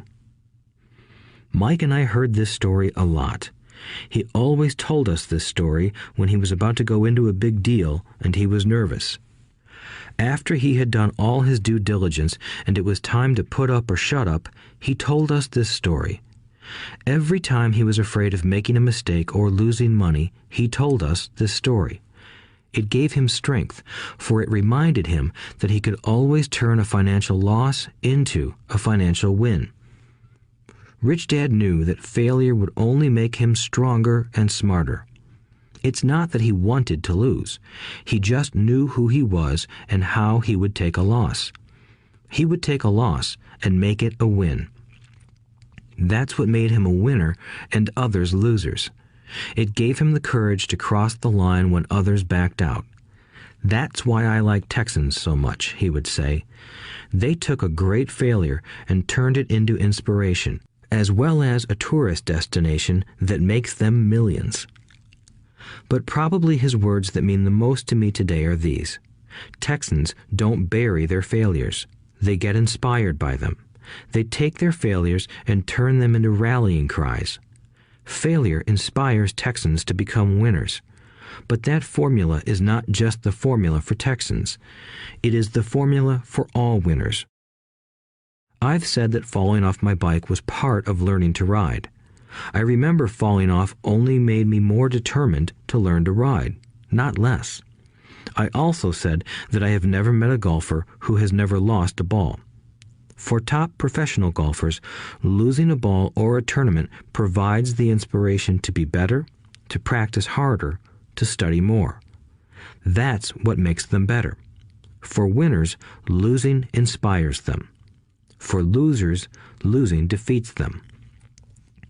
I like to quote John D. Rockefeller, who said, "I always tried to turn every disaster into an opportunity." And being Japanese American, I can say this. Many people say that Pearl Harbor was an American mistake. I say it was a Japanese mistake. From the movie Tora, Tora, Tora, a somber Japanese admiral says to his cheering subordinates, "I am afraid we have awakened a sleeping giant." Remember Pearl Harbor became a rallying cry. It turned one of America's greatest losses into the reason to win. This great defeat gave America strength, and America soon emerged as a world power. Failure inspires winners, and failure defeats losers. It is the biggest secret of winners. It's the secret that losers do not know. The greatest secret of winners is that failure inspires winning. Thus, they're not afraid of losing. Repeating Fran Tarkenton's quote, "Winning means being unafraid to lose." People like Fran Tarkenton are not afraid of losing because they know who they are.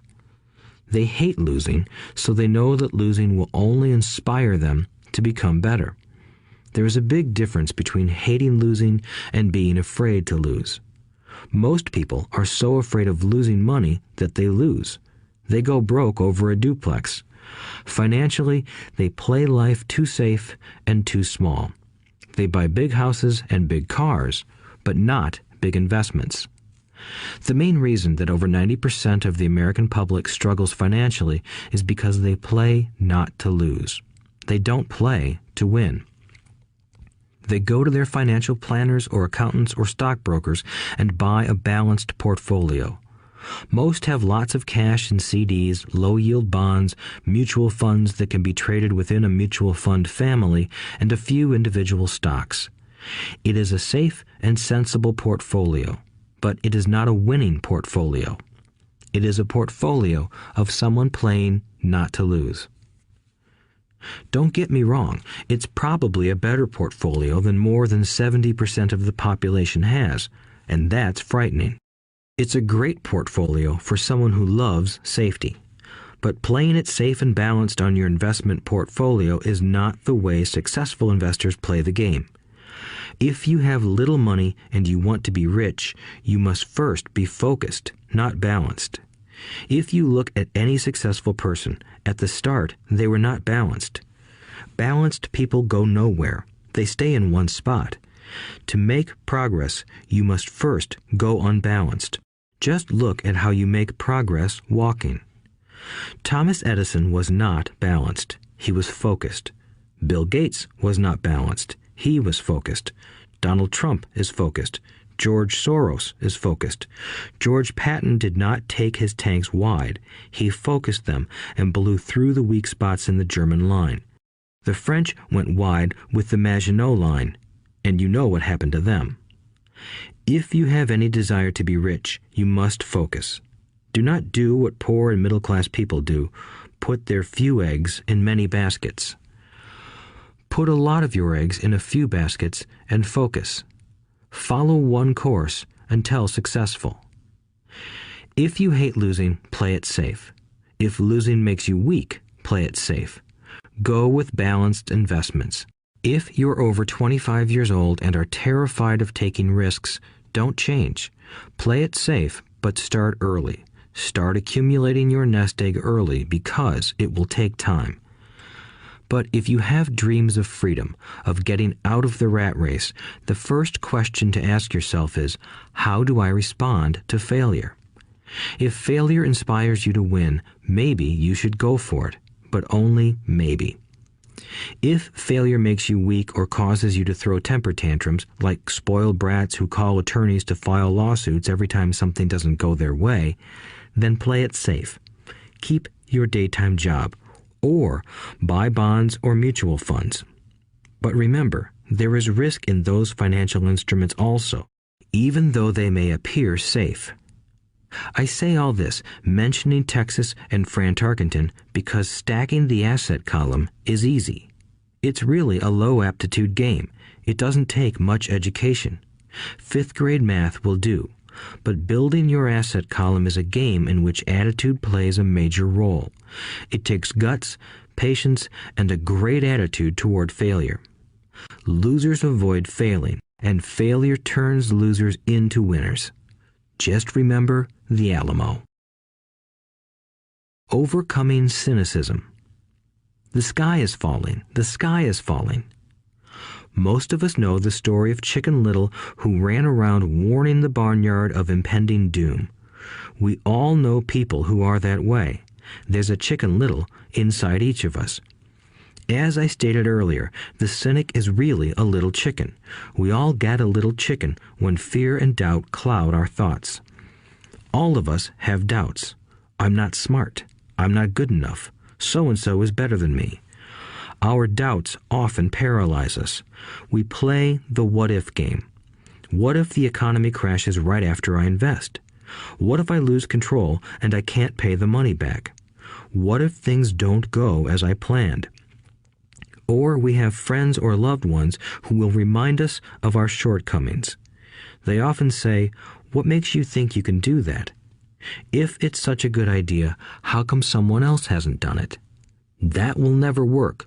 You don't know what you're talking about."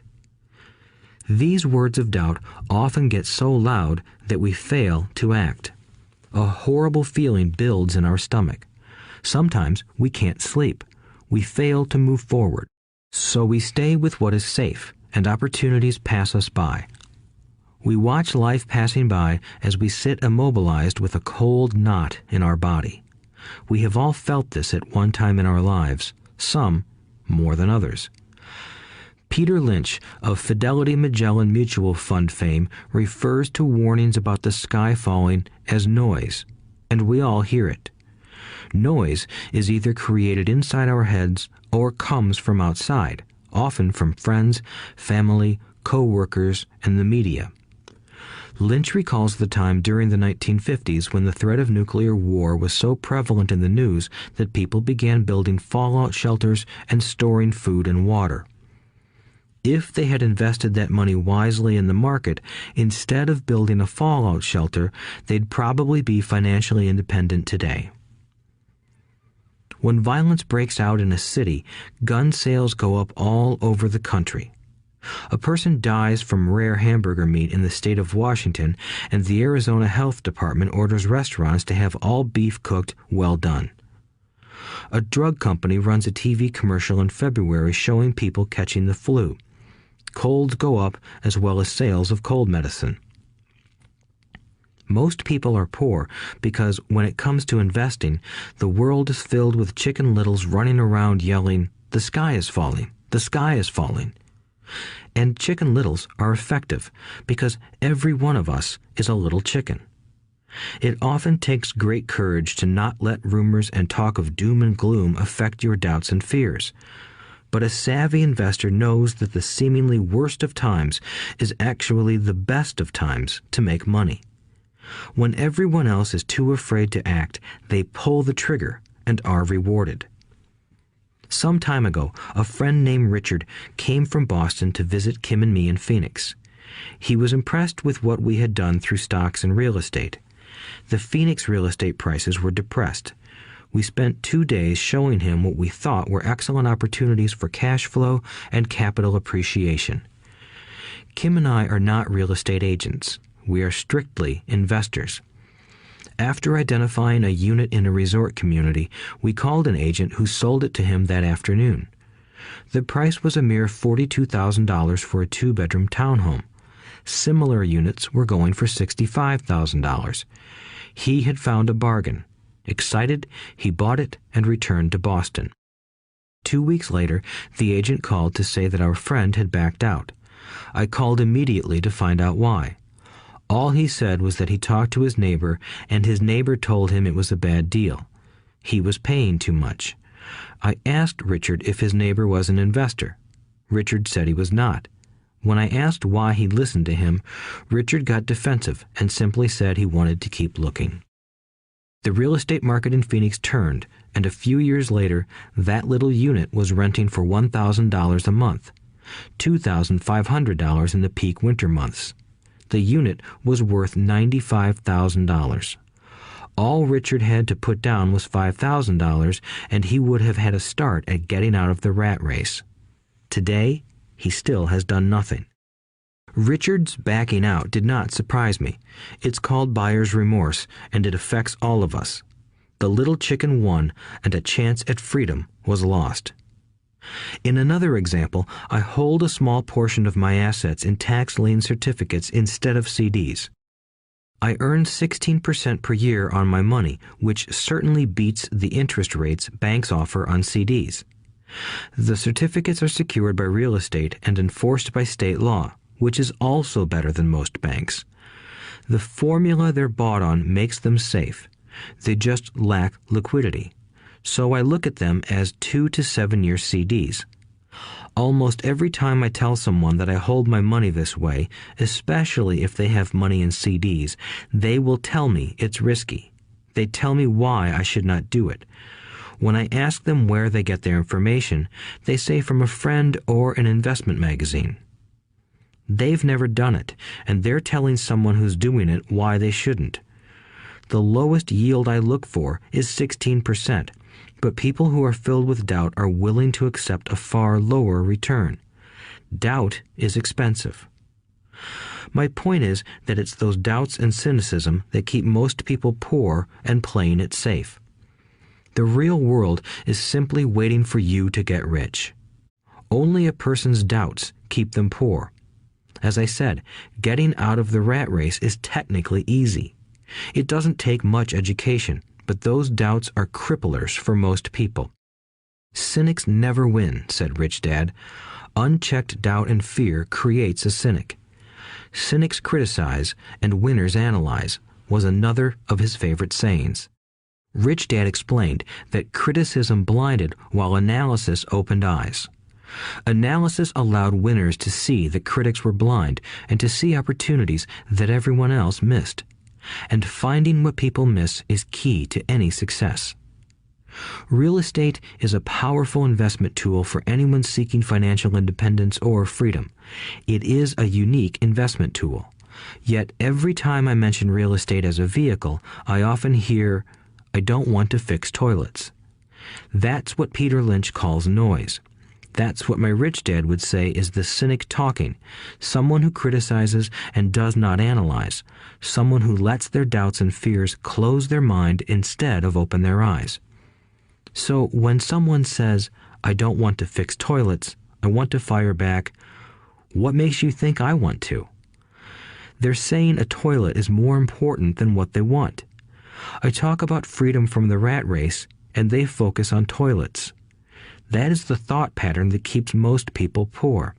They criticize instead of analyze. I don't once hold the key to your success, Rich Dad would say, because I too do not want to fix toilets. I shop hard for a property manager who does fix toilets. And by finding a great property manager who runs houses or apartments, well, my cash flow goes up. But more importantly, a great property manager allows me to buy a lot more real estate since I don't have to fix toilets. A great property manager is key to success in real estate. Finding a good manager is more important to me than the real estate. A great property manager often hears of great deals before real estate agents do, which makes them even more valuable. That is what Rich Dad meant by, I don't once hold the key to your success. Because I do not want to fix toilets either, I figured out how to buy more real estate and expedite my getting out of the rat race. The people who continue to say, I don't want to fix toilets, often deny themselves the use of this powerful investment vehicle. Toilets are more important than their freedom. In the stock market, I often hear people say, I don't want to lose money. Well, what makes them think I or anyone else likes losing money? They don't make money because they choose to not lose money. Instead of analyzing, they close their minds to another powerful investment vehicle, the stock market. I was riding with a friend past our neighborhood gas station. He looked up and saw that the price of gas was going up and thus the price of oil. My friend is a worrywart, or a Chicken Little. To him, the sky is always going to fall, and it usually does, on him. When we got home, he showed me all the stats as to why the price of oil was going to go up over the next few years, statistics I had never seen before, even though I already owned substantial shares of an existing oil company. With that information, I immediately began looking for and found a new undervalued oil company that was about to find some oil deposits. My broker was excited about this new company, and I bought 15,000 shares for 65 cents per share. 3 months later, this same friend and I drove by the same gas station, and sure enough, the price per gallon had gone up nearly 15%. Again, the Chicken Little worried and complained. I smiled, because a month earlier, that little oil company hit oil, and those 15,000 shares went up to more than $3 per share since he had first given me the tip. And the price of gas will continue to go up if what my friend says is true. If most people understood how a stop worked in stock market investing, there would be more people investing to win instead of investing not to lose. A stop is simply a computer command that sells your stock automatically if the price begins to drop, helping to minimize your losses and maximize some gains. It's a great tool for those who are terrified of losing. So whenever I hear people focusing on their I don't wants rather than what they do want, I know the noise in their head must be loud. Chicken Little has taken over their brain and is yelling, the sky is falling and toilets are breaking. So they avoid their don't wants, but they pay a huge price. They may never get what they want in life. Instead of analyzing, their inner Chicken Little closes their mind. Rich Dad gave me a way of looking at Chicken Little. Just do what Colonel Sanders did.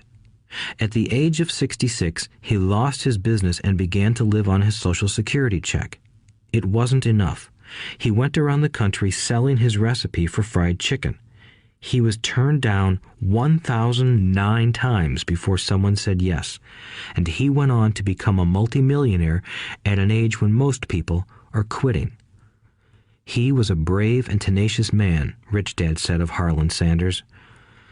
So when you're in doubt and feeling a little afraid, just do what Colonel Sanders did to his little chicken. He fried it. Overcoming laziness. Busy people are often the most lazy.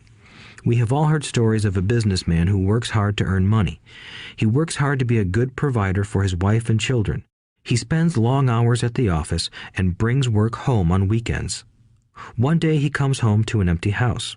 His wife has left with the kids. He knew he and his wife had problems, but rather than work to make the relationship strong, he stayed busy at work. Dismayed, his performance at work slips and he loses his job. Today, I often meet people who are too busy to take care of their wealth, and there are people too busy to take care of their health. The cause is the same. They're busy, and they stay busy as a way of avoiding something they do not want to face. Nobody has to tell them. Deep down, they know. In fact, if you remind them, they often respond with anger or irritation. If they aren't busy at work or with the kids, they're often busy watching TV, fishing, playing golf, or shopping. Yet deep down, they know they are avoiding something important. That's the most common form of laziness. Laziness by staying busy. So, what is the cure for laziness? The answer is a little greed. For many of us, we were raised thinking of greed or desire as bad. Greedy people are bad people, my mom used to say, yet we all have inside of us this yearning to have nice, new, or exciting things. So to keep that emotion of desire under control, often parents find ways of suppressing that desire with guilt. You only think about yourself. Don't you know you have brothers and sisters? Was one of my mom's favorites. You want me to buy you what? Was a favorite of my dad. Do you think we're made of money? Do you think money grows on trees? We're not rich people, you know. It wasn't so much the words, but the angry guilt trip that went with the words that got to me. Or the reverse guilt trip was the, I'm sacrificing my life to buy this for you. I'm buying this for you because I never had this advantage when I was a kid. I have a neighbor who is stone broke but can't park his car in his garage. The garage is filled with toys for his kids. Those spoiled brats get everything they ask for. I don't want them to know the feeling of want, are his everyday words. He has nothing set aside for their college or his retirement, but his kids have every toy ever made. He recently got a new credit card in the mail and took his kids to visit Las Vegas. I'm doing it for the kids, he said with great sacrifice. Rich Dad forbade the words, I can't afford it. In my real home, that's all I heard. Instead, Rich Dad required his children to say, how can I afford it? He believed that the words, I can't afford it, shut down your brain. It didn't have to think anymore. How can I afford it opened up the brain and forced it to think and search for answers. But most importantly, he felt the words, I can't afford it, were a lie, and the human spirit knows it. The human spirit is very, very powerful, he would say. It knows it can do anything. By having a lazy mind that says, I can't afford it, a war breaks out inside you. Your spirit is angry, and your lazy mind must defend its lie. The spirit is screaming, come on, let's go to the gym and work out.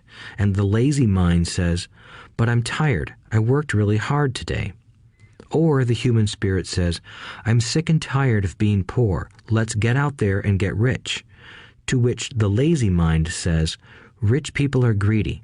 Besides, it's too much bother. It's not safe. I might lose money. I'm working hard enough as it is. I've got too much to do at work anyway. Look at what I have to do tonight. My boss wants it finished by morning. I can't afford it also causes sadness, a helplessness that leads to despondency and often depression.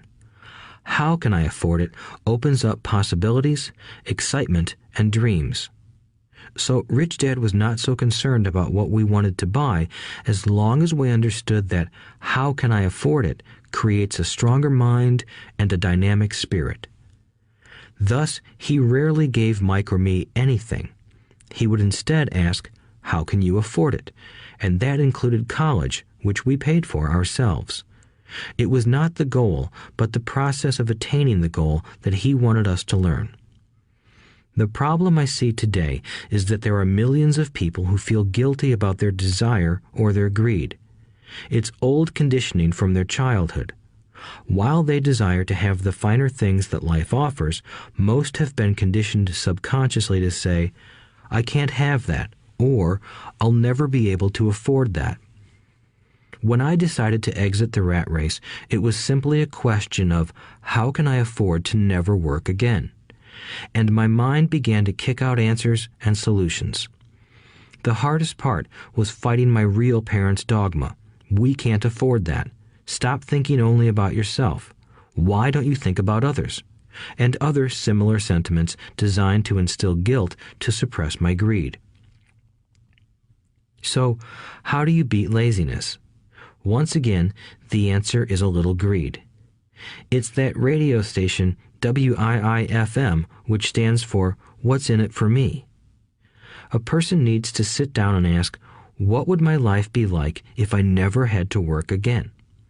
What would I do if I had all the money I needed? Without that little greed, the desire to have something better, progress is not made. Our world progresses because we all desire a better life. New inventions are made because we desire something better. We go to school and study hard because we want something better. So whenever you find yourself avoiding something you know you should be doing, then the only thing to ask yourself is, what's in it for me? Be a little greedy. It's the best cure for laziness. Too much greed, however, as anything in excess can be, is not good. But just remember what Michael Douglas said in the movie Wall Street. Greed is good. Rich Dad said it differently. Guilt is worse than greed, for guilt robs the body of its soul. I think Eleanor Roosevelt said it best. Do what you feel in your heart to be right, for you'll be criticized anyway. You'll be damned if you do, and damned if you don't. Overcoming bad habits. Our lives are a reflection of our habits more than our education.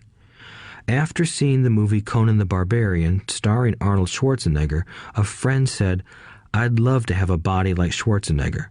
Most of the guys nodded in agreement. "I even heard he was really puny and skinny at one time," another friend added. "Yeah, I heard that too," another one said. "I heard he has a habit of working out almost every day in the gym." "Yeah, I'll bet he has to." "Nah," said the group's cynic. "I'll bet he was born that way. Besides, let's stop talking about Arnold and get some beers." This is an example of habits controlling behavior.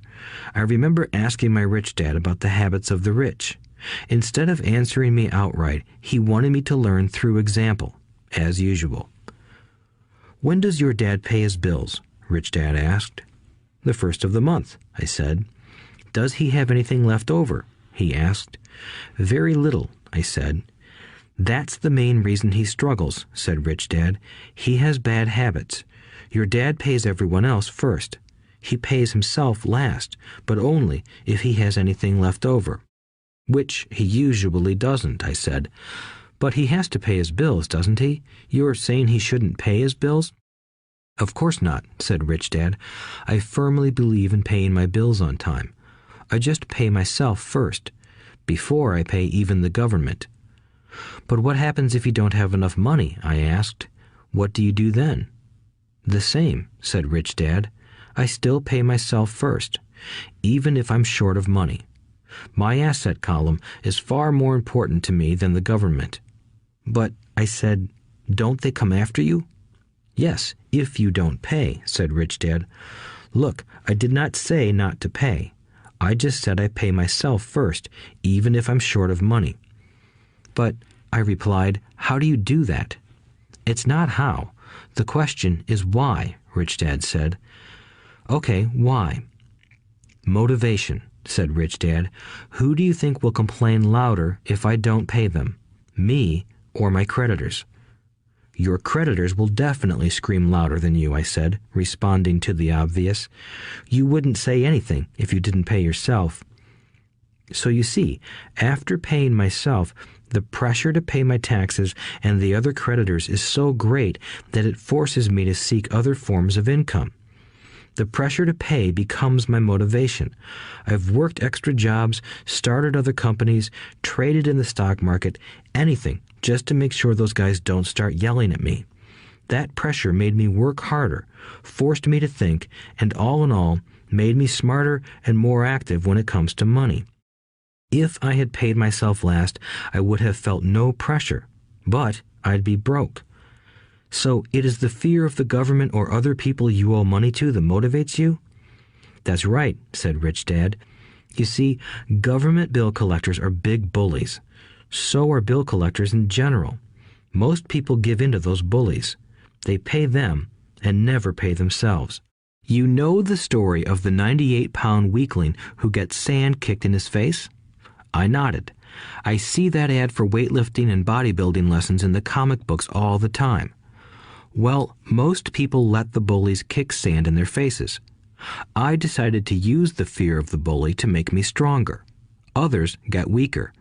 Forcing myself to think about how to make extra money is like going to the gym and working out with weights. The more I work my mental money muscles out, the stronger I get. Now I'm not afraid of those bullies. I liked what Rich Dad was saying, so if I pay myself first, I get financially stronger mentally and fiscally. Rich Dad nodded. And if I pay myself last, or not at all, I get weaker. So people like bosses, managers, tax collectors, bill collectors, and landlords push me around all my life just because I don't have good money habits. Rich Dad nodded, just like the 98-pound weakling. Overcoming arrogance. What I know makes me money. What I don't know loses me money. Every time I have been arrogant, I have lost money. Because when I'm arrogant, I truly believe that what I don't know is not important, Rich Dad would often tell me. I have found that many people use arrogance to try to hide their own ignorance. It often happens when I am discussing financial statements with accountants or even other investors. They try to bluster their way through the discussion. It is clear to me that they don't know what they're talking about. They're not lying, but they are not telling the truth. There are many people in the world of money, finances, and investments who have absolutely no idea what they're talking about. Most people in the money industry are just spouting off sales pitches like used car salesmen. When you know you are ignorant in a subject, start educating yourself by finding an expert in the field or a book on the subject. Chapter 8. Getting Started. There is gold everywhere. Most people are not trained to see it. I wish I could say acquiring wealth was easy for me, but it wasn't. So in response to the question, how do I start, I offer the thought process I go through on a day-to-day basis. It really is easy to find great deals. I promise you that. It's just like riding a bike. After a little wobbling, it's a piece of cake.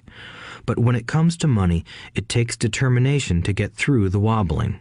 That's a personal thing.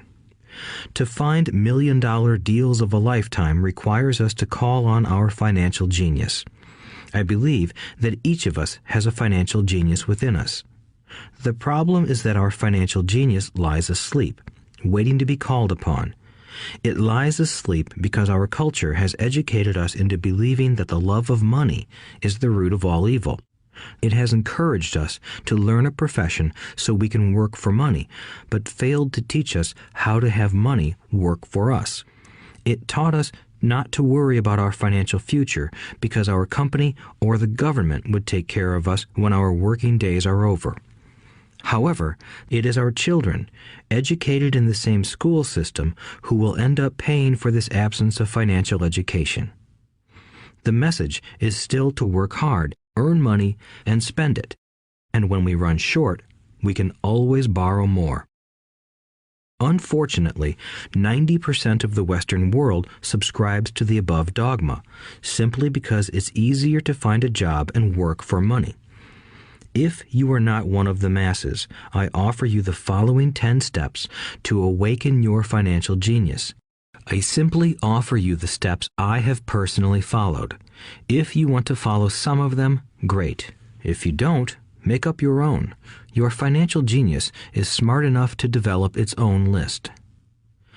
While in Peru, I asked a gold miner of 45 years how he was so confident about finding a gold mine. He replied, "There is gold everywhere. Most people are not trained to see it." And I would say that is true. In real estate, I can go out and in a day come up with 4 or 5 great potential deals. while the average person will go out and find nothing, even looking in the same neighborhood. The reason is that they have not taken the time to develop their financial genius. I offer you the following 10 steps as a process to develop your God-given powers, powers over which only you have control. 1. Find a reason greater than reality, the power of spirit. If you ask most people if they would like to be rich or financially free, they would say yes. But then reality sets in. The road seems too long with too many hills to climb. It's easier to just work for money and hand the excess over to your broker. I once met a young woman who had dreams of swimming for the U.S. Olympic team. The reality was that she had to get up every morning at 4 o'clock to swim for 3 hours before going to school. She did not party with her friends on Saturday night. She had to study and keep her grades up, just like everyone else. When I asked her what fueled her superhuman ambition and sacrifice, she simply said, "I do it for myself and the people I love. It's love that gets me over the hurdles and sacrifices." A reason or a purpose is a combination of wants and don't wants. When people ask me what my reason for wanting to be rich is, I tell them that it is a combination of deep emotional wants and don't wants. I will list a few. First, the don't wants, for they create the wants. I don't want to work all my life. I don't want what my parents aspired for, which was job security and a house in the suburbs. I don't like being an employee. I hated that my dad always missed my football games because he was so busy working on his career. I hated it when my dad worked hard all his life and the government took most of what he worked for at his death. He could not even pass on what he worked so hard for when he died. The rich don't do that. They work hard and pass it on to their children. Now, the wants. I want to be free to travel the world and live in the lifestyle I love. I want to be young when I do this. I want to simply be free. I want control over my time and my life. I want money to work for me. Those are my deep-seated emotional reasons. What are yours? If they are not strong enough, then the reality of the road ahead may be greater than your reasons. I have lost money and been set back many times, but it was the deep emotional reasons that kept me standing up and going forward. I wanted to be free by age 40, but it took me until I was 47, with many learning experiences along the way. As I said, I wish I could say it was easy. It wasn't, but it wasn't that hard either.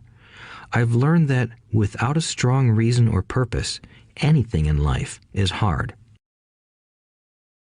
If you do not have a strong reason, there is no sense listening further. It will sound like too much work. 2. Make daily choices. The power of choice. Choice is the main reason people want to live in a free country. We want the power to choose. Financially, with every dollar we get in our hands, we hold the power to choose our future, to be rich, poor, or middle class. Our spending habits reflect who we are. Poor people simply have poor spending habits. The benefit I had as a boy was that I loved playing Monopoly constantly. Nobody told me Monopoly was only for kids, so I just kept playing the game as an adult. I also had a rich dad who pointed out to me the difference between an asset and a liability. So a long time ago, as a little boy, I chose to be rich, and I knew that all I had to do was learn to acquire assets, real assets. My best friend, Mike, had an asset column handed to him, but he still had to choose to learn to keep it. Many rich families lose their assets in the next generation simply because there was no one trained to be a good steward over their assets. Most people choose not to be rich. For 90% of the population, being rich is too much of a hassle. So they invent sayings that go, "I'm not interested in money. I'll never be rich. I don't have to worry. I'm still young. When I make some money, then I'll think about my future." My husband or wife handles the finances. The problem with those statements is that they rob the person who chooses to think such thoughts of two things. One is time, which is your most precious asset. The second is learning. Having no money should not be an excuse to not learn, but that is a choice we all make daily. The choice of what we do with our time, our money, and what we put in our heads. That is the power of choice. All of us have choice. I just choose to be rich, and I make that choice every day.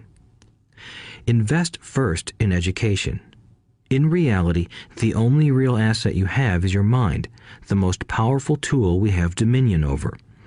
Each of us has the choice of what we put in our brain once we're old enough. You can watch TV, read golf magazines, or go to ceramics class or a class on financial planning. You choose. Most people simply buy investments rather than first investing in learning about investing. A friend of mine recently had her apartment burglarized. The thieves took her electronics and left all the books. And we all have that same choice. 90% of the population buys TV sets, and only about 10% buy business books. So what do? I go to seminars. I like it when they are at least 2 days long because I like to immerse myself in a subject. In 1973, I was watching this guy on TV who was advertising a 3-day seminar on how to buy real estate for nothing down. I spent $385, and that course has made me at least $2 million, if not more. But more importantly, it bought me life. I don't have to work for the rest of my life because of that one course. I go to at least 2 such courses every year. I love CDs and audiobooks. The reason? I can easily review what I just heard. I was listening to an investor say something I completely disagreed with. Instead of becoming arrogant and critical, I simply listened to that 5-minute stretch at least 20 times, maybe more. But suddenly, by keeping my mind open, I understood why he said what he said. It was like magic. I felt like I had a window into the mind of one of the greatest investors of our time. I gained tremendous insight into the vast resources of his education and experience. The net result? I still have the old way I used to think, and I now have a new way of looking at the same problem or situation. I have 2 ways to analyze a problem or trend, and that is priceless. Today, I often say, how would Donald Trump do this, or Warren Buffett, or George Soros? The only way I can access their vast mental power is to be humble enough to read or listen to what they have to say. Arrogant or critical people are often people with low self-esteem who are afraid of taking risks. That's because if you learn something new, you are then required to make mistakes in order to fully understand what you have learned. If you have listened this far, arrogance is not one of your problems. Arrogant people rarely read or listen to experts. Why should they? They are the center of the universe. There are so many intelligent people who argue or defend when a new idea clashes with the way they think. In this case, their so-called intelligence combined with arrogance equals ignorance. Each of us knows people who are highly educated or believe they are smart, but their balance sheet paints a different picture. A truly intelligent person welcomes new ideas, for new ideas can add to the synergy of other accumulated ideas. Listening is more important than talking. If that were not true, God would not have given us 2 ears and only 1 mouth. Too many people think with their mouth instead of listening in order to absorb new ideas and possibilities. They argue instead of asking questions. I take a long view on my wealth. I do not subscribe to the get-rich-quick mentality most lottery players or casino gamblers have. I may go in and out of stocks, but I am long on education. If you want to fly an airplane, I advise taking lessons first. I am always shocked at people who buy stocks or real estate but never invest in their greatest asset, their mind. Just because you bought a house or two does not make you an expert at real estate. 3. Choose friends carefully. The power of association. First of all, I do not choose my friends by their financial statements. I have friends who have actually taken a vow of poverty, as well as friends who earn millions every year. The point is that I learn from all of them. Now, I will admit that there are people I have actually sought out because they had money. But I was not after their money. I was seeking their knowledge. In some cases, these people who had money have become dear friends. I've noticed that my friends with money talk about money. They don't do it to brag. They're interested in the subject. So I learn from them, and they learn from me. My friends who are in dire financial straits do not like talking about money, business, or investing. They often think it rude or unintellectual. So I also learn from my friends who struggle financially. I find out what not to do. I have several friends who have generated over $1 billion in their short lifetimes. The 3 of them report the same phenomenon.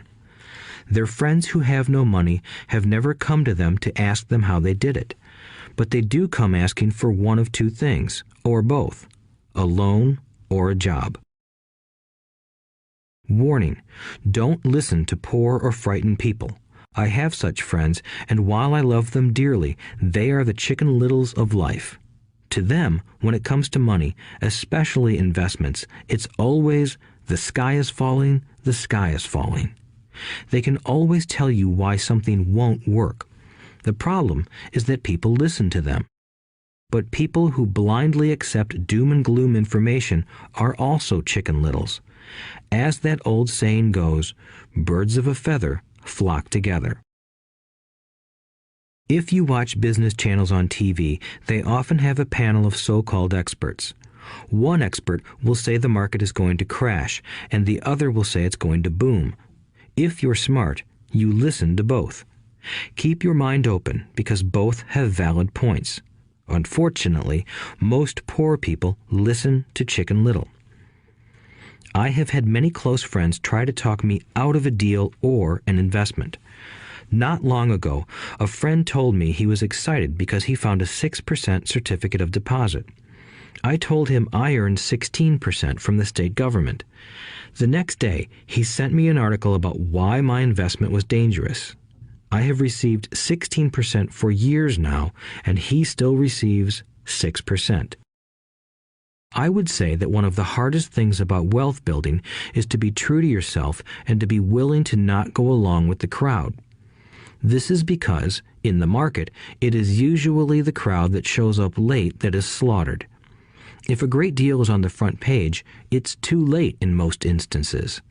Look for a new deal. As we used to say as surfers, there is always another wave. People who hurry and catch a wave late usually are the ones who wipe out. Smart investors don't time the markets. If they miss a wave, they search for the next one and get themselves in position.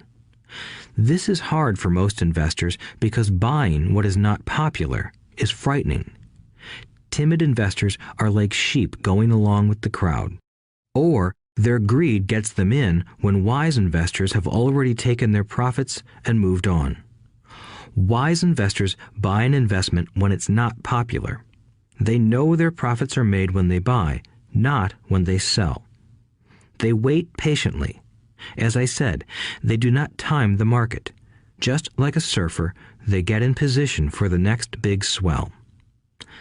It's all insider trading. There are forms of insider trading that are illegal, and there are forms of insider trading that are legal. But either way, it's insider trading. The only distinction is, how far away from the inside are you? The reason you want to have rich friends is because that is where the money is made. It's made on information. You want to hear about the next boom, get in and get out before the next bust. I'm not saying do it illegally, but the sooner you know, the better your chances are for profits with minimal risk. That is what friends are for, and that is financial intelligence. 4. Master a formula and then learn a new one. The power of learning quickly. In order to make bread, every baker follows a recipe, even if it's only held in their head. The same is true for making money. Most of us have heard the saying, "You are what you eat." I have a different slant. I say, "You become what you study." In other words, be careful what you learn, because your mind is so powerful that you become what you put in your head. For example, if you study cooking, you then tend to cook. If you don't want to be a cook anymore, then you need to study something else. When it comes to money, the masses generally have one basic formula they learned in school, and it's this: work for money. The predominant formula I see in the world is that every day millions of people get up, go to work, earn money, pay bills, balance checkbooks, buy some mutual funds, and go back to work. That is the basic formula, or recipe. If you're tired of what you're doing, or you're not making enough, it's simply a case of changing the formula via which you make money. Years ago, when I was 26, I took a weekend class called How to Buy Real Estate Foreclosures. I learned a formula. The next trick was to have the discipline to actually put into action what I had learned. That is where most people stop. For 3 years, while working for Xerox, I spent my spare time learning to master the art of buying foreclosures. I've made several $million using that formula. So, after I mastered that formula, I went in search of other formulas. For many of the classes, I did not directly use the information I learned, but I always learned something new. I have attended classes designed for derivative traders, commodity option traders, and chaologists. I was way out of my league, being in a room full of people with doctorates in nuclear physics and space science. Yet, I learned a lot that made my stock and real estate investing more meaningful and lucrative. Most junior colleges and community colleges have classes on financial planning and buying traditional investments. They are good places to start, but I always search for a faster formula. That is why, on a fairly regular basis, I make more in a day than many people will make in their lifetime. Another side note, in today's fast-changing world, it's not so much what you know anymore that counts, because often what you know is old. It is how fast you learn. That skill is priceless. It's priceless in finding faster formulas, recipes, if you will, for making dough. Working hard for money is an old formula born in the day of cavemen. 5. Pay yourself first. The power of self-discipline. If you cannot get control of yourself, do not try to get rich. It makes no sense to invest, make money, and blow it. It is the lack of self-discipline that causes most lottery winners to go broke soon after winning millions. It is the lack of self-discipline that causes people who get a raise to immediately go out and buy a new car or take a cruise. It is difficult to say which of the 10 steps is the most important, but of all the steps, this step is probably the most difficult to master if it is not already a part of your makeup. I would venture to say that personal self-discipline is the number one delineating factor between the rich, the poor, and the middle class. Simply put, people who have low self-esteem and low tolerance for financial pressure can never be rich. As I have said, a lesson learned from my rich dad was that the world will push you around. The world pushes people around, not because other people are bullies, but because the individual lacks internal control and discipline. People who lack internal fortitude often become victims of those who have self-discipline. In the entrepreneur classes I teach, I constantly remind people to not focus on their product, service, or widget, but to focus on developing management skills. The 3 most important management skills necessary to start your own business are management of 1. Cash flow, 2. People, 3. Personal time. I would say the skills to manage these three apply to anything, not just entrepreneurs. The three matter in the way you live your life as an individual or as part of a family, a business, a charitable organization, a city, or a nation. Each of these skills is enhanced by the mastery of self-discipline. I do not take the saying, "pay yourself first," lightly.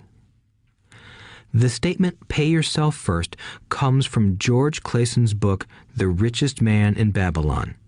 Millions of copies have been sold. But while millions of people freely repeat that powerful statement, few follow the advice. As I said, financial literacy allows one to read numbers, and numbers tell the story. By looking at a person's income statement and balance sheet, I can readily see if people who spout the words, "pay yourself first," actually practice what they preach.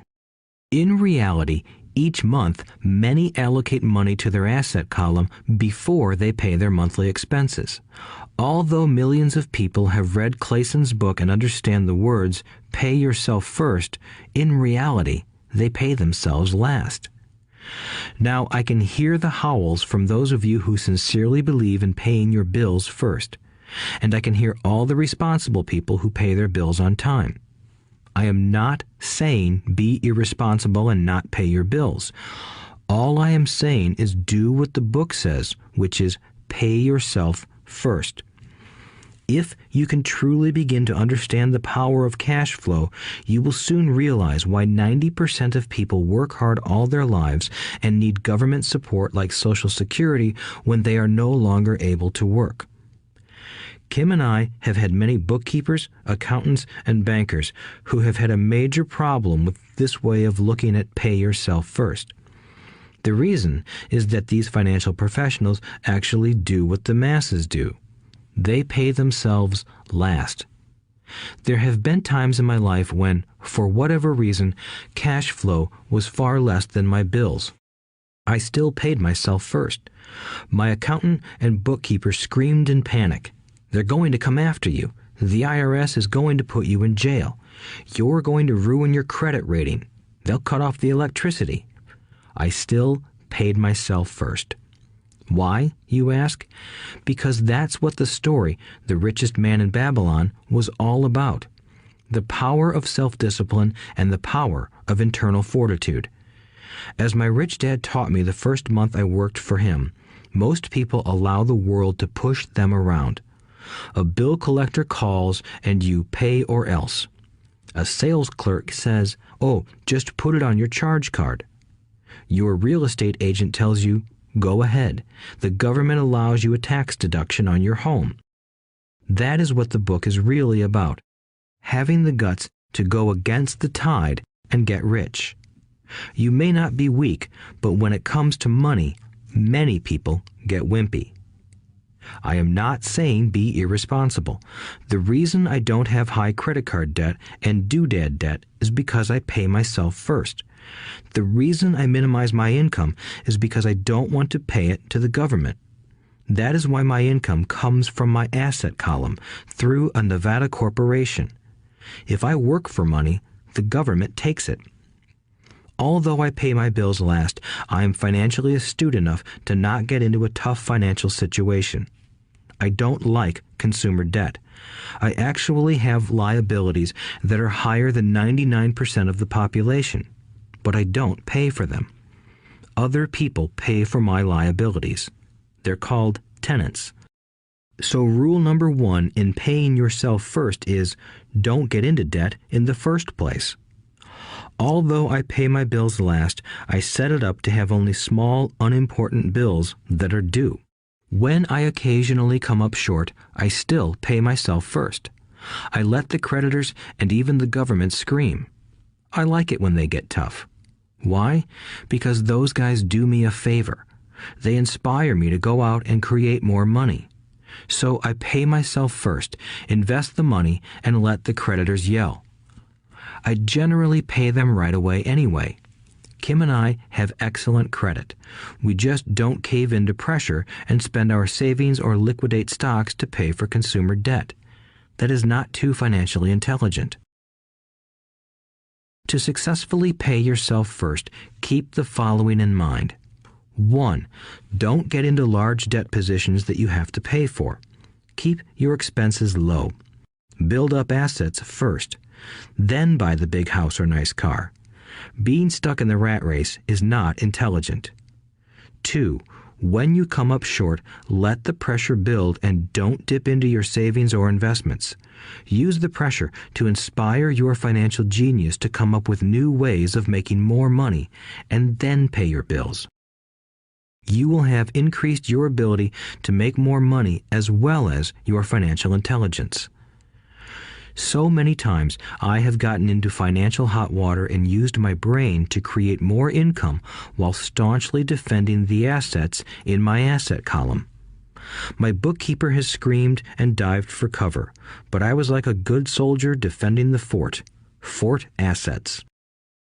Poor people have poor habits. A common bad habit is innocently called dipping into savings. The rich know that savings are only used to create more money, not to pay bills. I know that sounds tough, but as I said, if you're not tough inside, the world will always push you around anyway. If you do not like financial pressure, then find a formula that works for you. A good one is to cut expenses, put your money in the bank, pay more than your fair share of income tax, buy safe mutual funds, and take the vow of the average. But this violates the pay yourself first rule. This rule does not encourage self-sacrifice or financial abstinence. It doesn't mean pay yourself first and starve. Life was meant to be enjoyed. If you call on your financial genius, you can have all the goodies of life, get rich, and pay bills. And that is financial intelligence. 6. Pay your brokers well. The power of good advice. Sometimes I see people posting a sign in front of their house that says, "For sale by owner." Or I see people on TV claiming to be discount brokers. My rich dad taught me to take the opposite approach. He believed in paying professionals well, and I have adopted that policy also. Today, I have expensive attorneys, accountants, real estate brokers, and stockbrokers. Why? Because if, and I do mean if, the people are professionals, their services should make you money. And the more money they make, the more money I make. We live in the information age. Information is priceless. A good broker should provide you with information as well as take the time to educate you. I have several brokers who do that for me. Some taught me when I had little or no money, and I am still with them today. What I pay a broker is tiny in comparison with what kind of money I can make because of the information they provide. I love it when my real estate broker or stockbroker makes a lot of money because that usually means I made a lot of money. A good broker saves me time in addition to making me money. Like when I bought the vacant land for $9,000 and sold it immediately for over $25,000 so I could buy my Porsche quicker. A broker is my eyes and ears in the market. They're there every day, so I do not have to be. I'd rather play golf. People who sell their house on their own must not value their time much. Why would I want to save a few bucks when I could use that time to make more money or spend it with those I love? What I find funny is that so many poor and middle-class people insist on tipping restaurant help 15 to 20%, even for bad service, but complain about paying a broker 3 to 7%. They enjoy tipping people in the expense column and stiffing people in the asset column. That is not financially intelligent. Keep in mind that not all brokers are created equal. Unfortunately, most brokers are only salespeople. They sell, but they themselves own little or no real estate. There is a tremendous difference between a broker who sells houses and a broker who sells investments. The same is true for stock, bond, mutual fund, and insurance, brokers who call themselves financial planners. When I interview any paid professional, I first find out how much property or stocks they personally own and what percentage they pay in taxes. And that applies to my tax attorney as well as my accountant. I have an accountant who minds his own business. His profession is accounting, but his business is real estate. I used to have an accountant who was a small business accountant, but he had no real estate. I switched because we did not love the same business. Find a broker who has your best interests at heart. Many brokers will spend the time educating you, and they could be the best asset you find. Just be fair, and most of them will be fair to you. If all you can think about is cutting their commissions, then why should they want to help you? It's just simple logic. As I said earlier, one of the management skills is the management of people. Many people only manage people they feel smarter than and they have power over. Many middle managers remain middle managers, failing to get promoted because they know how to work with people below them, but not with people above them. The real skill is to manage and reward the people who are smarter than you in some technical area. That is why companies have a board of directors. You should have one too. That is financial intelligence. 7. Be an Indian giver. The power of getting something for nothing. When the first European settlers came to America, they were taken aback by a cultural practice some American Indians had. For example, if a settler was cold, the Indian would give the person a blanket. Mistaking it for a gift, the settler was often offended when the Indian asked for it back. The Indians also got upset when they realized that settlers did not want to give it back. That is where the term Indian giver came from, a simple cultural misunderstanding. In the world of the asset column, being an Indian giver is vital to wealth. The sophisticated investor's first question is, how fast do I get my money back? They also want to know what they get for free, also called a piece of the action. That is why the ROI, or return on investment, is so important. For example, I found a small condominium that was in foreclosure a few blocks from where I lived. The bank wanted $60,000 and I submitted a bid for $50,000, which they took simply because, along with my bid, was a cashier's check for $50,000. They realized I was serious.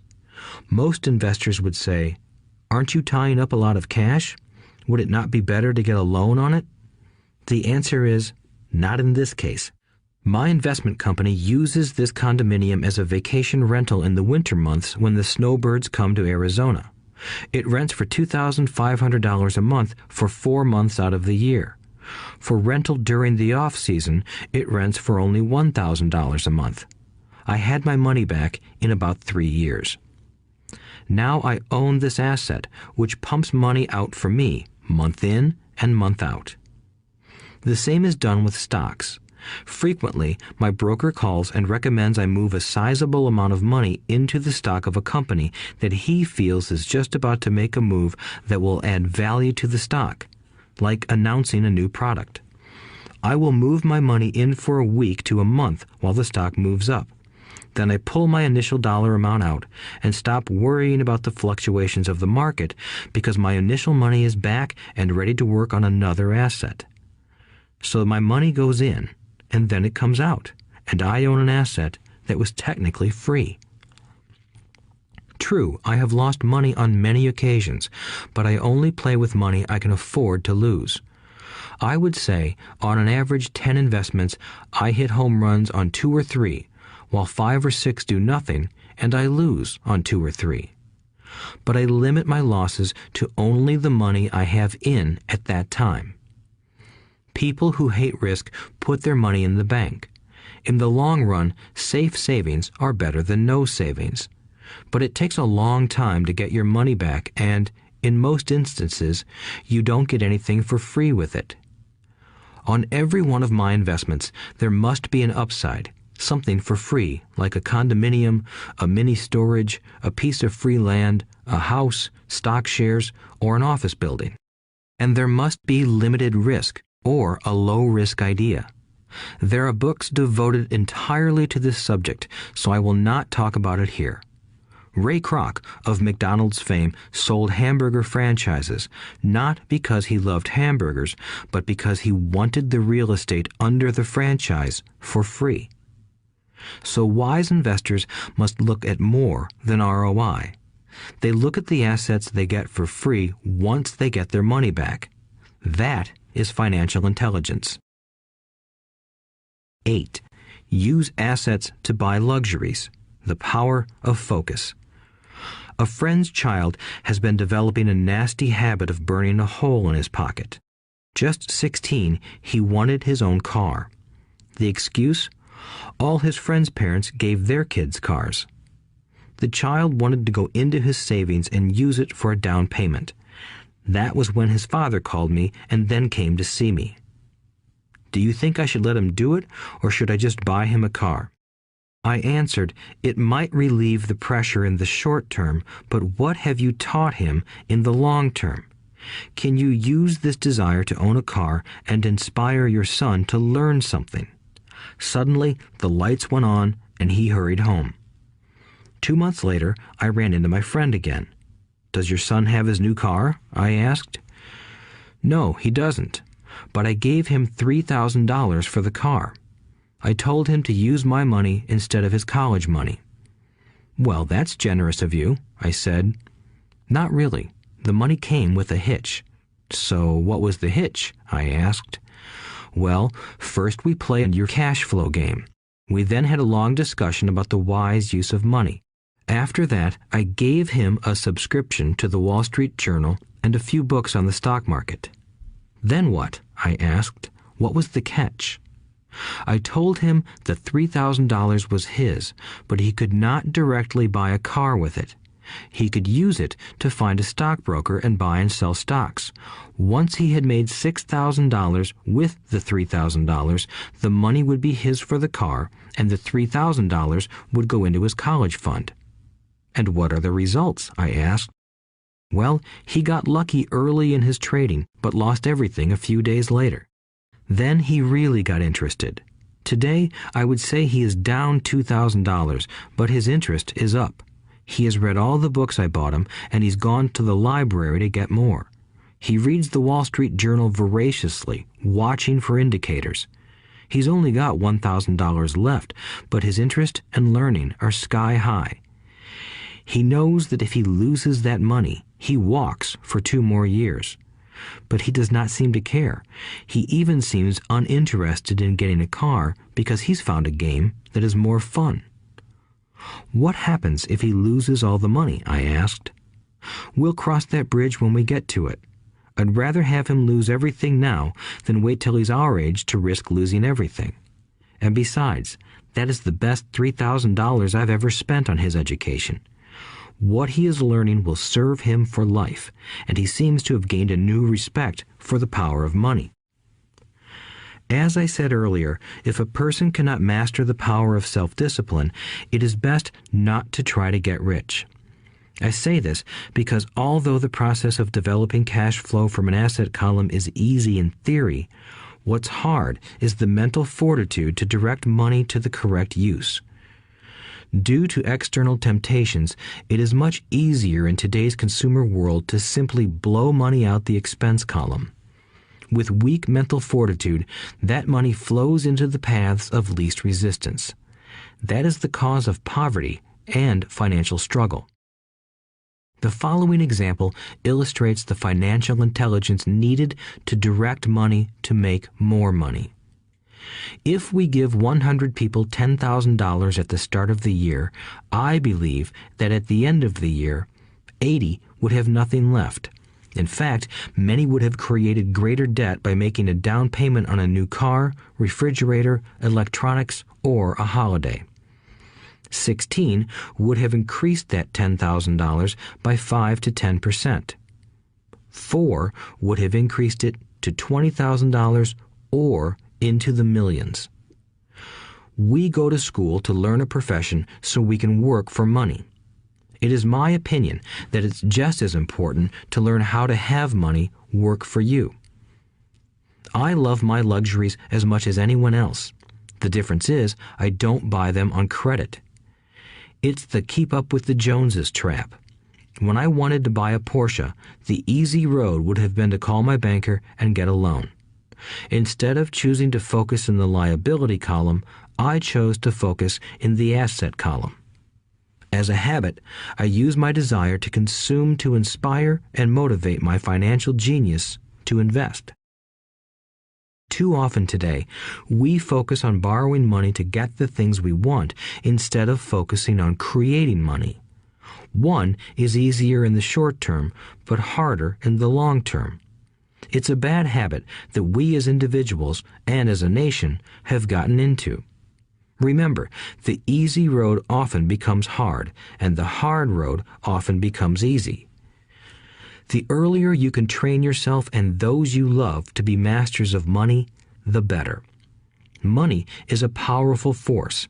Unfortunately, people use the power of money against themselves. If your financial intelligence is low, money will run all over you. It will be smarter than you. If money is smarter than you, you will work for it all your life. To be the master of money, you need to be smarter than it. Then money will do as it is told. It will obey you. Instead of being a slave to it, you will be the master of it. That is financial intelligence. 9. Choose heroes. The power of myth. When I was a kid, I greatly admired Willie Mays, Hank Aaron, and Yogi Berra. They were my heroes, and I wanted to be just like them. I treasured their baseball cards. I knew their stats, the RBIs, the ERAs, their batting averages, how much they got paid, and how they came up from the minor leagues. As a 9-year-old kid, when I stepped up to bat or played first base or catcher, I wasn't me. I pretended I was a famous baseball player. It's one of the most powerful ways we learn, and we often lose that as adults. We lose our heroes. Today, I watch young kids playing basketball near my home. On the court, they're not little Johnny. They're pretending to be their favorite basketball hero. Copying or emulating heroes is true power learning. I have new heroes as I grow older. I have golf heroes, and I copy their swings and do my best to read everything I can about them. I also have heroes such as Donald Trump, Warren Buffett, Peter Lynch, George Soros, and Jim Rogers. I know their stats just like I knew the ERAs and RBIs of my childhood baseball heroes. I follow what Warren Buffett invests in, and I read anything I can about his point of view on the market and how he chooses stocks. And I read about Donald Trump, trying to find out how he negotiates and puts deals together. Just as I was not me when I was up to bat, when I'm in the market or I'm negotiating a deal, I am subconsciously acting with the bravado of Trump. Or, when analyzing a trend, I look at it as though Warren Buffett were doing it. By having heroes, we tap into a tremendous source of raw genius. But heroes do more than simply inspire us. Heroes make things look easy. Making it look easy convinces us to want to be just like them. If they can do it, so can I. When it comes to investing, too many people make it sound hard. Instead, find heroes who make it look easy. 10. Teach and you shall receive. The power of giving. Both of my dads were teachers. My rich dad taught me a lesson I have carried all my life, the necessity of being charitable or giving. My educated dad gave a lot of his time and knowledge, but almost never gave away money. He usually said that he would give when he had some extra money, but of course, there was rarely any extra. My rich dad gave money as well as education. He believed firmly in tithing. If you want something, you first need to give, he would always say. When he was short of money, he gave money to his church or to his favorite charity. If I could leave one single idea with you, it is that idea. Whenever you feel short or in need of something, give what you want first, and it will come back in buckets. That is true for money, a smile, love, or friendship. I know it is often the last thing a person may want to do, but it has always worked for me. I trust that the principle of reciprocity is true, and I give what I want. I want money, so I give money, and it comes back in multiples. I want sales, so I help someone else sell something, and sales come to me. I want contacts, and I help someone else get contacts. Like magic, contacts come to me. I heard a saying years ago that went, "God does not need to receive, but humans need to give." My rich dad would often say, poor people are more greedy than rich people. He would explain that if a person was rich, that person was providing something that other people wanted.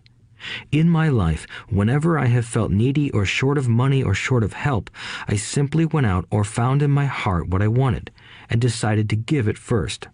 And when I gave, it always came back. It reminds me of the story of the guy sitting with firewood in his arms on a cold, freezing night. He is yelling at the pot-bellied stove, "When you give me some heat, then I'll put some wood in you." And when it comes to money, love, happiness, sales, and contacts, all one needs to remember is to give first. Often, just the process of thinking of what I want and how I could give that to someone else breaks free a torrent of bounty. Whenever I feel that people aren't smiling at me, I simply begin smiling and saying hello. Like magic, the next thing I know, I'm surrounded by smiling people. It is true that your world is only a mirror of you. So that's why I say, teach and you shall receive. I have found that the more I teach those who want to learn, the more I learn. If you want to learn about money, teach it to someone else. A torrent of new ideas and finer distinctions will come in. There are times when I have given and nothing has come back, or what I have received is not what I wanted. But upon closer inspection and soul-searching, I was often giving to receive in those instances, instead of giving for the joy that giving itself brings. My dad taught teachers, and he became a master teacher. My rich dad always taught young people his way of doing business. In retrospect, it was their generosity with what they knew that made them smarter. There are powers in this world that are much smarter than we are. You can get there on your own, but it's easier with the help of the powers that be. You only need to be generous with what you have. Chapter 9. Still want more? Here are some to-dos. Many people may not be satisfied with my 10 steps. They see them more as philosophies than actions. I think understanding the philosophy is just as important as the action. There are many people who want to do instead of think, and then there are people who think but do not do. I would say that I am both. I love new ideas, and I love action. So for those who want a to-do list on how to get started, I will share with you some of the things I do in abbreviated form. Stop doing what you're doing. In other words, take a break and assess what is working and what is not working. The definition of insanity is doing the same thing over and over and expecting a different result. Stop doing what is not working and look for something new. Look for new ideas. For new investing ideas, I go to bookstores and search for books on different and unique subjects. I call them formulas. I buy how-to books on formulas I know nothing about. For example, in the bookstore I found the book The 16% Solution by Joel Moskowitz. I bought the book and read it, and the next Thursday I did exactly as the book said. Most people do not take action, or they let someone talk them out of whatever new formula they are studying. My neighbor told me why 16% would not work. I did not listen to him because he's never done it. Find someone who has done what you want to do. Take them to lunch and ask them for tips and tricks of the trade. As for 16% tax lien certificates, I went to the county tax office and found the government employee who worked in that office. I found out that she, too, invested in the tax liens. Immediately, I invited her to lunch. She was thrilled to tell me everything she knew and how to do it. After lunch, she spent all afternoon showing me everything. By the next day, I found 2 great properties with her help that have been accruing interest at 16% ever since. It took a day to read the book, a day to take action, an hour for lunch, and a day to acquire 2 great deals. Take classes, read, and attend seminars. I search newspapers and the internet for new and interesting classes, many of which are free or inexpensive. I also attend and pay for expensive seminars on what I want to learn. I am wealthy and free from needing a job simply because of the courses I took. I have friends who did not take those classes who told me I was wasting my money, and yet they're still at the same job. Make lots of offers. When I want a piece of real estate, I look at many properties and generally write an offer. If you don't know what the right offer is, neither do I. That is the job of the real estate agent. They make the offers. I do as little work as possible. A friend wanted me to show her how to buy apartment houses. So one Saturday, she, her agent, and I went and looked at 6 apartment houses. 4 were dogs, but 2 were good. I said to write offers on all 6, offering half of what the owners asked for. She and the agent nearly had heart attacks. They thought it was rude and would offend the sellers, but I really don't think the agent wanted to work that hard. So they did nothing and went on looking for a better deal. No offers were ever made, and that person is still looking for the right deal at the right price. Well, you don't know what the right price is until you have a second party who wants to deal. Most sellers ask too much. It is rare that a seller asks a price that is less than something is worth. Moral of the story: make offers. People who are not investors have no idea what it feels like to try to sell something. I have had a piece of real estate that I wanted to sell for months. I would have welcomed any offer. They could have offered me 10 pigs and I would have been happy. Not at the offer, but just because someone was interested. I would have countered, maybe for a pig farm in exchange. But that's how the game works. The game of buying and selling is fun. Keep that in mind. It's fun and only a game. Make offers. Someone might say yes. I always make offers with escape clauses. In real estate, I make an offer with language that details subject to contingencies, such as the approval of a business partner. Never specify who the business partner is. Most people don't know that my partner is my cat. If they accept the offer and I don't want the deal, I call home and speak to my cat. I make this ridiculous statement to illustrate how absurdly easy and simple the game is. So many people make things too difficult and take it too seriously. Finding a good deal, the right business, the right people, the right investors, or whatever is just like dating. You must go to the market and talk to a lot of people, make a lot of offers, counter-offers, negotiate, reject, and accept. I know single people who sit at home and wait for the phone to ring, but it's better to go to the market, even if it's only the supermarket. Search, offer, reject, negotiate, and accept are all parts of the process of almost everything in life.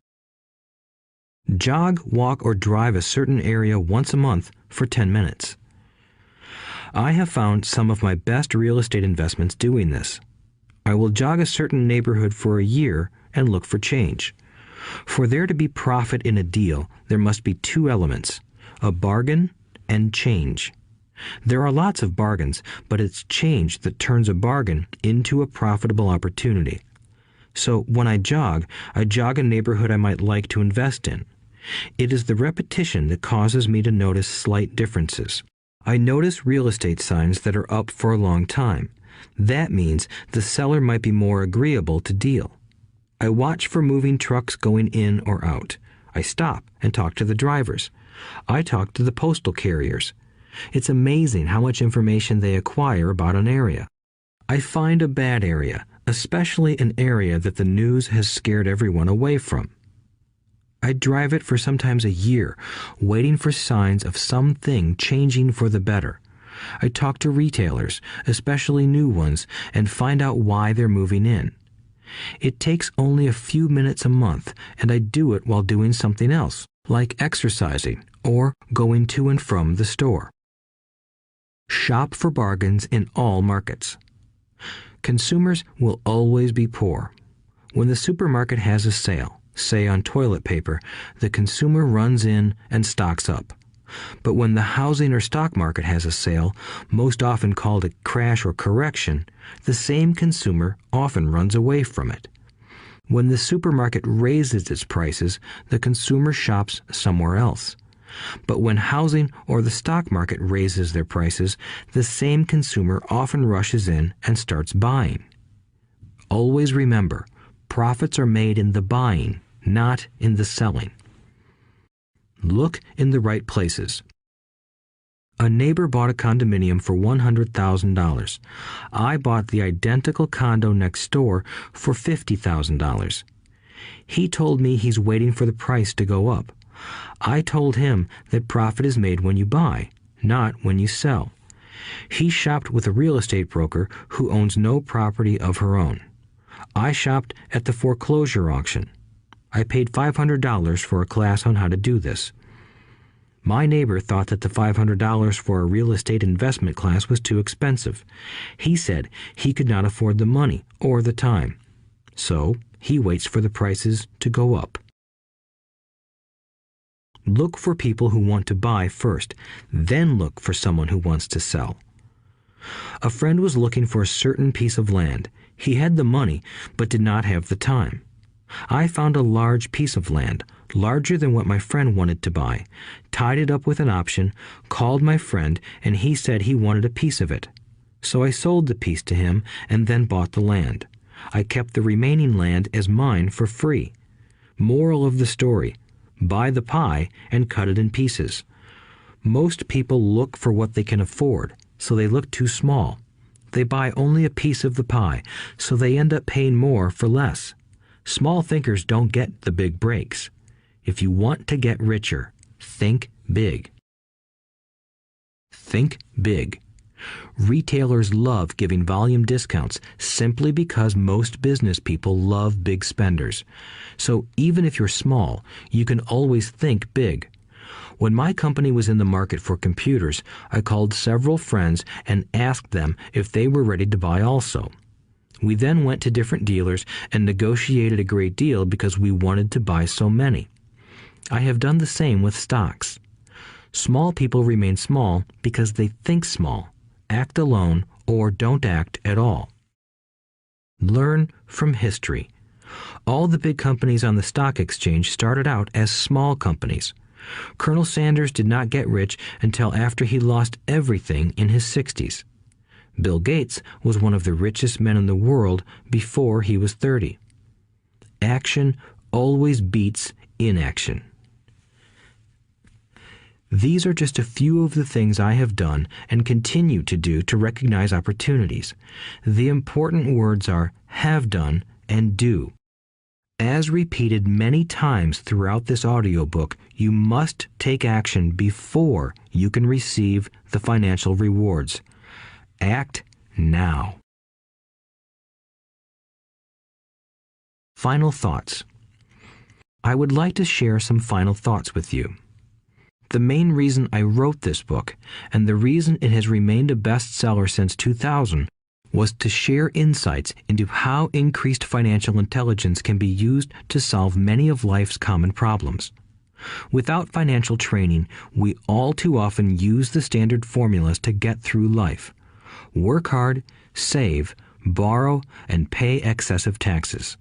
Today, more than ever, we need better information. I use the following story as an example of a financial problem that confronts many young families today. How do you afford a good education for your children and provide for your own retirement? It requires using financial intelligence instead of hard work. A friend of mine was griping one day about how hard it was to save money for his 4 children's college educations. He was putting $300 away in a college fund each month and had so far accumulated only about $12,000. He had about 12 more years to save for college since his oldest child was then 6 years old. At the time, the real estate market in Phoenix was terrible. People were giving houses away. I suggested to my friend that he buy a house with some of the money in his college fund. The idea intrigued him, and we began to discuss the possibility. His primary concern was that he did not have credit with the bank to buy another house since he was so overextended. I assured him that there were other ways to finance a property rather than through the bank. We looked for a house for 2 weeks, a house that would fit all our criteria. There were plenty to choose from, so shopping was fun. Finally, we found a 3-bedroom, 2-bath home in a prime neighborhood. The owner had been downsized and needed to sell that day because he and his family were moving to California where another job waited. The owner wanted $102,000, but we offered only $79,000. He took it immediately and agreed to carry back the loan with a 10% down payment. All my friend had to come up with was $7,900. As soon as the owner moved, my friend put the house up for rent. After all expenses were paid, including the mortgage, he put $125 in his pocket each month. His plan was to keep the house for 12 years and let the mortgage get paid down faster by applying the extra $125 to the principal each month. We figured that in 12 years, a large portion of the mortgage would be paid off and he could possibly be clearing $800 a month by the time his first child went to college. He could also sell the house if it had appreciated in value. 3 years later, the real estate market greatly improved in Phoenix, and he was offered $156,000 for the same house by the tenant who lived in it. Again, he asked me what I thought. I advised that he sell it, using a 1031 tax-deferred exchange. Suddenly, he had nearly $80,000 to operate with. I called another friend in Austin, Texas, who then moved this tax-deferred capital gain into a mini storage facility. Within 3 months, he began receiving checks for a little less than $1,000 a month, which he then poured back into the college fund. A couple of years later, the mini warehouse sold, and he received a check for nearly $330,000 as proceeds from the sale. He rolled those funds into a new project that would now generate over $3,000 a month in income, again going into the college fund. He is now very confident that his goal will be met easily. It only took $7,900 to start and a little financial intelligence. His children will be able to afford the education they want, and he will then use the underlying asset, wrapped in his legal entity, to pay for his retirement. As a result of this successful investment strategy, he will be able to retire early. Thank you for listening to this audiobook. I hope it has provided some insights into utilizing the power of money to work for you. Today, we need greater financial intelligence to simply survive. The idea that it takes money to make money is the thinking of financially unsophisticated people. It does not mean that they're not intelligent. They have simply not learned the science of making money. Money is only an idea. If you want more money, simply change your thinking. Every self-made person started small with an idea and then turned it into something big. The same applies to investing. It takes only a few dollars to start and grow it into something big. I meet so many people who spend their lives chasing the big deal or trying to amass a lot of money to get into a big deal. But to me, that is foolish. Too often, I have seen unsophisticated investors put their large nest egg into one deal and lose most of it rapidly. They may have been good workers, but they were not good investors. Education and wisdom about money are important. Start early. Buy a book, go to a seminar, practice. Start small. I turned $5,000 cash into a $1 million asset, producing $5,000 a month cash flow in less than 6 years. But I started learning as a kid. I encourage you to learn because it's not that hard. In fact, it's pretty easy once you get the hang of it. I think I have made my message clear. It's what is in your head that determines what is in your hands. Money is only an idea. There is a great book called Think and Grow Rich. The title is not Work Hard and Grow Rich. Learn to have money work hard for you, and your life will be easier and happier. Today, don't play it safe. Play it smart. The 3 incomes. In the world of accounting, there are 3 different types of income. 1, ordinary earned. 2, portfolio. 3, passive. When my poor dad said to me, "Go to school, get good grades, and find a safe, secure job," he was recommending I work for earned income. When my rich dad said, "The rich don't work for money, they have their money work for them," he was talking about passive income and portfolio income. Passive income, in most cases, is income derived from real estate investments. Portfolio income is income derived from paper assets such as stocks and bonds.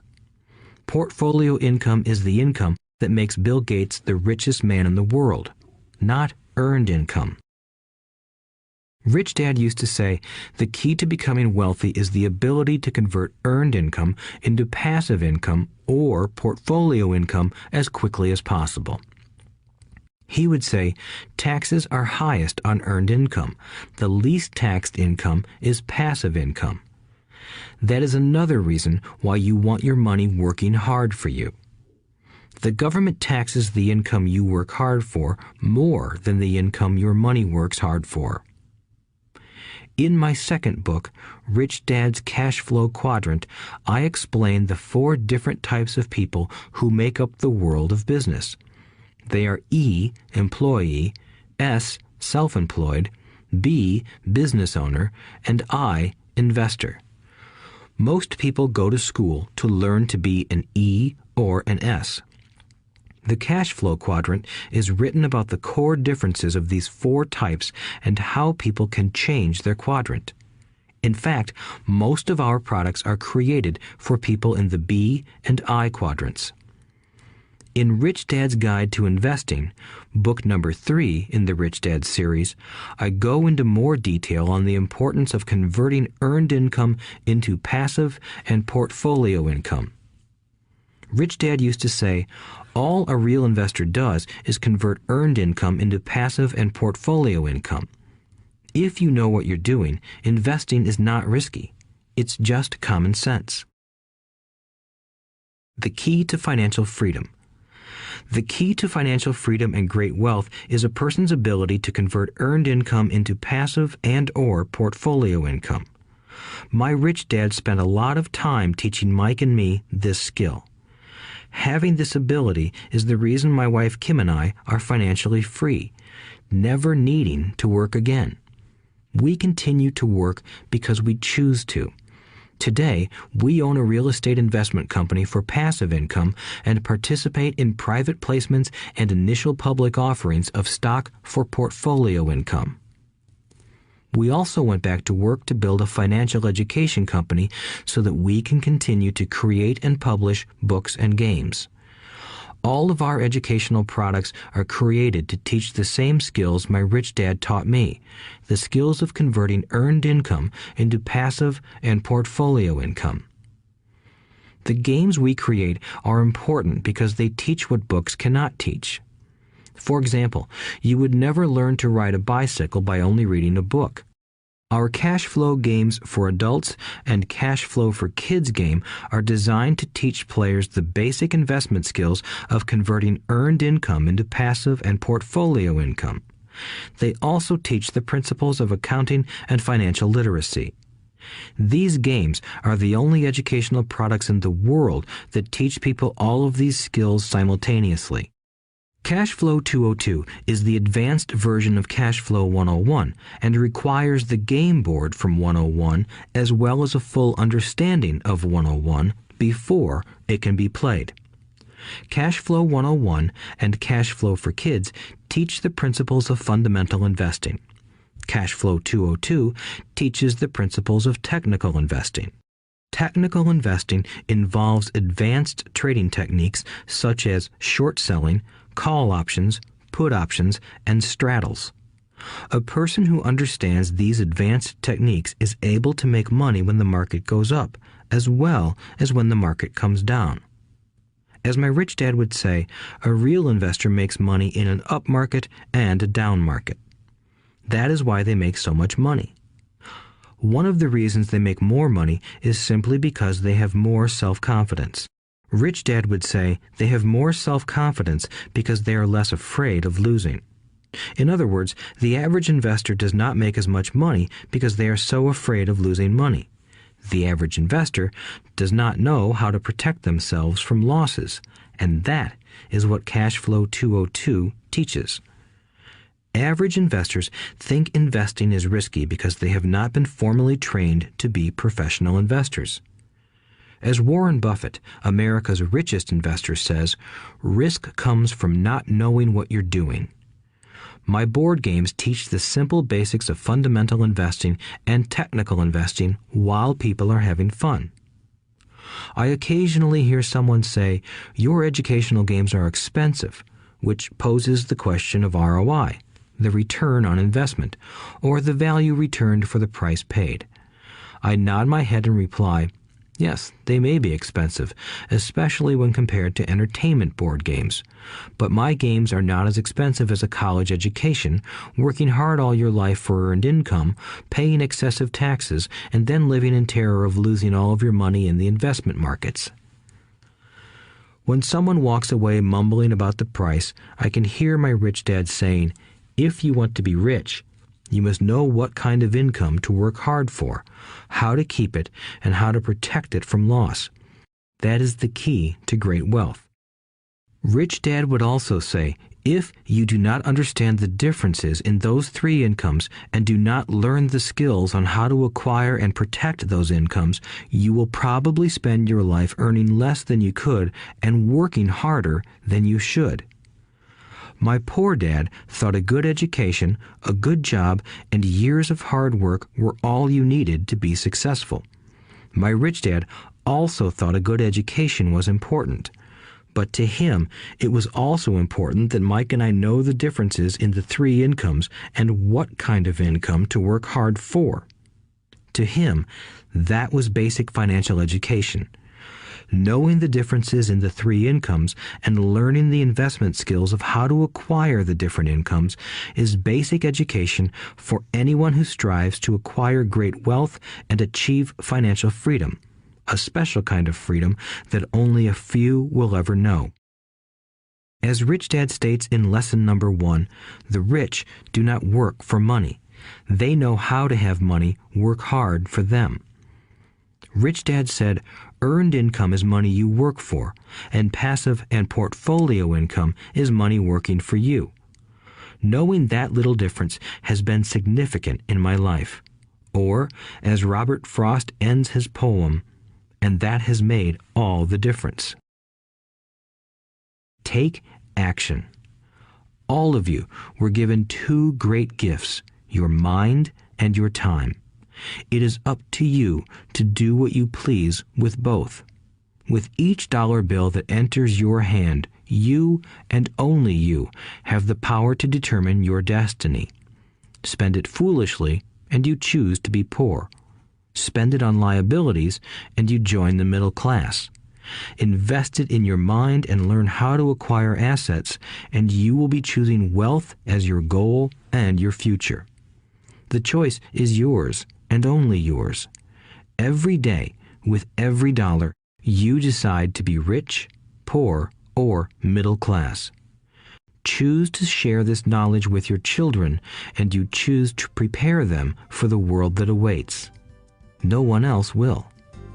You and your children's future will be determined by choices you make today, not tomorrow. I wish you great wealth and much happiness with this fabulous gift called life. Robert Kiyosaki.